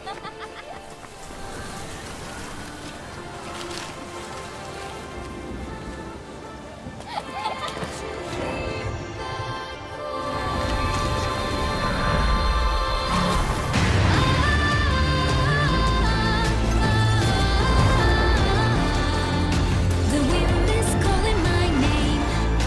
I whisper all the souls who never leave me.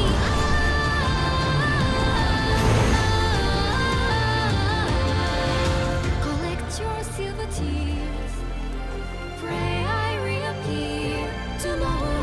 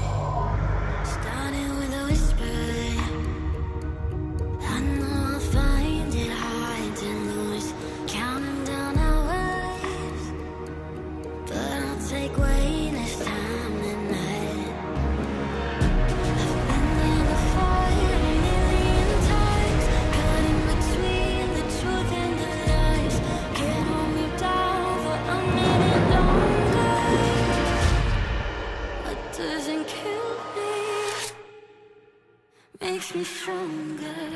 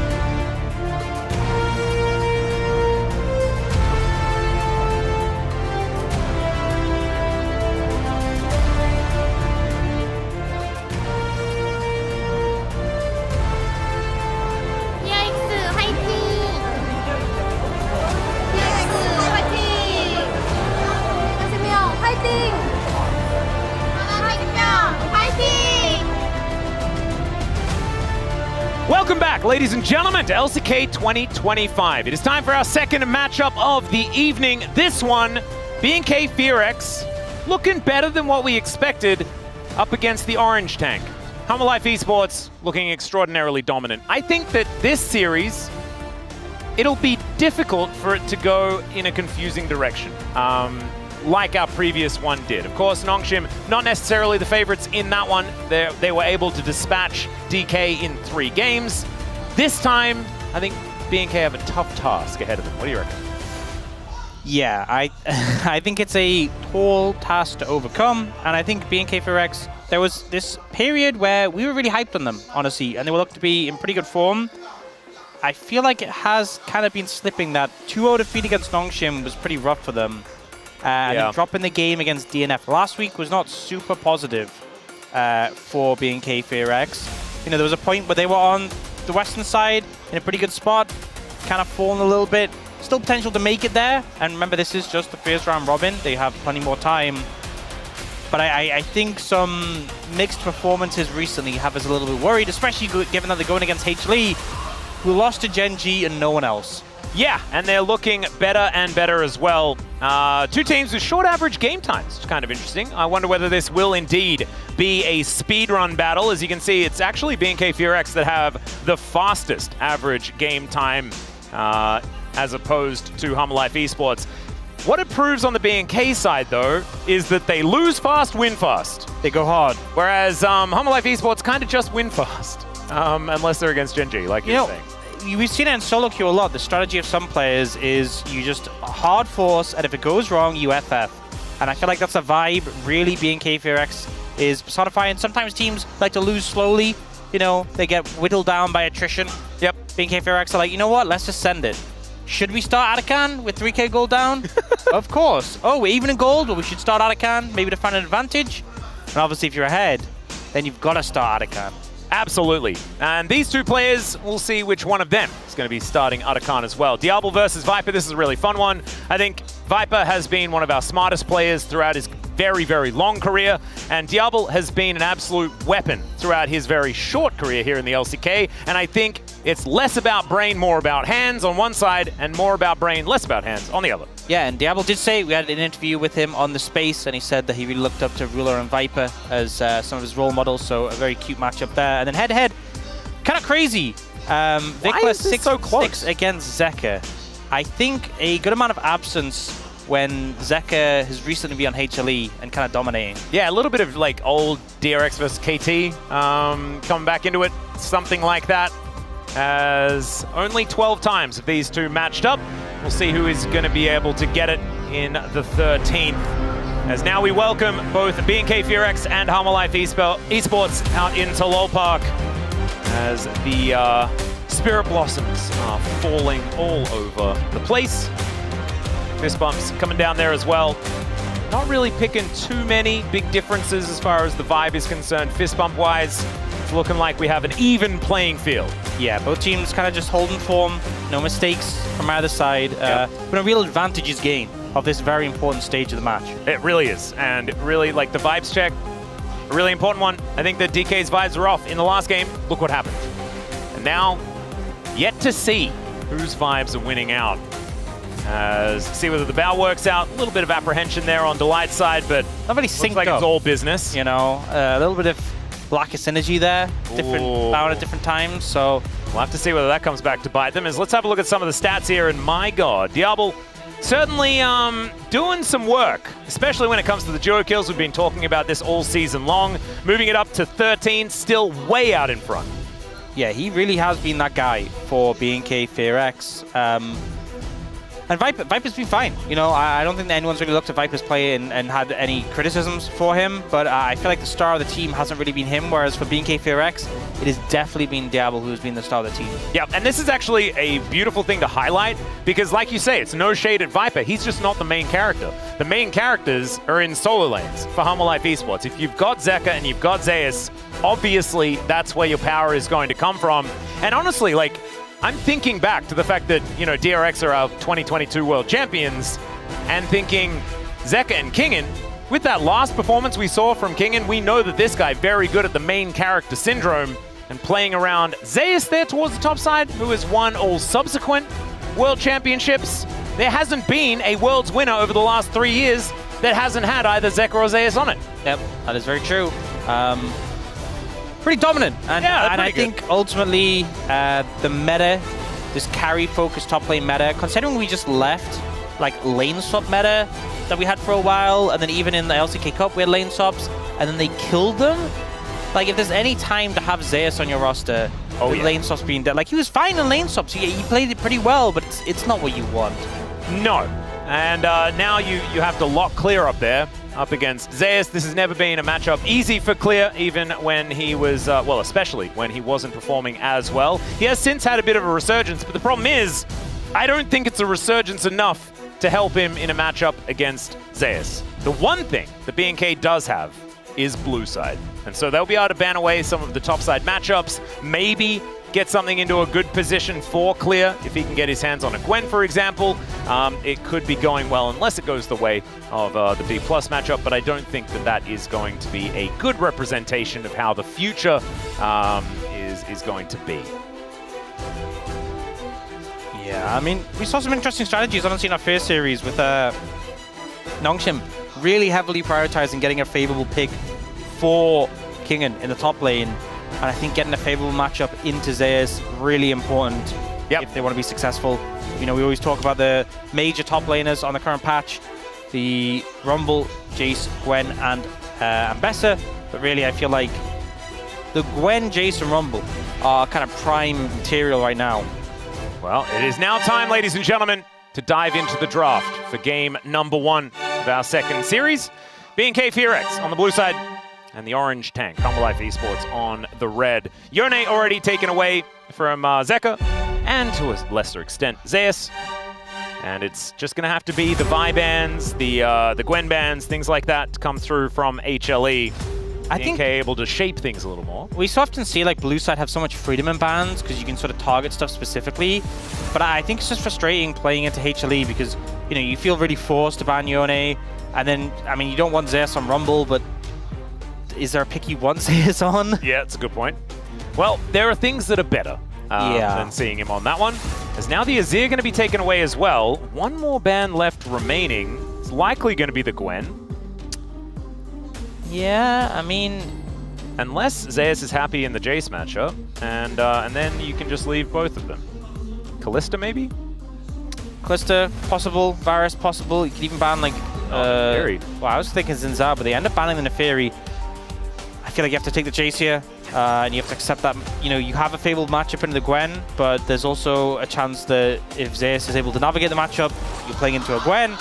Oh, listen to the fans. Going wild as the Gwen gets instantly snapped up. The double circles. Oh, God. Oh, this...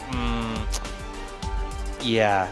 Rough to play into. That's pretty good at Zinzao. The thing is, I don't even think like this is necessarily a fumble for BNK FearX. It just feels bad, but like, what else are you supposed to do in this situation? Are you going to not pick Jace? I think you ban Jace on 3 instead of Azir. Yeah, but... I mean, I guess.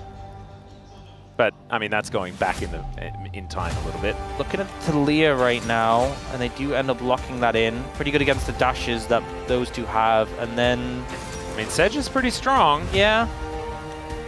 I still don't know whether I like it necessarily, as Zeka is looking to take the mid-matchup of choice. Let's see what it's going to be. Ryze was considered. Ryze and Xin have been a duo for quite some time. Yeah, seeing the Ryze definitely... rise in priority. I mean, we've seen a lot of champions kind of adopting the Rod of Ages, and he's obviously a prime user of that, but instead of opting to go for the Varus, now they're in a position where they can sort of ban away 80 carries they don't want to play into, having already secured theirs. And the thing is, BNK FearX has the ability to ban mid laners, but I think the pool's just a little bit too wide. There's so many up and available, I don't think you're really going to get that much of an advantage, especially when you have to consider supports as well. You can see an Alistair pick come out on 4. Already you get the Kalista band away. Yeah, that's the hard thing, because Delight then gets pick of the litter, right? Like, I feel like now you want to take mid lane champions away from Zeka so that he doesn't get just the Rise that he was considering, maybe the Victor as well, but the Sylas is still going to be taken away. And I actually didn't say Sylas because Talia has been a great matchup into Sylas throughout her time, but it's Zeka, Yeah. so you The thing is, still have to ban it. I never trust the hovers, you know, when they're blocking in a different role. So Yeah. I think they shouldn't really be in the mindset of, oh, we hovered this is something we want to ban. Ezreal ban comes out from the side of HLE. Obviously, nothing can play safely at range against the Gwen and the Xin Zhao. You know, we see Ahri picked a lot into Talia, so I think that'd be an okay ban, and they do end up taking that one off the cards. Now, HLE could just pick, they have choices. You can go for the counter pick support, or you can just lock Alistar. Those are, I feel like, the two options right now. Yeah. And I think the Light would be pretty comfortable picking the Alistar, but, you know, if they want to play it safe, if they want to give themselves a little bit more space to navigate, they could just pick a mid lane and they take the Rise. You know, they know the matchup. And now for BNK Fear X, you're in this position where there's certainly strong bot lanes available that you can lean into, but you don't want to play into the counter pick that Delight might have. Delight definitely tends to lean more towards melee supports we've seen, so I think you could just take the Alistar yourself and be happy, especially since it's Kellen. Yeah. Kai'Sa into Varus doesn't seem like a lot of fun, especially if the Alistar comes alongside it, which is what Kellen's going to lock in here. Honestly, I feel like you could go for the side of HLE. If you do end up playing a range support, maybe like the Nico or the Elise, it could be a really hard early lane for this Kai'Sa Alistar if you really want to put the pressure down.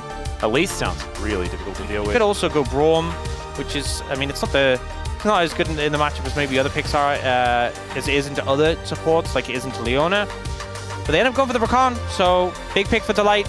Yep. But playing into the Talia, not a position I would personally say you can get prime opportunity from Rakan, especially since there's a lot of hard CC to slow you down. Yeah, it sounds like a difficult game to play out. Of course, if there's anyone to trust, it's probably Delight. But we saw, like, the Rakan picked in an awkward position for Keria earlier on in the season as well. That didn't go all that well when that gamble was taken. Because in the past, sometimes you'll see the Rakan angle, but the player is so good that the Rakan is able to navigate around, you know, the Talias or the Poppies or whatever's going on that's going to make it difficult. This might be, you know, the case where Delight can just outplay it, but just outplay it isn't necessarily what you want to see. They obviously just wanted to get themselves some good engage options. And we'll see whether that is going to be enough to get HLE across the line. But outside of that, they've got the Gwen, they've got the Xin Zhao, two very high priority picks on the patch and their red side. It's a scary one here for BNK fans, but they got the Jace, they got the Talia for Vikla, one of his better champions by a decent margin as well. I think nameplate's off, you're pretty happy, you have a good top matchup, you know, you have the Talia who can match the mobility of the Rise and has some good elite pressure. Bot matchup a little rough, but Alistar Sejuani is a great front line to have.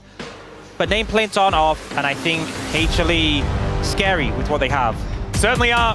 They still have to put their money where their mouth is, though, so let's jump onto the Rift, see whether they can take down BNK Fear X here in this game number 1.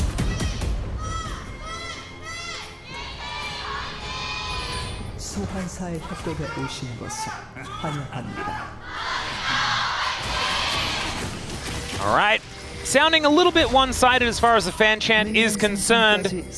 Humble Life Esports certainly earning a whole bunch of extra fans after becoming our LCK champions last year and picking up Zeus, who did have just a lot of fans himself. As Kellen, +5, tries to defend his ward, but does not. Good amount of gold there. You know, we talked last series about the early ward gold, just from pinging it. This was the ping and the ward secure, so HLE, they are more than vibing right now. Oh yeah. Look at that. 15 gold! That's another ping. Zeus, 10 gold for Delight. Did Peanut even ping it? Don't even think he pinged it. Wow. Crazy. Well, Zeka is now here towards the bottom side. He also gets the follow-up ward as Raptor coming on over. I think was unspotted as he made his way towards his red buff, but it's going to be mirrored starts here by our junglers. I don't think it's going to be too surprising. And already the Rune Prison going to be used here by Zeka. Tanks up a bunch of minions there as well, so evens out the trade for himself. Here on the bottom side, I actually think this is really interesting, right? Because they've picked this Kai'Sa Alistar, which isn't all that strong, but if you think about the way HLE has played out their games, the bottom lane has not had a lot of action. You know, a lot of the focus has been Peanut towards the top side of the map. He's already flashed into the grub pit, for example. Wow. As he's now looking to just steal away a blue buff. Why are we surprised? This is how it goes. And I mean, we've seen this, like we saw it last week, right? Pyoshik just flashing over a wall. I'm pretty sure it was Pyoshik that did it. But when Peanut does it, it feels like it's with a little bit more, I guess, success afterwards. I don't know whether this is necessarily going to pay off because, of course, he just gets himself into the enemy jungle unseen. Raptor, you can see, is just going to be moving over to grab his wolf camp, but then he's going to get the unfortunate news that his Grump and his blue are just gone. He doesn't know. He's not aware. And by the time he does find out, Peanut can move in position to try and cover his camps. And the thing is, it's hard to sort of recognize that Peanut must have taken a flash over the wall sort of path. Yeah, Seismic Shove is going to throw Zeka back, though, as now Vikler is looking for a solo kill. He does drink a potion, and he might be all right here as Clear manages to get the boot back onto Zeus, as now Peanut moving in as well. A 2v2. The B&K look like they do not want to take. Winter's Wrath goes wide, and Peanut, with his health advantage, is going to be able to push away the Sejuani. The Sejuani that wasn't able to take camps. Does manage to get to level 3, so is okay as far as that is concerned. But Peanut feeling kind of okay with how things are going. In a situation like this, where all your camps are down and Scuttlecrab hasn't spawned yet, you don't have another choice but to look for a gank, really, if you want to make something useful happen with your time. It's either try and invade the enemy jungle and steal a camp, or it's just try and make a gank happen. And he does look for that, but it is spotted and denied. And now... Oh, it's Zeus, I think you have to expect this, you know. He does. Nothing else Raptor can be doing. Just play defensive. The wave is going to push out eventually. You have TP as well. He's going to mitigate some of the damage here from Clear. Yeah, I mean, like you say, it's just going to help this lane get shoved forward. You can recall on TP. You can recall and honestly walk back with how the wave is. Or you can just, as he is, soak. Either way, doesn't step up, doesn't give a window over to Raptor. And in the meantime, Peanut's just been kind of clearing through camps. Doesn't have a huge advantage now, but once he moves into his blue side jungle and picks up these 3, that's really where he's going to capitalize on the earlier work he did by stealing away those camps. Yep. Starting on his blue, as you can see, was easily able to take down the Rift Scuttler as Zeka gets into the river. Seismic Shove, we didn't really want to watch because Zeka just gets thrown back into a bunch of rocks and then is taken out. That's Diablo getting the kill as well with a Void Seeker, which is a big deal. Now this lane gets even harder for HLE, and that is where they want their money. Just gotta flash the Seismic Shove in that situation. You know, you ended up overextended. Once you know it's gonna hit, you have to flash it. Because, I mean, you made the right call by not flashing afterwards, because then you're still dead anyway. But if a mistake there from Zeka. And again, you know, Raptor doesn't have great uses for his time in these windows. Given an opportunity for him to get a kill, set up his AD carry, you're kind of undoing the work that Peanut has done to set him behind. Yeah. And Peanut is still going to be able to clear out his blue quadrant, so a 3-buff start for the Xin Zhao, but like you were saying, bit of a bailout for Raptor, as you can see. Yeah, I mean, didn't have full vision of Vikler, who was in the brush, but like, you can see the ground, you know, that's where it shows up. It's not hidden. Oh, yummy. Yummy. I don't think we needed a translation on that one. Yeah. Diablo pretty happy about being able to collect that kill. He's behind in this lane, as you would expect. But now, Kai'Sa Alistar being even or ahead just doesn't feel great if you're any matchup on the other side, because it just doesn't sound like a lot of early game power to be dealing with. Especially, you know, Diablo's able to reset and get a BF sword in its entirety. Viper opting to go the on-hit build this game, which, you know, there is a big front line on the enemy team, but also it's not the easiest game to play out as an on-hit Varus. I mean, Viper is... Yeah, I feel like Viper is the one that... He does a lot of lethality when you shouldn't necessarily do it. As I don't think that I would argue with him, because right now, all he needed to do was get another cooldown. And, oh, there it is! Speaking of which, that Clear is able to walk out of the way. He's not going to utilize that advantage to try and go for some grubs here, as Kellen's going to make his way in. That's a flash, but nothing else. As he's trampling, but otherwise not really finding anything there as the rocks go down. Seismic Shove going to push Peanut towards them. One grub already secured here as the wall is going to go down. And now Zeka going to get interrupted, so he does have to flash. No Realm Warp for you. So first grub does go over to HLE as Wind becomes Lightning and the grub becomes back in its house. Like, gotta be careful. Oh, and Kellen doesn't connect again. Kellen's doing some weird stuff this game. However, guess grub advantage over to BNK. I mean, they held strong, and I think they should have. They were moving their 80 carry up in this situation, so Diablo was nearly there. In the meantime, Zeyas is getting some free farm in the bot lane. And I think not the end of the world for HLE, who did manage to deny that, so it's not full 3 grubs, and I think they appreciate the extra farm going towards their Gwen. Yeah. That was a very strange sort of amount of things that just happened. Zeyas is, like you say, just holding the wave, having a good time, trying to limit the amount of experience and gold that Clear can pick up when he returns to this lane. It looks like Raptor is going to invest in a potential gank opportunity to try and at least alleviate some of the laning issues that are down here. Zeyas, snip, snip. I just don't think there's a window, really, where the wave killing is right now. Thing is, you want to be able to crash the wave so it can bounce back, but Gideon doesn't want to end up showing his face. And Viper up here, pretty safely going to be able to take down this wave. The light turns up, and that ward that we're sort of zoomed in on is giving HLE a little bit of a feeling of safety. We know that Kellen and Diablo are not actually in vision. Absolutely, for some more 2v2 kills. No flash, no ghost on Viper. That's why they're here. Yeah. When does he charge up the Hex Flash? I think maybe when he goes to the next wave. Yeah. Kind of very safe. I mean, he is playing extremely safe. Oh, Delight. He gets the information. Okay, and yeah. So they waited there for a long time, and they didn't die. They didn't die. They didn't get a kill, nor really do anything of note at all. But they didn't die. Yeah, but just credit to Viper and Delight for being suspicious in that situation, not opting in. You know, have Peanut covering so they can get a crash if they really want to. And ultimately, the 3v3 I would not opt into if I was HLE in this situation.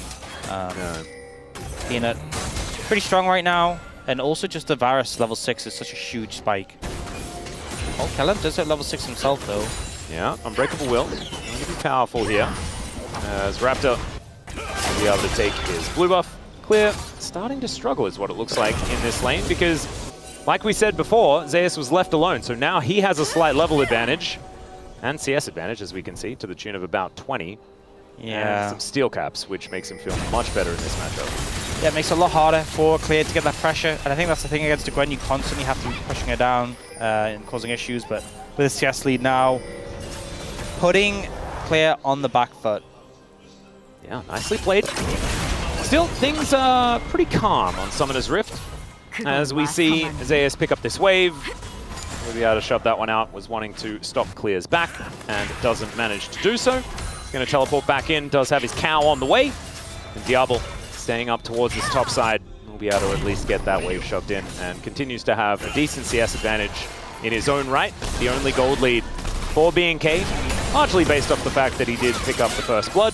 And outside of that, we haven't really had too much extra action. As Kellen getting some vision down, spotting Peanut on this blue buff. It's a little bit scary here, as even Zeka actually in position. It's, yeah, sneaky upon sneaky. Control wood, a lot of value, giving some information, allowing Peanut to back away and play it safe. You can see both teams, like, they're looking for these windows, but you compare it to the previous series where it's kind of just throw everything in the kitchen sink of the enemy team and hope for the best. This feels a lot more like, okay, prodding and poking, seeing if we can find an advantage, but it doesn't necessarily show up. After now going to start up this dragon. Grubs are available if HLE want to trade. They might want to do that. They do have a decent amount of control here towards the top side. The Gwen versus Kaiser is feeling like it's pretty good for the Gwen. As Peanut, as we say it, pops over the wall and is going to be able to take down the Grubs. Simple exchange. Yep. That was only the first streak as well, so not exactly the earliest one. Snip, snip, goes Zeyas. As Diablo just walks into the mist.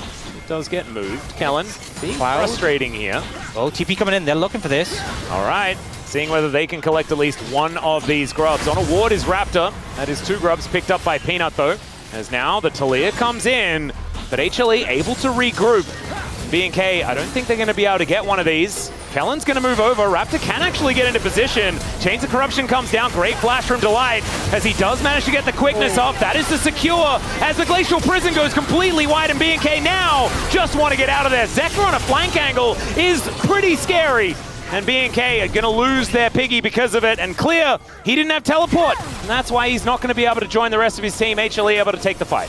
Honestly, I think it's pretty fine for BNK FuryX. The fact they got the grub, the fact they're getting this side lane pressure. You know, we talked about the Jace being behind in terms of farm. He's catching up, he's getting plates.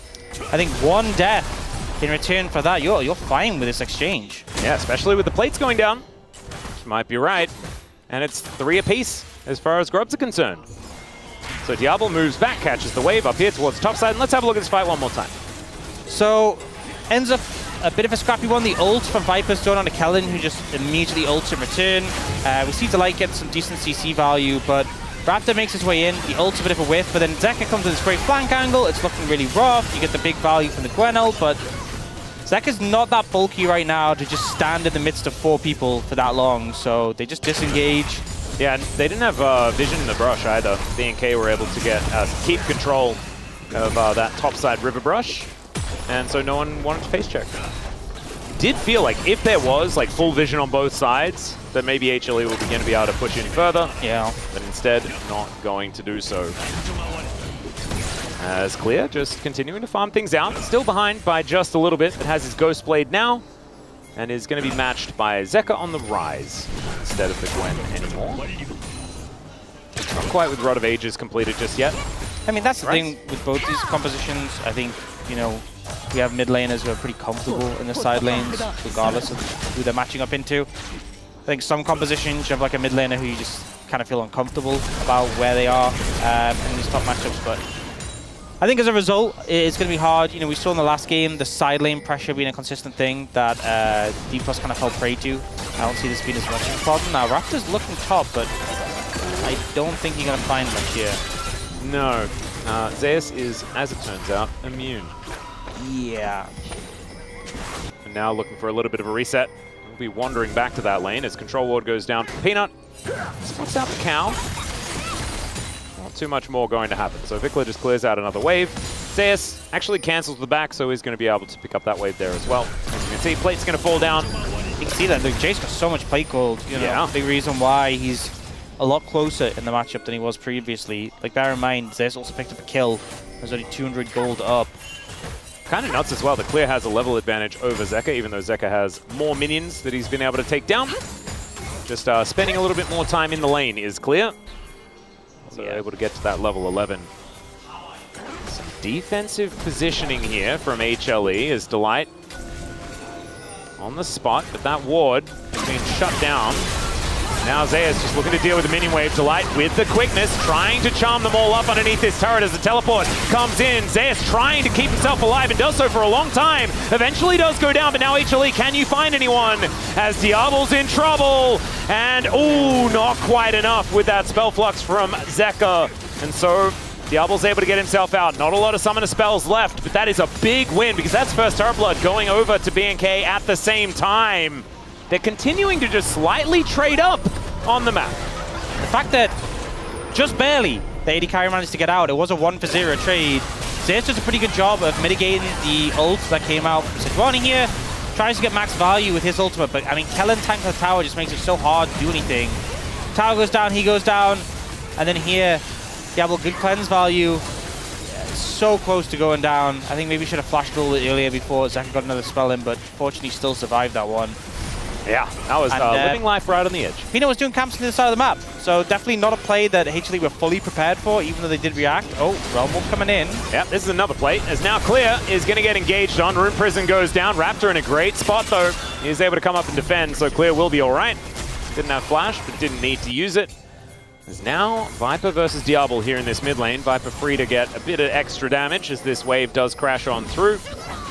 And Peanut gets the inside track. Kellen now, it's his turn to rotate over. Zeka and Delight still here towards the top side, but nothing they can do about this turret as BNK continue to make the right moves around the map. Is this just going to be the day of upsets?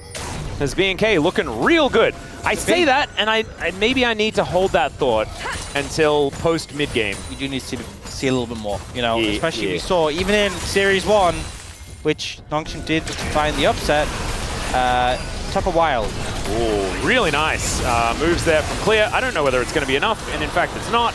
But the sidestep with the Ghost Blade movement speed, kind of cute. As B&K going to be trading it for the second dragon of the game, moving closer and closer to a soul point angle, as his Chemtech is going to go down. Next will be an Ocean, a little bit unfortunately. Not what you'd be hoping for in this situation. The weakest soul left available, but you know, it's not useless. You do have some tanky members who can get value from it. Definitely won't miss it if you are able to pick it up. But I just think it's... B&K Fearax are in a good position, but I'm still worried. Yeah, me too. Zeus on Gwen, scary prospect. I think the only thing that's sort of keeping me in it as far as like this Gwen is not going to be as much of a problem is that we just saw it lose. So it can lose. I mean, it can. Just doesn't often. Yeah. There's a reason why it's banned quite a bit. As HLE, we can have a look at this one more time. Look at the sidestep from Clear, it's kind of cute. Yeah, pretty good, but unfortunately the quickness gives you a lot less outplay potential when he just presses R and runs through you. So I like the credit where credit's due type situation, but ultimately does nothing at all. Yeah. I think Clear is maybe dead. Nope, Raptor's here to cover him, but it still could be. Yeah, this is going to throw out some needles towards him. Great Hammer going to boop him back, but there is the knock-up. Peanut setting up that Q very, very nicely, and Clear doesn't have a turret to run back to. As now Zeus wants to try and keep Raptor and Kellen away as Peanut and Delight get the work done. As the teleport does come in, oh no, Kellen, I think he might be just cooked. That's a triple knock-up with the Pulverize, and then he just gets turned into mincemeat. Down he goes, chopped up by the Gwen. The only consolation prize is there's no Arakan up right now for HLE to move over to, but some big kills coming through. And this Gwen's starting to get scarier and scarier. Oh, Diablo will take a turret shot. Just have cleanse, probably gonna have to use it here. Yeah, the Ghost has been popped here by Viper as they see that Diablo has gone north. Oh, he is. And now he's likely to be just dead. Chains of Corruption will get cleansed, and then his life will also get cleansed. You know, sometimes you can just not click your buttons. Yeah. I think there's no scenario in which Diablo gets out there. Now you're cleanseless against this Rakan, Varus, Ryze for the next team fight, so not in favor of that move, but yeah, giving a kill over to Zeus as well instead of just dying to the people in front of you is another one. But sometimes you just have to make a decision in the moment, and he didn't use his flash, so there is at least that. Yep. Just have that one safe. Okay, 2.5 minutes on the Dragon. That'll be soul point available for B&K if they can actually get into a position to fight for it. Right now the gold is nothing really to speak of, about 1.5k. As we're going to check this one out once again, as Clear played this one about as well as he could. I mean, I think this is a different story if you have a turret up, but you know, Delight even uses the W to gap close for his E, but with no turret, you just got to run down. There's really not much you can do. Yeah, and watching the Glacial Prison just get eaten by the mist from Zeus just really makes you think. Gwen is difficult to deal with for someone with ranged CC. And that was just a solidarity death, you know? Yeah.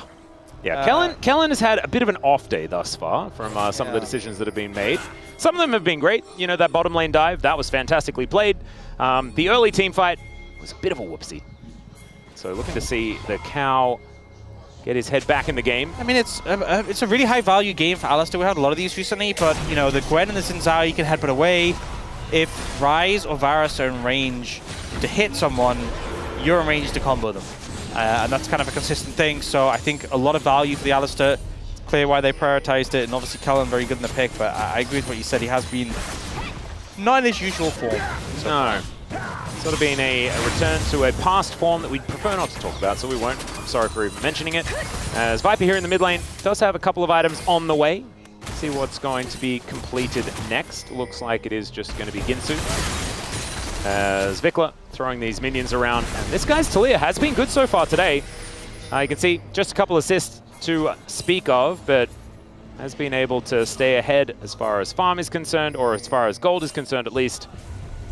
And Zeka now moving over towards this top side, going to be answering Clear. Speaking of that Rage Blade, that is now completed here for Viper. So 2 items done for the Varus. Pretty good power spike here for Viper at this point in time. Yeah, especially we've seen the crit Kai'Sa, which, you know, we saw a lot of it, and then we've seen kind of people going back to the original Kai'Sa build, like the hybrid Kai'Sa build, but... Was it Diablo that also went for the crazy full AP kind of build? I can't honestly remember. But regardless, you know, with the crit Kai'Sa, especially compared to a Varus, like this 2-item spike for Varus feels so good. Diablo doesn't even have 2 items, but even if he did, you're not feeling like really on point at that moment. So, BNK Fear-X, down and cold, up in Dragons, trying to look for this. Yeah, there's the knock-up. And another one onto Raptor. Zeus has the time bought for him and does make his way through. Raptor will have to back away. Chains of Corruption goes wide as now Zeka is fighting against Diablo on the back end of the fight. Nice. Now Raptor wanting to regroup with the rest of his team, but there's an angle here for BNK to go for something perhaps. As Zeka finds himself on the wrong side of the wall and will have to flash over. Still, the Drake is going to be denied. HLE will lock down their first of the game. Probably the best of a bad situation here for BNK, though. Being able to get the flash out of Zeka is certainly something. Yeah, I think the wall to punish Zeka was a good move, given how the fight had gone, but ultimately, this was a fight where HLE had kind of gotten their advantages, you know, poking and prodding down, forcing things like the Alistar ult without fully committing. It's just very difficult for BNK Fear-X to react to. And more gold for the Gwen on the back of that turret. I think they should also be able to get this mid-tier 1. Never mind. Yeah. Dangerous game to play. But it is low.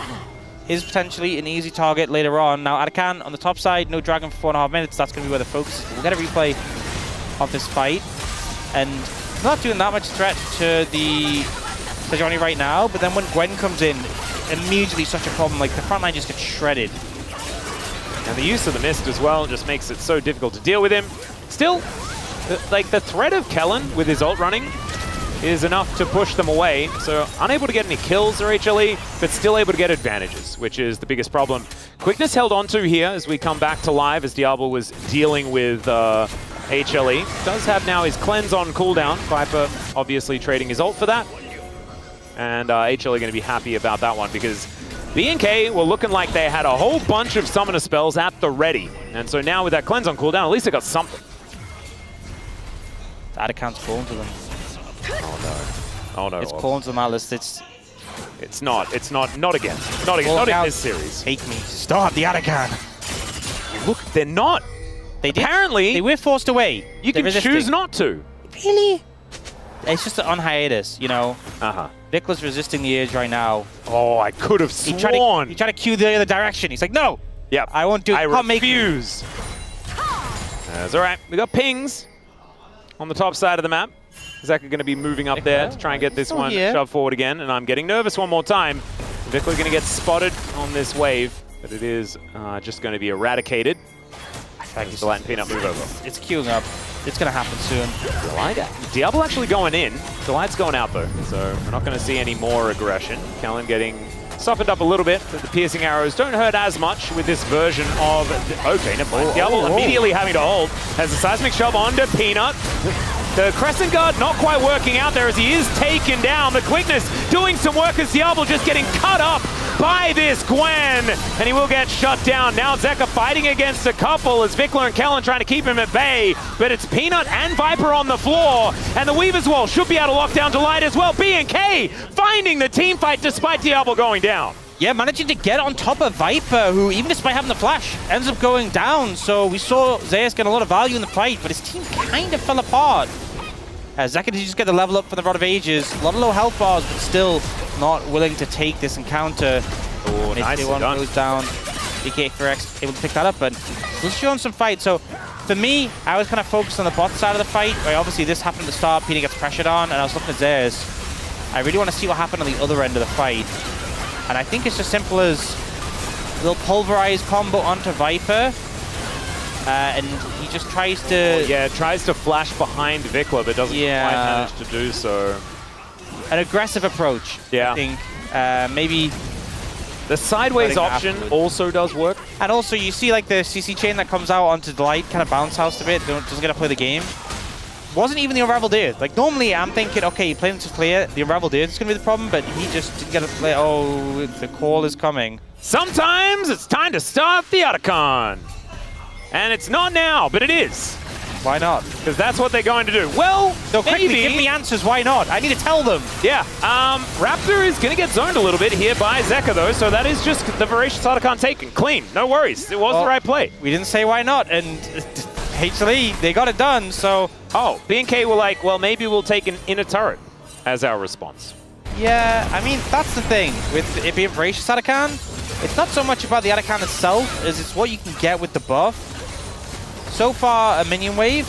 Ooh, Hex Splash. Going to get Kellen amongst it. Zeus in a bit of trouble, or is Diablo? And the answer is Diablo. Never mind, it's a beautiful seismic shove angle, and it doesn't matter at all because Gwen exists, ladies and gentlemen. The needlework is gorgeous. Raptor trying to get out of there, and he will be able to make his way out, but Diablo's now on the floor. And Kellen, he's a cow out of the pasture as he's spotted, but I don't think anyone's going to answer him. I think it's a dragon angle. Diablo's going to be down for 15 seconds while the dragon's up because it's the resets. It was an AD carry trade. But the value Vikla is getting on this Talia, so the seismic shove that comes out ends up buying so much time. And despite the fact we still see Diablo coming down, Zeus has to flash for it. And then the Unraveled Earth value as well. Yeah, this Talia is massive. Double stuns down to Zeus and Peanut. They're having such a rough time playing into Oh, there we go. Wait, they just realm up to Baron. Yep, that's what we're doing. We're just doing the Baron. Look at how quickly it's going down. This is absolutely ridiculous. Down to 6k already. Raptor trying to get in there, but the grand entrance has to be avoided. Zeka holds him in place, and there it goes. Headbutt pulverized there from Kellen. Let's see whether they can find something. Another double seismic shove, and another one that means nothing. Just great use of the Realm Orb coming out from HLE right now. Dragon's being approached by BNK FearX, and they likely going to take that as a consolation prize. But we talked about, what are you getting from the Voracious Otacon? I think HLE can be pretty happy with what they managed to get there. Man, just great reading this situation. The Dragon would have been, I'm going to be honest, basically meaningless. Yep. A long way away from Soul still. If HLE would get it, it'd be mostly a denial from BNK FearX. The Baron take, very significant now, pushing down mid. That tower was already low. Yeah, this one's going to go no matter what they do. Yeah, goodbye. So thankfully, BNK aren't going to invest too much in trying to defend that one, but can they keep their inner turret alive is the question, because with this Baron and the Voracious Otacon buff, HLE is so incredibly comfortable. Zeus in between turrets right now. Does go golden as they take down the turret. That's going to be their priority, is now Viper getting engaged on by Diablo. He supercharges into the backline. The knock up a little bit too late, but still, he goes down. Zeka finding a lot of damage, but Kellen not hit by the last Q and will keep himself alive. A lot of withdrawals now coming in for HLE. Otacon withdrawals, man. It's rough. It gives you the shakes. You know, the timing, I believe there was a point where the recall, so Zeus goes in very aggressively. He's like, I got Otacon. I want to make this work. I want to die. We'll get recalled. And so Zeus, as you can see, does end up getting recalled. But then Zeka doesn't get the memo. And he flashes away. And then he continues to fight. And then look, do you see something? That wasn't a recall. Oh. He was a few seconds late. So he just died. And Viper had already died. So both of those two just straight died. All right. So they didn't even get withdrawals. They no, just got dead. Zeus understood the assignment. And look, we've been critical of this just dive tower and die. But at least Zeus got that. And Zeka's like, you know, I don't really, like, he flashed out. He flashed out in that situation and then just ended up normally dying, which is not ideal. Also burnt the Seeker's Arm Guard. I just, not really worth. And this game kind of feels like Vikla is doing so much work. You know, BNK FearX really trying. But Zeus, Gwen is the big issue. Yeah. And he's got, like, it's a Zhonya's, so he didn't even break his arm guard in that last fight because he has the Zhonya's already completed. He's very scary. He is. The turrets as well. Oh my lord. Yes, that turret is no longer alive because there's a lot of AP. Yeah, I blinked and my goodness. Didn't see anything. Everyone's got 1 kill except for Zeus with 6. And yeah. Consolidating money on 1 carry is always a good thing, but it's even better when it's Zeus. I think not just that, but also like a Gwen. You know, you could have 6 kills on Viper and he could just get blown up at the start of the fight. But realistically, you're not blowing up this Gwen with Zhonya's and a lot of bulkiness and immune and level 17. Zeka not punished.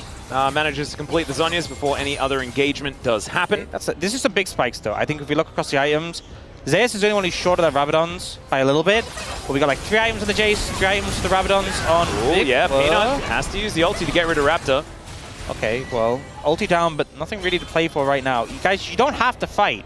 I'm just going to lay it out there. But it's okay if you look, do. Look at the top right of the screen. 2 minutes on Dragon. Top left, 2.5 on Baron.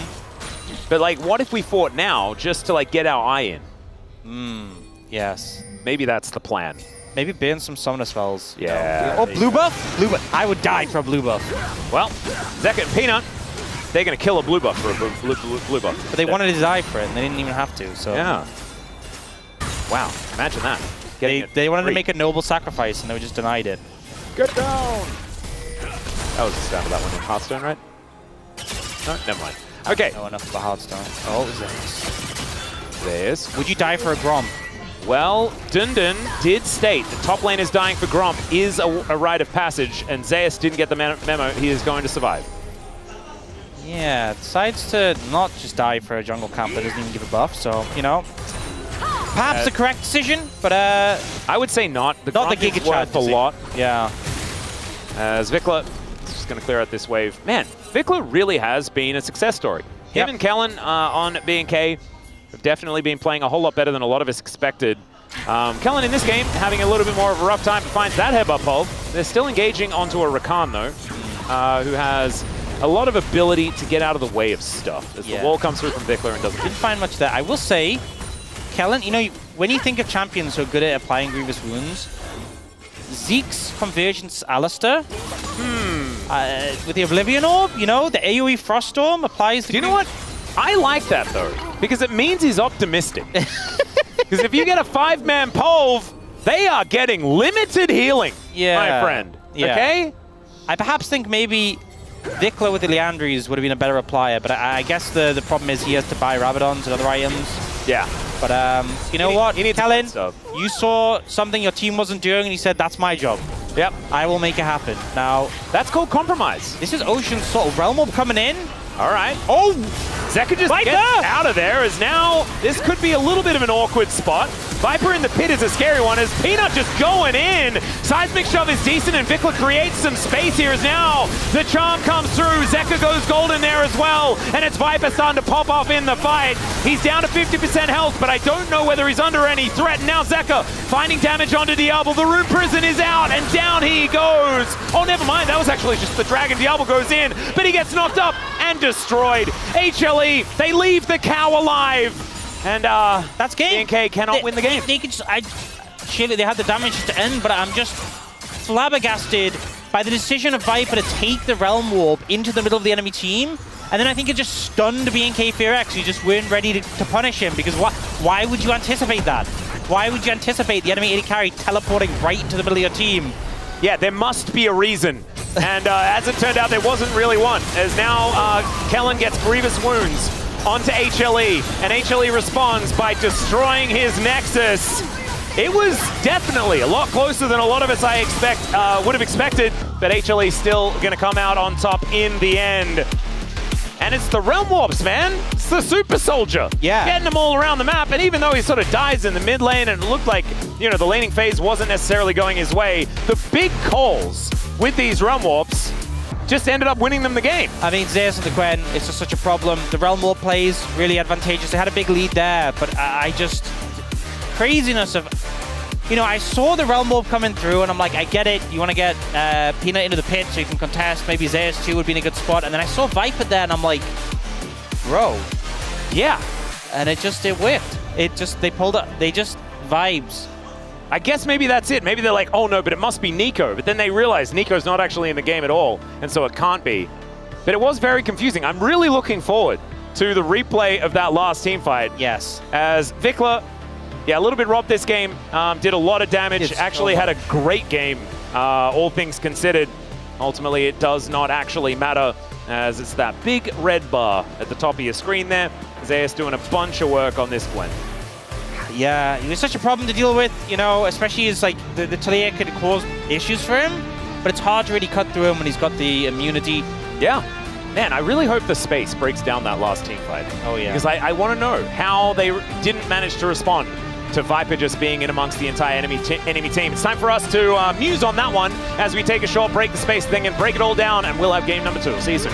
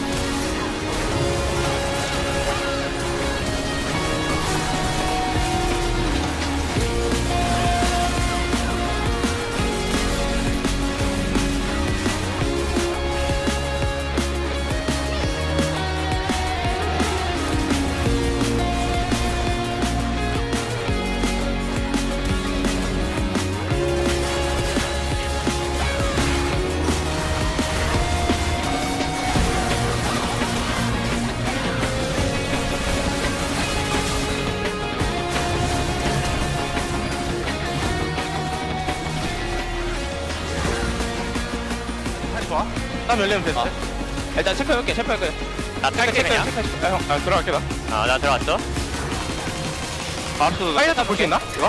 카이사 볼게 카이사. 탈려. 탈려 탈려. 또 넘어와 볼래? 온라인. 앞라인 볼래? 나 제이스 볼 수 있고. 카이사 노플. 빨리지 마봐. 제이스 노플. 카이사 노플 탈려 노플. 나 더는 못 봐. 용치. 천천히. 아니, 쌈 빠져. 천천히 보자. 야, 카이사 노플. 탈려 노플. 카이사 노플이야, 카이사 노플. 미드. 탑으로 갈게 탑으로. Well, No. no, actually, we have one more topic, which I think It's we a actually fun one. we can get through very quickly. Perfect game. Plates. Yeah, it was a perfect game the other day. Yeah, It was a plates don't perfect exist, game. grubs don't exist. Perfect Boom. games existed when it was dragons. Perfect Tower, games barons, existed with towers, towers, with and barons, kills. and kills, and If we you need put- to keep it that way to preserve what a perfect game has always Yes, meant I throughout think all the we years. all agree. I think if you're gonna put grubs in, it has to be a full 3 grub set. Like if you Yes. want to do Yeah. that, it has to be the Yes. full 3 Free. grub set. Free. I would accept. Three is an Yeah. objective. Yeah. Three's For an the objective. bounty And- thing. Yeah, For and feats. League of Legends has already identified that it does not count as an All objective. right. Well, we figured it out. Yeah, Yeah, so I it was knew- a I perfect knew we game. were gonna- It was a perfect game. Yeah, it was a perfect game. It was. And It was a perfect then game. there was another opportunity for another one without the grub discourse, and then Rich ruined it. Rich played Yorick and pushed 2 turrets. And what we found Disgrace. out was that Yorick is just overpowered. Morgan played it today. Looked absolutely unstoppable. Actually did. The Ghoulie Wall stopping Scion at every instance? You guys thought that Nidalee was the counter. Nuh-uh. It's Yorick all the way. All the way, baby.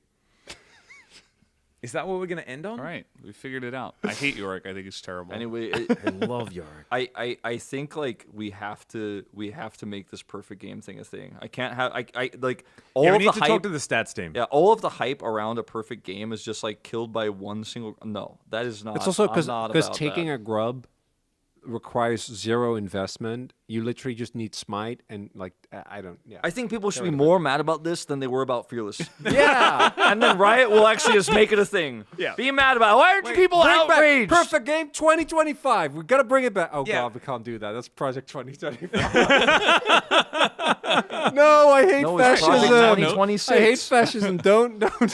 It's Project 20. Why are we talking about 25. fascism now, though? Yeah, I it's get it, 25. but Because like, it's the Project I 2025. know. That's I want to. It's gonna get cut anyway. It's fine. Don't cut it, just for him. I think that will do it. But I do really want to hear from you guys about your opinion about the perfect game, because I don't think And, like and whether or not you're 3 wrong. grubs is the only way to define a lost perfect game. As long as they're all in the same set, you take 2 on one and 1 on the other, also doesn't count. One by the full way, set of grubs. You need to get a feat of strength for taking the grubs. That's how it's going to count. So make sure we give back that perfect game. That's what we need to do. That one grub didn't actually mess things up at all.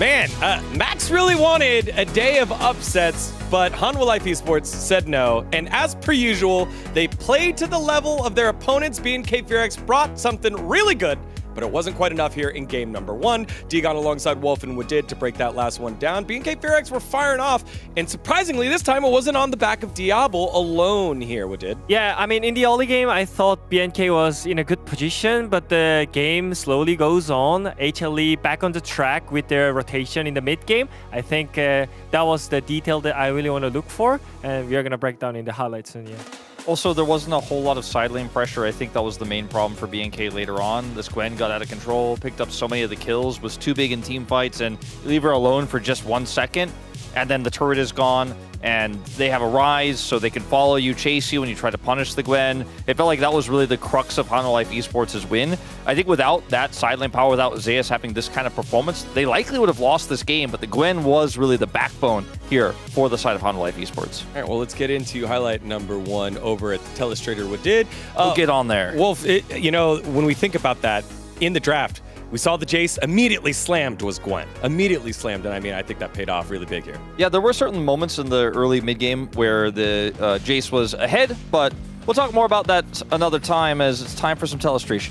Yeah, here I just want to explain why getting priority in 2 lane priority in the same time is dangerous. So here, BNK is already getting mid prior with the Kaisa. You can see it in the mid lane, and with the Kalin helping, right? So this clearly gives HLE evidence that they have 2 mans on the mid lane. So you see the top lane here. They're kind of trying to get the top priority at the same time. So it's really clear that they have the man advantage on the top side.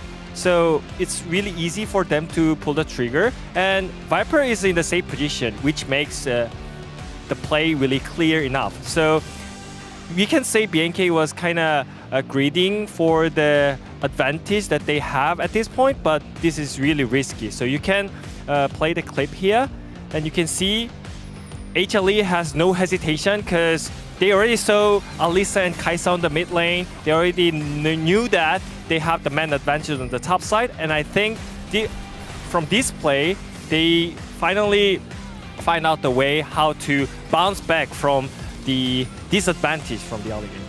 Yeah, it's just a little bit of greed from BNK to try to grab prio in 2 lanes at once, because League of Legends is a tug-of-war game where you put a lot of emphasis in one lane, you're going to be weaker in another. Hanwha Life Esports has the strong side there in top. They're still contesting instead of backing away while trying to play for mid. Viper is Varus, so he can just kind of chill there and clear. It's going to be totally fine. So that was a big mistake there by BNK, but more so a fantastic punish by Hanwha. Yeah, and I love that the breakdown here we did, because a lot of the time we talk about trading when it comes to objectives. This time it's lane pressure where you're allowed to play at, and it gets punished immediately by the reigning LCK champs, the reigning LCK Cup champs. First stand. Yeah, first stand champs. Everything but Worlds. Yeah, all the big orange there, the big orange tank. Let's take a look at this last fight, though. This is crazy. So this fight is really interesting. So they don't know where Zeus is. Okay, and then this Realm Warp comes through suddenly into the pit. There's not a commitment because Alistair's topside trying to watch the flank to get in and try to get onto Viper, so he gets away with it. And as soon as BNK hesitate, that's when Zeus shows up on the Gwen. So you have this flanking Gwen, you have a Rise on the top side of the fight, and you can't really move anywhere as BNK. Yeah, I mean, if you're a BNK side, you feel really safe at the beginning because you have the vision control on the laning brush and also the banana brush in the river. So I feel like you have the full control, but the good usage of Rise ultimate changed everything. Yeah. Also, the flanking from both top lane and mid lane. It was the only way to approach the objective in a way that's advantageous. Yeah. You kind of skip all the gap. Like, that's the one gap. Every other gap, every other entrance is covered by BNK in this moment. The Realm Warp seems incredibly greedy, seems incredibly risky, but there's an element of surprise. There's that flanking Gwen that's super fed, and what looked like maybe a crazy, it is. Like actually almost suicidal play is actually the smart play. I mean, that's why it's so shocking that maybe you lose the game out of it, right? With that Rise ulti, you just send 3 people in the pit. It's like so insane, but you know what, HLE is so good at understanding what's going on the map, and that's why it made so damn good on that play. Yeah, the battle lines are just so important to have, especially at the late game. The Diablo immediately got out once they're like, okay, well, that's a lot of their damage out. Let's go straight on in. Hanwha Life Esports always finds a way to play to the level of the opponent that they're playing at. BNK FearX, they're very similar to Nongshim. They're trying to find consistency. This young roster get punched in the face and lose game number 1. It is huge for them if they're able to bounce back and show some resilience here in game 2. I mean, Vikla had an amazing game. I think this guy is way over-criticized. I think people are really looking at his performances before he returned to Korea, looking at his performance at the LCK Cup and not looking at who he is right now, as Talia looks really good. This team looks really strong playing around him. I feel like he's almost like budget closer right now. Like he's almost on closer's level, but he's actually pretty consistent at this moment in time. And I think that BNK do look like on their best games, on their best day like today, a team that could challenge for a Rise Group spot. It's just finding the ways to close those games out, how to fight through objectives that they haven't quite found yet.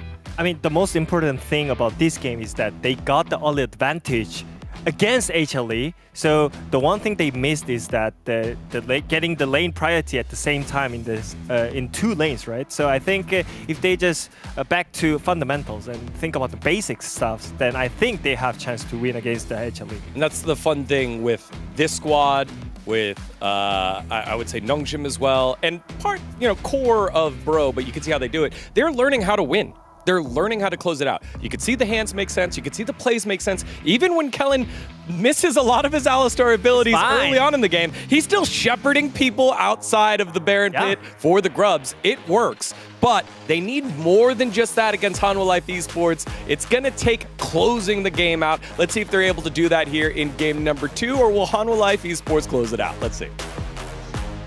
Thank you very much, gentlemen, for the breakdown there of game number 1. Really glad that we got to see that last team fight as well, as Viper was sort of a little bit in danger and then was able to walk his way out. And I don't think anyone was expecting to see him there in time. Yeah, I think they weren't ready for him, and I think he could have realm warped in and not been right at the forefront. Yeah. You know, I think that would have made it a more convincing appearance. But no, I agree with what the Space said. Obviously, the realm warp concept itself, great way to get in there. I think Viper just maybe a little bit on the front lines. Yeah, I think he was a little apprehensive and then decided in the last moment, oh yes, actually I do want to go into that realm warp, and then found out that you don't just go into the right position in the realm warp when you do so. However, that was in the last game. This is the new one, as BNK FearX remain on the blue side and will keep Yone on the ban list. Now, not having to worry about some of the things that cropped up, namely the Gwen, and we'll see what Fearless is going to bring us, because I don't think the bans are going to change. Vi, Poppy, and Neferi would be the bans on the side of HLE, and Yone, Rumble, and Azir would be the bans on the other side, and it does look like we're trending in that direction. I think you could leave the Azir open and just try and first pick it, or force HLE to ban it in this situation. I think that's an option they can go for. We'll see. Because I feel like a lot of the drafts recently have been like, okay, you leave open like two of the broken top laners, and then you slowly start to reveal more and more if you're the team on blue side. But in this situation, I think that mid laner is the one I'd be looking at. And yep. So Rumble and Bess have banned. Big 4 top laner's gone. The Azir ban comes through. Okay. That means Poppy is the pick that was banned last time that isn't banned now. But are you going to first pick Poppy? Oh, if you first pick Kalista and Poppy's open. I mean, you don't have to worry about Talia. If this is Ash Poppy. Yeah, that feels... It's also Peanut, who's very happy with the Poppy. Renata Poppy. You could just lock in Renata Poppy if you want to be really anti-fun. But instead, Renata, it's Ash it has Renata. to be close to Nico then. Yeah, and you can actually lock, like, Raptor can just lock away the Poppy now for himself, and then you lock in the Nico, and then you're feeling very good. Then you have the about engage as well. The Nico provides that engage, so... I kind of like it here for BNK. I feel like they dodged a bullet. Yeah. Okay. Will the Poppy be locked in? That's the kind of question here. Unless Vikla wants to really lock in something that he's happy to play, or they just want to get the Jax for clear. And so now, if Zeus wants a good matchup into the Jax, then they have to lock that in. Wait, isn't Poppy a decent matchup into the Jax? Is Poppy just the answer to all of life's questions? Yeah, I feel like that might be just the case. Yeah. Well, Poppy is going to be locked in. Get the Poppy. Interesting, it got to the... I don't know. Yeah, like, why is that a Jax? But also, you could have taken Renata Poppy and then taken Ashen 3. Yeah. I think you could have done that. Or just not taken Ashe. I mean, Ashe is great into Kalista, don't get me wrong, but you could have taken a high priority mid lane if you would really like to. I think you still have flexibility there. I think so too. So I think the ordering was a bit weird, but I think HLE pretty happy, and BNK4X had ample opportunity to not play into Poppy and didn't. Yeah. And also, I don't know if you know this, but Poppy also pretty good in the Jax. I'm sure I heard that like 2 seconds ago, but I'm claiming it's my original idea. All right. Did you have that? That might be why I thought about it afterwards. Are you stealing my ideas? Yeah, like from inside your brain. Yeah, like I'm just taking them out. But I mean, you know, you still got to say that you had the idea, and I credited you for the idea that you had. So I appreciate you crediting me for my idea that you said first. Yeah. So I'm sorry about stealing it from your brain. The Lily going to be taken away as well as the Nocturne as we're focusing the jungle picks. So not expecting Nico jungle here. Is I guess what we're going with as Na taken away from Zeus makes a bit of sense. One last top lane ban might be coming through. Maybe like Aatrox, just because it's Zeus, you know? Yeah, or maybe like a mid lane, like something that they don't want Zeka playing. Honestly, instead, the Nidalee ban, I respect it a lot. You don't want to play into that. It's pretty annoying. Would it have been a choice into the Jax? Have we seen that? I feel like we may have actually seen the Nidalee. No, I think we've seen Nidalee Scion and Nidalee Yorick. If I remember correctly. Might have been. Jax can at least, like, it's not going to be a fun time at all, but into range matchups, there are some windows with the ranged champion matchups you can jump on them. Kennen coming out, which we have not seen for a while. But and it's Zeus on the Kennen. Zeus, yeah. That's very, very fun. He is the Lord of Thunder for a reason. So Kenny going to be picked up. What is the response? They didn't opt for a mid lane. I mean, I guess they already had they already know what the top lane matchup is, but I feel like for mid lane, it's less about the counter matchup and more just like I want priority on one of the broken mid laners available.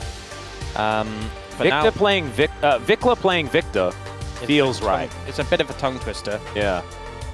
And I now did get twisted. Jungle. I mean, Sejuani is banned. Zhao's gone. A lot of jungles are banned. Skana's open, but do you feel good about it? Not really. Still going to lock it in there for Raptor. Yeah. Skana really hasn't had a very good time in recent games. As, the smorgasbord of champions that Zeka could play here. It is going to be the Silas picked up, and so now he's got Fate's Call to get Peanut out of dodge. He's got Pop Blossom, which is one of the best. Chaos Storm, which is fine, and the Impale that we saw in the last series. Yes? If he Fate's Calls and he attaches it to Peanut, unforgivable. There's only one person. When I look at that team, there's only one person. Okay, yeah, so now you don't even need Zhonya's on Kennen. You just launch him in. Oh my god. It has to be. So right. If he binds to anyone but Zeus, so unfair. unforgivable. I didn't even realize. I thought the other Yordle got in the way of my vision, and it's normally the jungler that you pair it up with. It normally is, but I think... No, you're exactly right. You're exactly right. I think that's the one that makes sense. The Pop Blossom as well. We've seen some devious stuff done with the stolen Pop Blossom. So, yeah, I mean, it's Zeka Silas. I also think that, you know, it makes sense in the context that you're leaving a ranged melee champion until the end just to make sure the matchup is one you're okay with. Although, to be honest, I'm not sure there's anything that would have really been picked by Vikla that would have put Zeka off. Yeah, I don't think the mid lane matchup was something that HLE were too worried about in this case. As the Zeka Zeus combo, I love that. Doing the little dance. What would they actually make if they did like the Go Tanks thing? Chovy. Oh, it's actually kind of perfect. And I was actually just having a look. If Zeka wins POM, he has 300 points as well as Zeus, and then together they would equal Chovy. There you go. So it's actually just confirmed. Let's get onto the riff for game number 2. 소환사의 협곡에 오신 것을 환영합니다.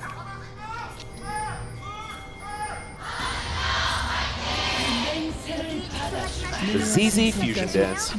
Just very cool. Anyway, let's have a look at how this one is going to go. Already a bit of a defensive start towards the bottom side of the map for BNK4X. And HLE actually having a little bit of an inspection as to what's going on down here. Vision already set up by both of our bottom lanes. I'm happy to see the bot lane matchup. I feel like, you know, obviously Ashe generally has the advantage of Kalista, but when you introduce the Nico into the Renata matchup, it's like there's a lot more skill expression because both sides can find an advantage. Yeah. I do feel like Ashe is just going to have a little bit of a better time earlier on.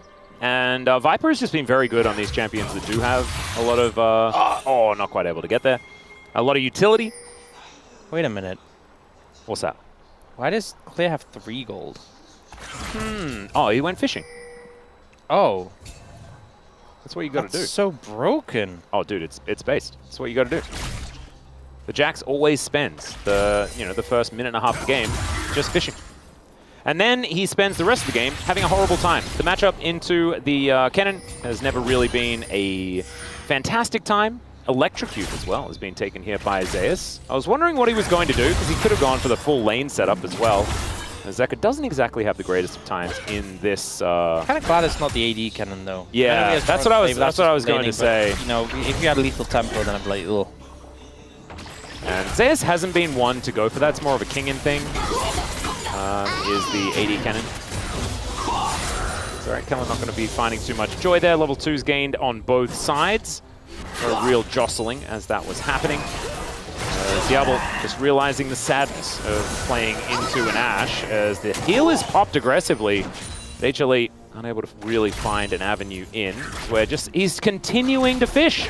Oh wait, no, this was from level 1. The replay. Yeah. This is so you know where the gold came from. This is thank you very much. So you can see the live evidence of the 3 gold. Zeka just playing around on the edge and he picks up first blood. How did that even happen? Look at Vicla's face. He's like, what the heck? Guys. And I was thinking the same thing. I thought he was in turret range, but he wasn't. Sometimes matchups are supposed to go a certain way, and they just go the other way. I mean, that should not be happening. I think that's credit to Zeka's proficiency on Sylas. Oh, wait. Do you know there is actually a positive thing that comes out of this? In me. So, like, that's not how that matchup is supposed to go. So maybe there's hope for top lane Diana. Yeah. Because that also didn't go very well. Yeah. Well, Vicla's back, does have teleport, and is going to be able to get the cannon. Oh, but they both TP'd back, and Zeka got Dark Seal, Ruby Crystal, and Vikla got a refillable potion control ward. Oh boy. Yeah, this is why I wasn't feeling so optimistic about the Skarner. I don't think you can blame Skarner for what happened there, but well, now you might be able to thank Skarner for making your lane feel a little bit better. Obviously, Zeka was never going to die. Zeka just presses W and heals up a lot of the damage that was done. Oh. I mean, I'm trying to find the positive. Wait, maybe he just dies in a 1v2. Oh my god! He still gets the crash. Vikla has moved over here, and Zeka unable to get on top of the Skarner now. He's eaten through the potion. These autos not quite working. He lands the chain, has the Kingslayer, flashes over as the chain lash connects, and he dies. But that was way too close. I swear, if they had lost that, if either of them had gone, if both of them had gone down, I mean, the game would have been over. The season might have been over. I don't think you can recover the from that. The LCK may have imploded. Oh, but they managed to hold. So we'll see this play coming out. I mean, just a level 3's hit. Everything connects, gets the auto weaves so well on top of like the auto weaves mid animation. Yeah, man. And then here he's just like, you know what? I'm feeling myself. And he nearly did it. I mean, Raptor had to flash crash him in order to make that play work. Maybe the play would have been, he didn't have cooldowns, which is why he didn't go for it, but maybe flashing on a Raptor at the end could have been the play. And then flashing in the bush, that control ward also, by the way. They had a ward over both sides, so they would have known which way he was going regardless. Jesus. Oh my god. And so even though he died, I know that he has put way too much fear into BNK. Yeah, it's not Fear X, it's Fear O. I just think it's one of these situations where when that happens, like 30 minutes into the game, and it's a level 17 Sylas, fair enough. But when it's a level 4-5 Sylas, and he has a Ruby Crystal and an empty Dark Seal, and he's doing that, it puts fear into you, puts fear into a man. I'm frightened, and I'm not even in the game. We're just watching. It's all right, Zeka with the wave in a pretty good spot. Vikla understanding he's not allowed to walk up. And at least he has actually done that. Zeus, as is Kenny, going to be just throwing these autos around. I believe that's an Augury skin there as well. Very, very cute one. Very much like the 2020 Damwon Kennen skin. There's Delight clearing out some vision, and we've just got the casual bot lane to topside switch. Trying to play around these grubs potentially. As they have just spawned, Raptor is already over there. Gravity Field going to be coming on through as Zeka throws down his Chaos Storm that he stole away from Vikla. Yeah, Zeka getting 6 first and playing for priority. Peanut not actually able to stop Raptor from going over the wall there. It's not a dash, it is just a drive. The wall slam was on cooldown already, so the wall forced him away, and I think the big thing is how Zeka played a hit level 6 first, ulted Vikla to force him back, force him low HP, and then able to move over and secure all 3 grubs. So pretty nice, and especially since they're not traded, I think HLE very happy with that. Yeah. Monopoly on the grubs is scary when you've got side lanes like this. Mainly just looking at Zeka, to be honest, as Peanut going to be discovered by Kellen. But not too much else, just some weird noises. As another gravity well comes down, Keeper's Verdict not going to hit Kellen, but does get a heal out, so at least they get something. I mean, that somehow that handshake landed. That hit Kellen, that's just Diablo dead. They just dive immediately after, so pretty nice that he was able to dodge away from that one. All right, clear going in. Zeus with the answer immediately, as there's the flash in onto Vikla. Zeka gets on over. The gravity field not going to quite work, and even though Zeka hits the chain onto a minion, it doesn't matter because he closed the gap. And down goes the Victor one more time. Heal comes out from HLE as now Viper is just shooting these arrows into Diablo. The flash after him, and he's got the bailout. He's definitely getting this kill. And now Kellen might be going down as well. Raptor able to do a bit of a drive-by just to keep the Nico alive. But this is going a little bit too heftily in HLE's favor. As now, Clear looking for a bit of an angle. The Slicing Maelstrom just to buy some space. And the Grandmaster's not looking as mighty up against this cannon right now. Yeah, I mean, maybe needed a real weapon if he was going to be able to take that one. Oh, he probably should. He did bring his fishing rod, though. We know that. Yeah, I mean, the extra 3 gold seemingly not making enough of a deal. Oh my god. Okay, that's the other summon spell that Kellen had. Yeah. That's on cooldown. Golly. You know, we've seen some clusters go the more poke-focused build with like Halo Blades, with like Q-Max. Yep. I think in this matchup, it makes it a lot easier to trade in. Because you saw there when they're having that 2v2, Diablo was trying to kite backwards but wasn't really able to auto-attack Viper. And I think it just, the trade patterns off, like typically Cluster wants extended trades, but you can't really do that against Ashe Renata. And with the Nico, like the burst is really where you're favored. So I think maybe that avenue would have been more favorable. Yeah, the problem is it doesn't get better as you get to skirmishes and team fights, right? Because then you got Slicing Maelstrom, you also can't hop around in one of those. Yeah. You need more than one cleanse. And you might get like a Mikhail's. I just think the points in Q go a long way. You know, it was a while ago they buffed that to make it a lot more viable. Oh, right. Yeah, no. If he went the lethality build, I'd like that. Yeah. But I'm just saying, it doesn't really get much better with the on-hit variety. Yeah. As Vikla at least has Grasp, so he's going to have more and more health. Oh no. Oh, Kellen maybe should give him the opportunity to pop Blossom. As now, HLE going to be able to fight around this dragon relatively effectively. They already have one part of the Feat of Strength as well, so this will get them to Feat of Strength point. I feel like Zeka just won't even register. It's just like it's by instinct. The Nico comes on screen and he just grabs Yul. He's like, oh yeah. And then immediately you're like, yeah, do we want to fight? Perhaps not. Perhaps we don't want to fight into that. Well, it is just going to be the dragon secured by Peanut. Not too much else going to come out of it. Zeka not going to get stunned up by the gravity well. And in fact, just not too worried about anything at all. He's now got an Impale, because I believe he must have used the... Wait, does it just the picture change whenever like Nico transforms? Yeah, so it's... God, that is so annoying. It's very fake. Oh, goodness. Okay, well, there are multiple Skarnas running around, multiple Skarna ultimates available, but they're all Pop Blossoms, apparently. Apart from this one. This one's an Impale. Let's see whether Raptor can actually find an angle to use it. Zeus does have ult and flash, so I wouldn't think it'd be too easy. Drops the control ward down, definitely senses something. Yeah, he's playing super defensively, very respectful of the potential gank on this top side. Understandably so there as well. You know, it wasn't that long ago that they made it so Kennen could do damage to minions with his ult. Yeah. I think it made it so he's a lot harder to dive, because you can just ult and nuke the wave immediately. Ooh, Raptor trying to find an angle here, like ships in the night. Him and Peanut will move away from one another as the grubs spawn. Peanut throws down the control ward and has absolutely no idea that the Skarna was here. Arrow just going to throw him underneath the turret. The Impale comes through, but the hostile takeover is already there. Delight trying to keep himself alive, but it's not going to work out as Viper at least softening them up a whole lot with this volley. And I don't think Peanut can actually stick around here, able to at least get one of these as Zeka is towards the bottom side of the map grabbing plates. And Delight goes down, but I think it was a noble sacrifice once again. Good down. And Kellen and Raptor will be able to grab the scraps here. I mean, just a sneaky play from Raptor. You know, Peanut being on the top side, I think Viper and Delight felt very safe. In fairness to them, super fast reactions to try and prevent that play from happening, but unfortunately, the Skarner just too many tools in the kit. Yep. And now 20 CS is the advantage for Zeka. He also got himself a bunch of money. Is now clear his face check, and I don't know about this one. Zeka is already way too strong. Teleports come in from Zeus, and he wants to really kill him. Chain Lash comes on down. Is Pop Blossom going to get pulled back, and still does manage to get a knock-up, but it's not exactly the play we wanted to see. Viper does have the bailout, and B&K just kind of flubbed that one, you could say. Yeah, oh no. Oh dear.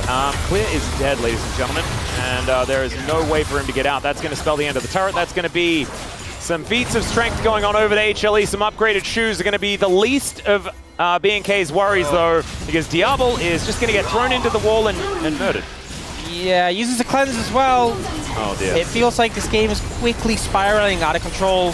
HLE just getting more and more advantages, and you know, I never really saw an avenue for this Callisto to play the game, but especially not now. Yeah. It's not, yeah. And I think that things were getting more and more difficult after the first blood went over to Zeka in a solo kill into the Victor. But it's not even just that that's the problem. It's the fact that this Kennen has also had a great time in lane. He's 1,000 gold ahead. And Viper and Delight are on champions that are in a really good matchup in the 2v2, and we haven't really seen very much of that, right? They are kind of just there for utility oftentimes, and it's just don't die and, you know, be a part of the team later on in the game. This is a time where they can really thrive, and they have shown that they definitely still can. And I think now you're at a point where, you know, B&K FearX's composition is relatively short range. They have decent engage tools, but you're into Poppy, Renata, Kennen, and even a Silas with the all options you can steal. I think it's going to become even more painful from here on out when you're trying to set up or contest objectives. Yep. And there's so many tools that just make your life hell trying to find and engage. And it's a Skarner draft as well, right? So you are going to be lacking damage a little bit if the AD carry is entirely neutered. And that is precisely what has happened here. A lot on Clear's shoulders, I guess, to try and get something done, but there's a lot on everyone's shoulders. And speaking of which, okay, Arrow is going to at least mitigate the pullback, and Delight is absolutely fine, as it turns out. Yeah, I mean, that was Flash from Raptor as well, so great ult from Viper, although he does lose his own Flash. But the fact that no one goes down, I think HLE happy with that one. Oh my goodness, this tower is going to go down. That's going to move into a 6,000 gold lead at 14 minutes. The plates are just falling, and that one goes down a second before they fall off. And Raptor not actually even capable of getting on in there as the Chain Lash.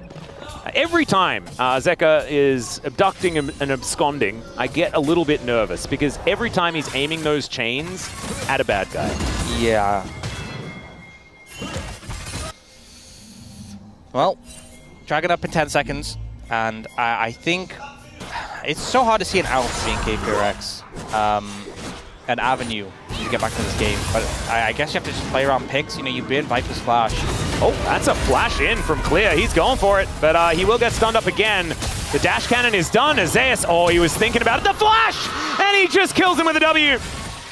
Oh, you do not challenge the God of Thunder on his champion of choice. Now this could be a pick-off onto Delight, but he actually finds the handshake. The immediate response is just gorgeous, as Zeus doesn't really offer too much help. He gets the bailout, and let's see whether it's actually going to work out here as Peanut goes in, but it's not going to be enough. Kellen likely to go down, and he does. Still a good trade, though, as Diablo still hopping towards the Poppy. Two on the floor on both sides. Zeka now moving on up, and if you trade evenly, you trade up if you're losing. Oh, never mind. You don't trade evenly. There's the Fate's Call. That's going to pull back Peanut. As we know, it is often the junglers. And just Diablo might actually get something done here. Okay, we're flashing, and Peanut is just dead. I'm just so disappointed, not with Peanut at the end, but that the Fate's Call is on Peanut. Right. It did help them in that instance because Zeus was very dead. Yeah, you know, it helped in that specific instance, but oh, he was on a wood.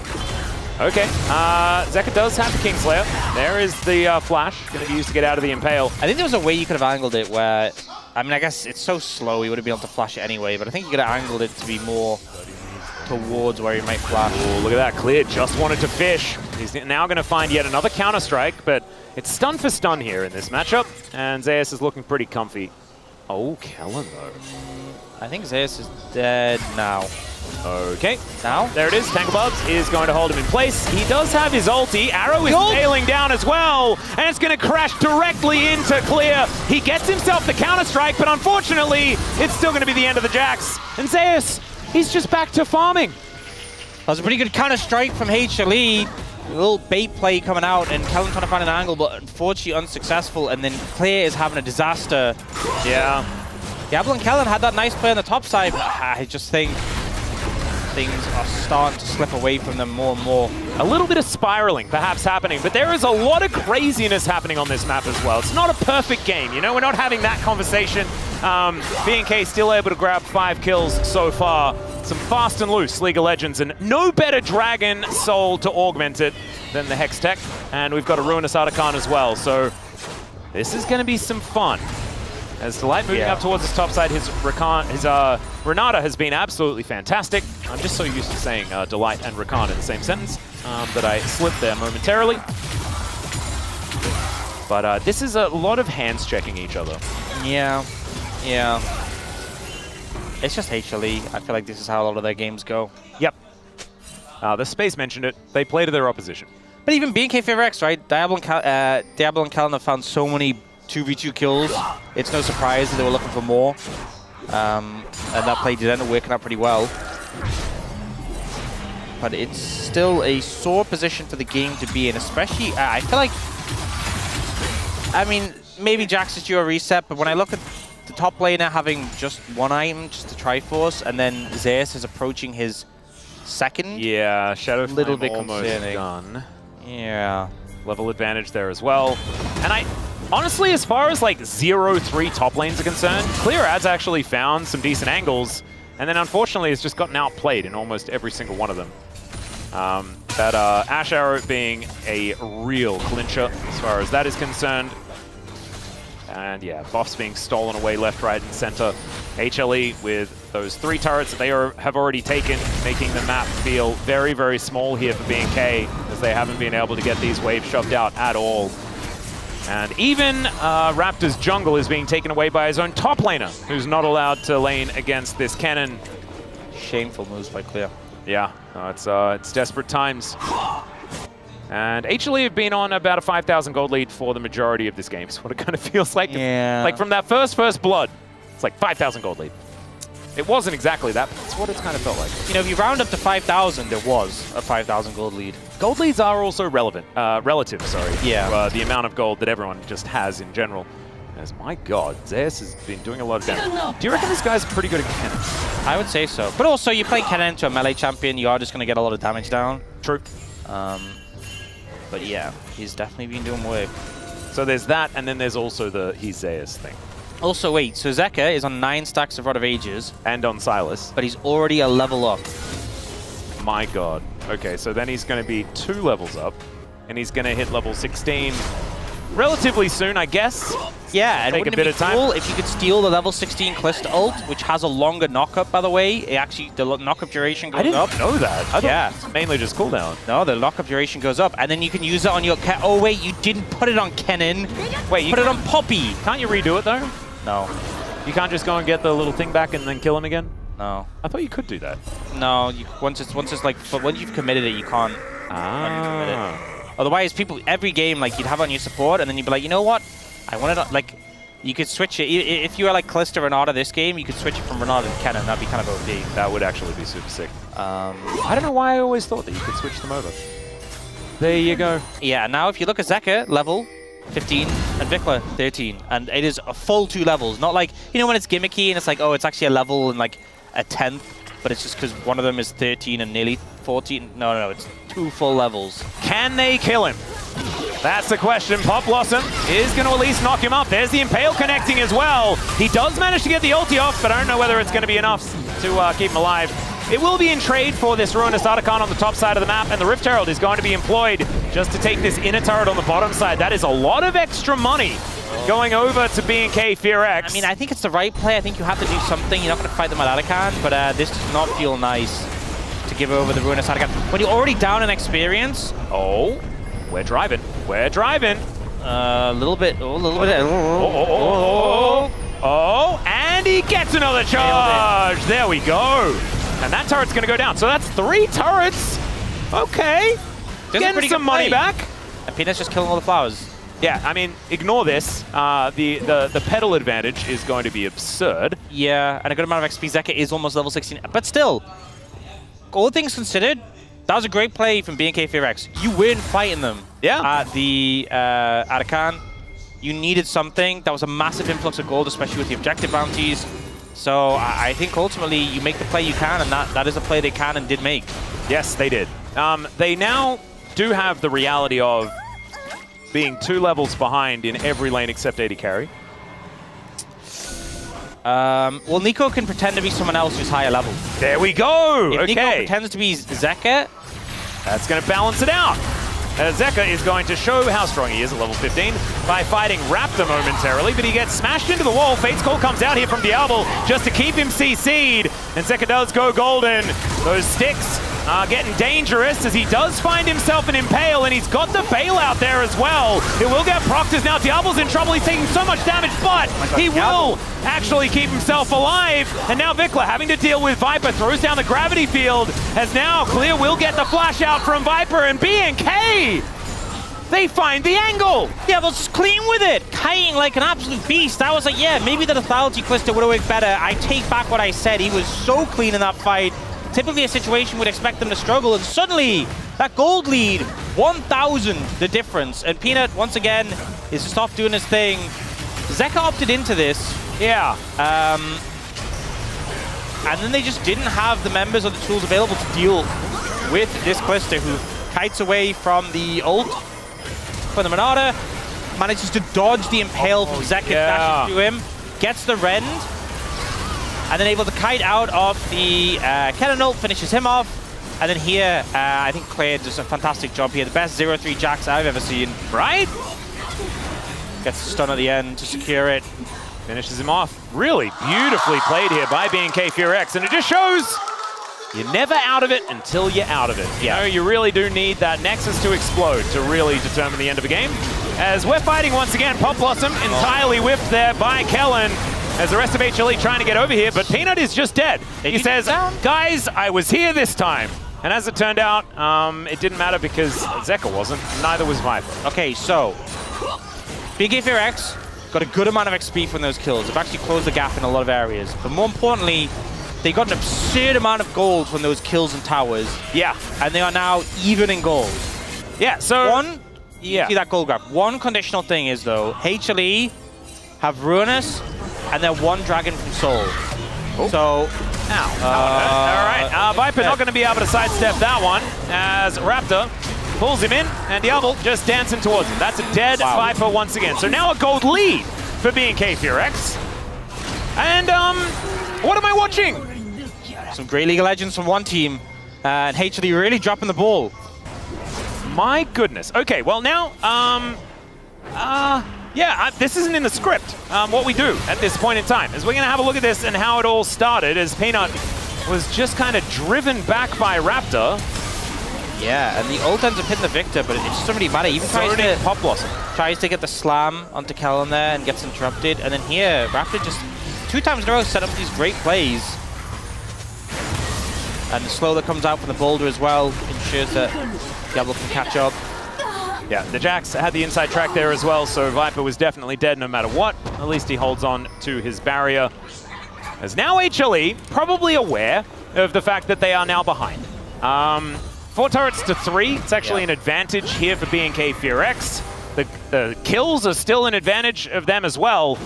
And it's the fact that it's this Ruinous Archon, the Soul Point available as well for HLE. I mean, there are a lot of things that do put them still in the lead, but this is so winnable. I mean, it all comes down to that dragon. If HLE secured, it's such a boon that unless the game immediately ends because they lose the fight, they're just going to probably win off the back of that. So I love that BNK FearX are playing around the Baron and trying to set that up as the main objective.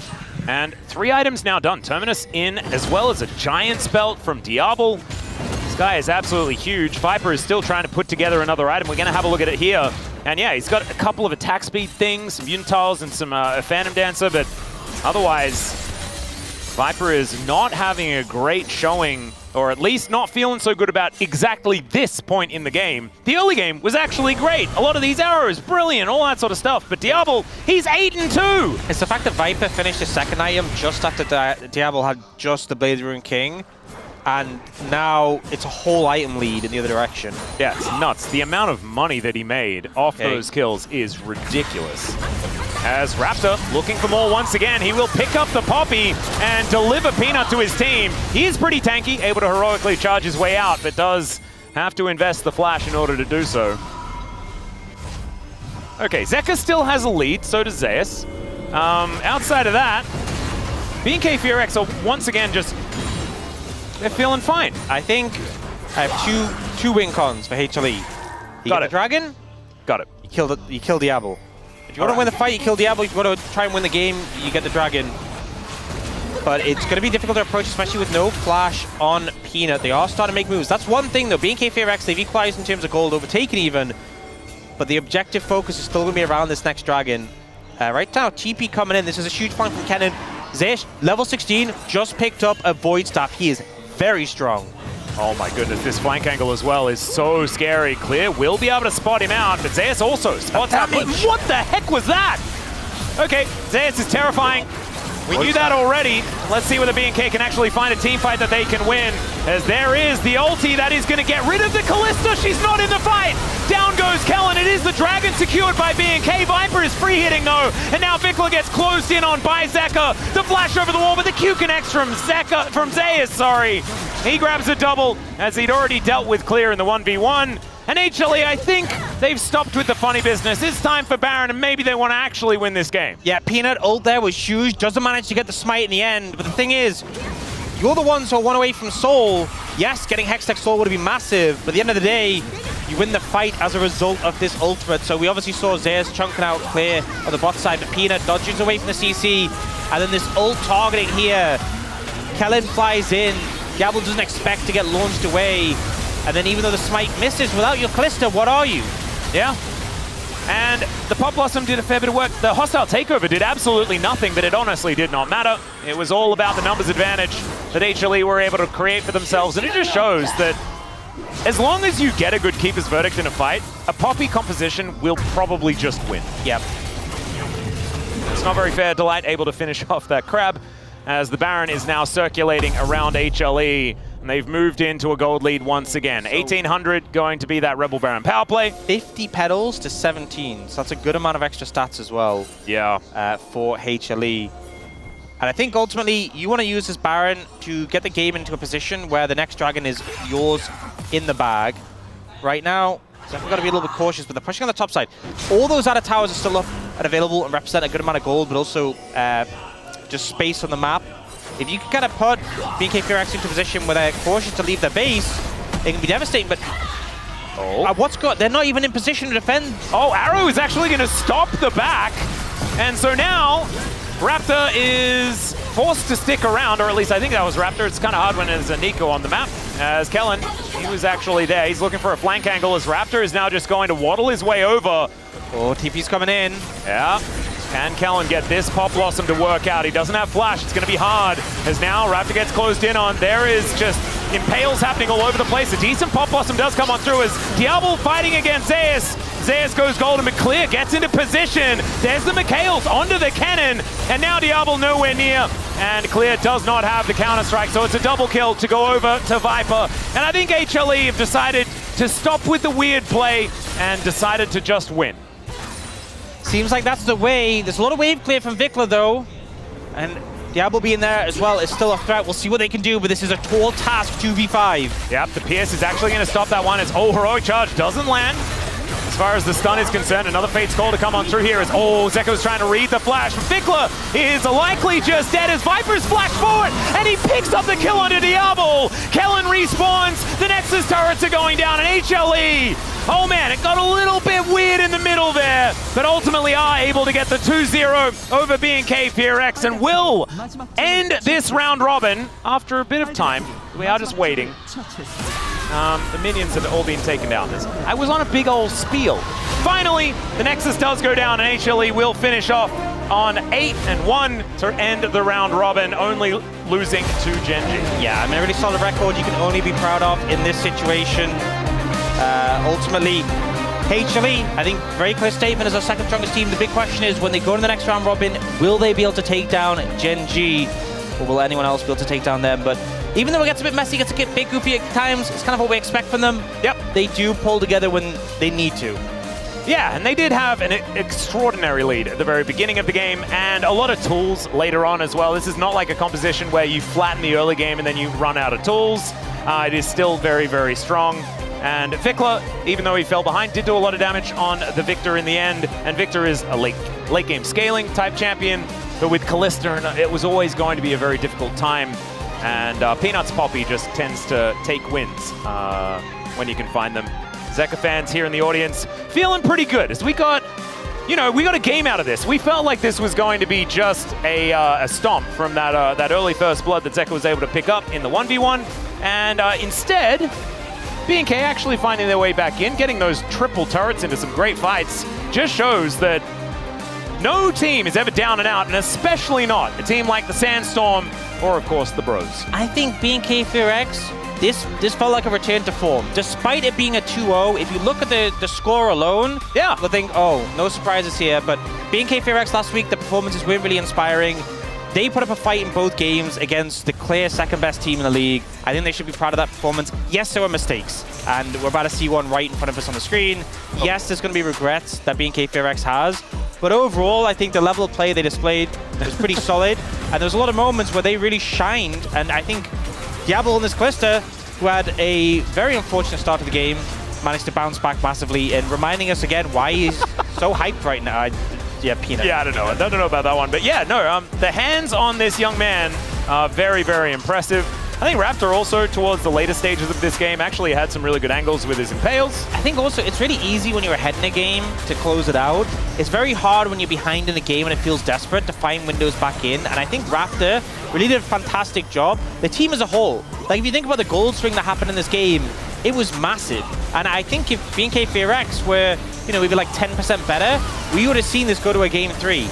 And I just think that's testament to them not giving up and fighting back and finding these avenues and punishing HLE and not believing, hey, it's HLE, we're really far behind, we can't do anything. They dug deep, and unfortunately it wasn't quite enough, but I think they definitely should be credited for that. Yeah, and I also think that this really says a lot for how good the team environment is for B&K FearX, because you need to have a real good bros mentality, like a family mentality to try and big up each other, make sure that you don't get tilted, and still play your best League of Legends, because it was looking so doomed at the early stages of this game, and B&K just did not allow that one to affect them.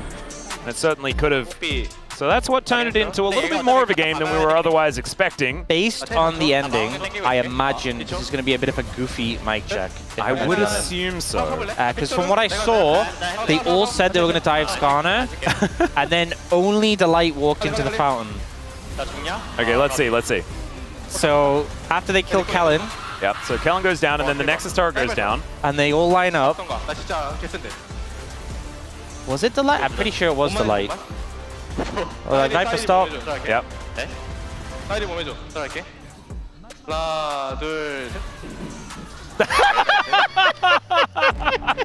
Got him!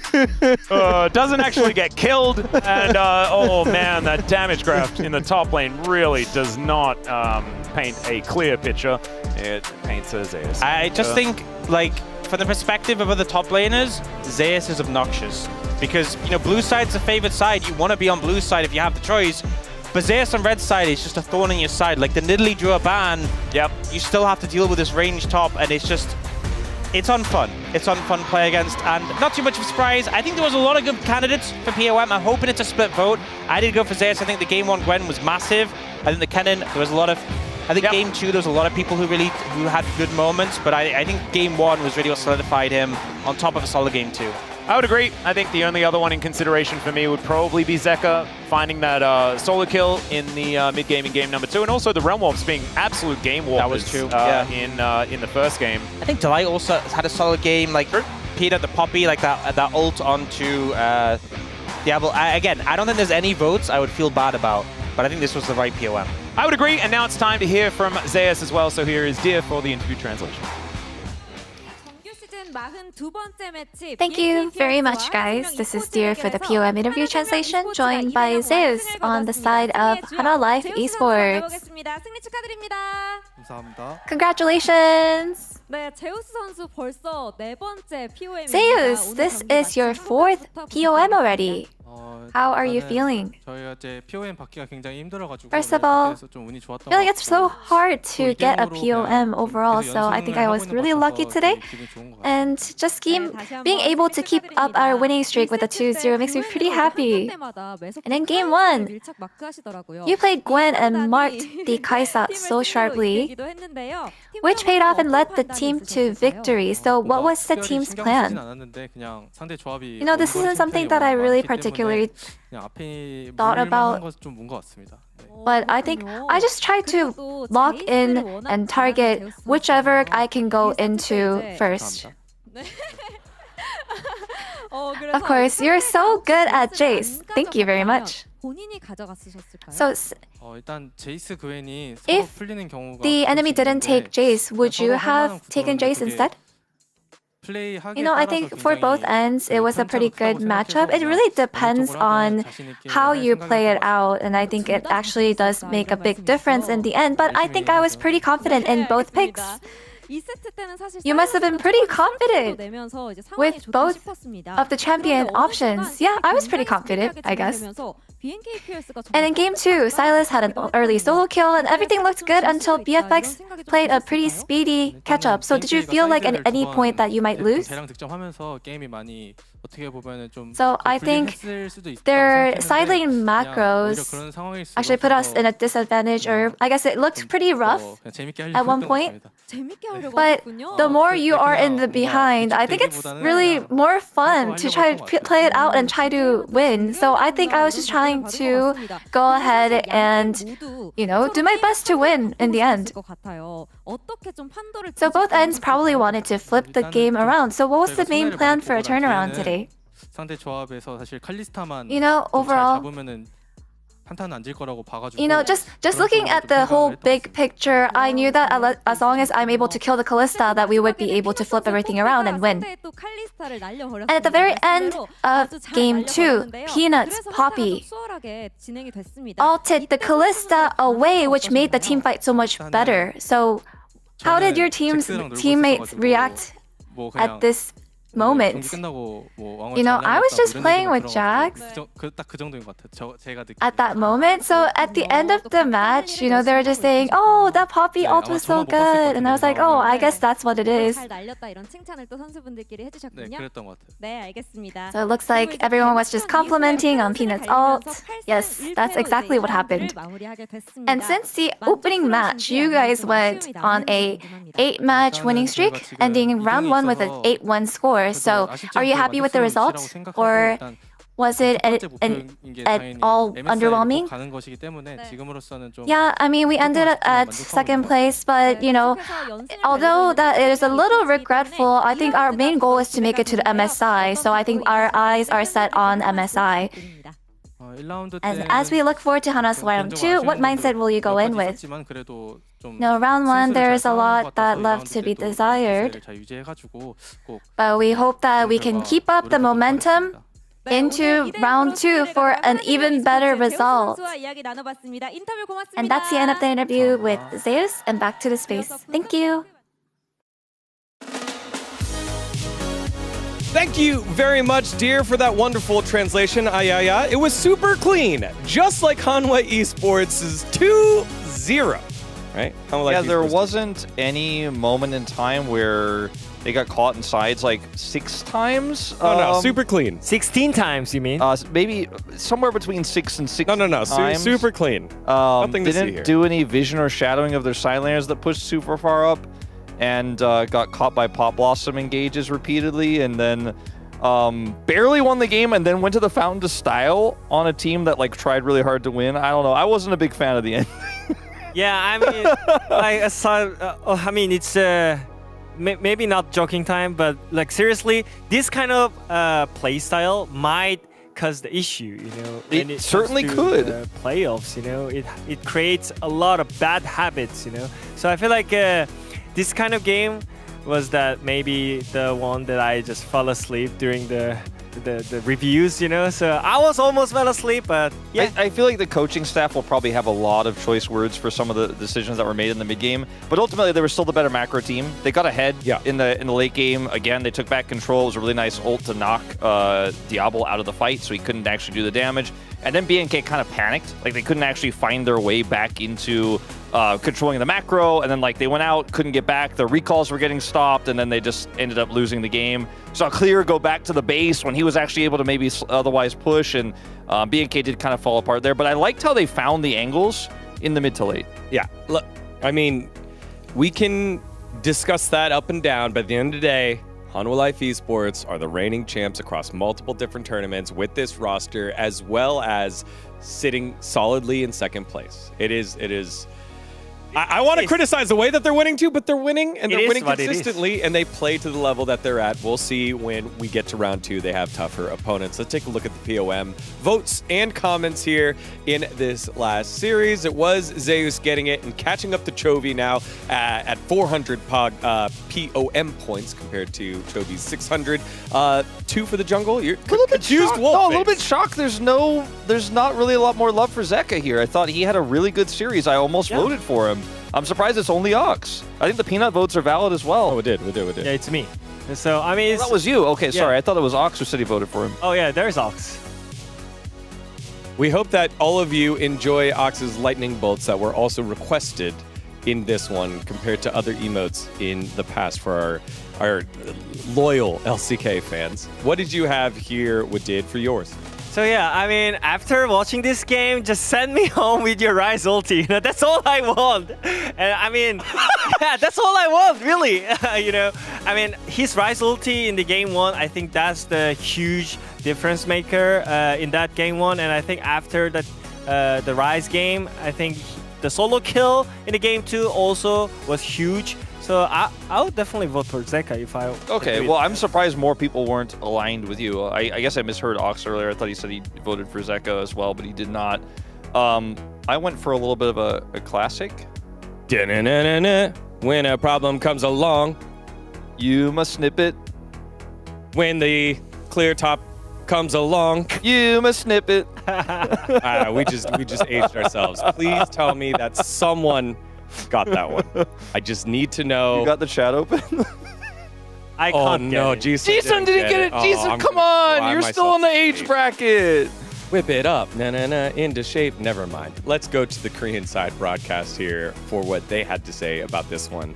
The top lane champion matchup is whatever Zeus says it is. I agree. You know, we saw Jace, Gwen, Jace.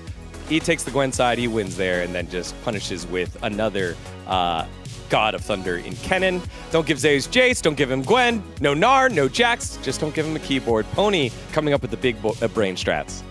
Smart. Yeah, what a smart choice. Maybe it goes same to Chovy.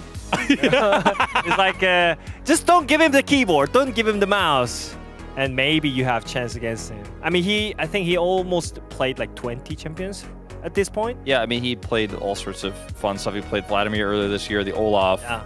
And Kennen. Anivia, Kennen. Maybe there's nothing he can't play. Hanwha Life Esports, just to put a bow on it, are they so good that they can play with their food like this? Like with the way that they dive there at the end, the way that they just go in with the I think I can mentality, and then it comes down to one Drake fight, and then they win it. Yeah, I mean, you can do that, because at the end of the day, all that matters is what the Nexus, when the Nexus explodes, it's the enemy Nexus and not yours. But I do think that this could create potential future problems for this team, like we did was saying, creating bad habits, because we've talked about so much about how any team in the LCK can punish you if you have a bad day, if you're in bad form. And so, to me, I found it a little bit weird that there was a little bit of a ceremony here at the end after BNK outplayed them, ran circles around them for like 15 minutes, and then ultimately they still were the better team. They still have the experience, right? They still are the stronger team. But what happens when you face Gen.G, or even like Nongshim on their best day, or Dplus on their best day? That's where Hanwha fans might get a little nervous. Yeah, I mean, this is the HLE that we were thinking about, because just remember, when you remember the last year, the Summer Split regular season, I think HLE looked the same. You know, they were shaky, they were just having fun in the moment, but at the end they won it, right? And also they won the first stand after that. So similar fashion. And LCK Cup too. So it's like maybe it's just an HLE thing. You know, it's not like making them to create a habit. It's just them having those kind of momentum wakes them up, you know. Oh, maybe we have to focus again. So maybe this is a good morning call for them. Turn every game into a scrim. The game state was too easy. Let's kind of like give some mix control it back. up, you know. It feels like the parent that was like, "Hey, we know that you're the smartest. Hold back a little bit," and then they like hold back a little bit, and then they really can't help but show that they are smarter than everyone else. And It's like that's the smart kid who doesn't do his homework, you know, that like doesn't show up shows up to class a little bit late, but the teacher's like, "Well, you do get A's on all my tests." So they're only 2 games behind, by the way. They've only lost to Genji in the round robin. Obviously, Genji have their last match of the round robin coming up tomorrow against KT Rolster, but I mean, Hanwha Life just, again, 2 games behind them. Genji might pull up to 4 games ahead of them. The gap isn't that huge, but I feel like with how Genji closes their games out versus Hanwha playing fast and loose, it's hard to favor Genji when they match up again the next time around, but we'll see. I mean, that's what everyone's waiting for right now. Yes, absolutely. I mean, these 2 squads are the cream of the crop here in the LCK. Let's take a look at those matches tomorrow, as we do have set Genji up against KT, who trying to bounce back, or KT. It's pretty hard to do that against the lost, undefeated Yeah, Genji. I mean, it's a banger matchup, I would say. And the KT moment. Yeah, I mean, KT is finally building up their fundamentals, so I think that it might be okay matchup. I especially want to see a Chovy versus BDD. The mid matchup is really hype, and also the second matchup, Bros. That's right. The Bros are back and hoping to get a 2-game win streak on the line here. Y'all, thank you so much for watching and ringing in the beginning of Season 2 of 2025. We'll see you tomorrow for more LCK action.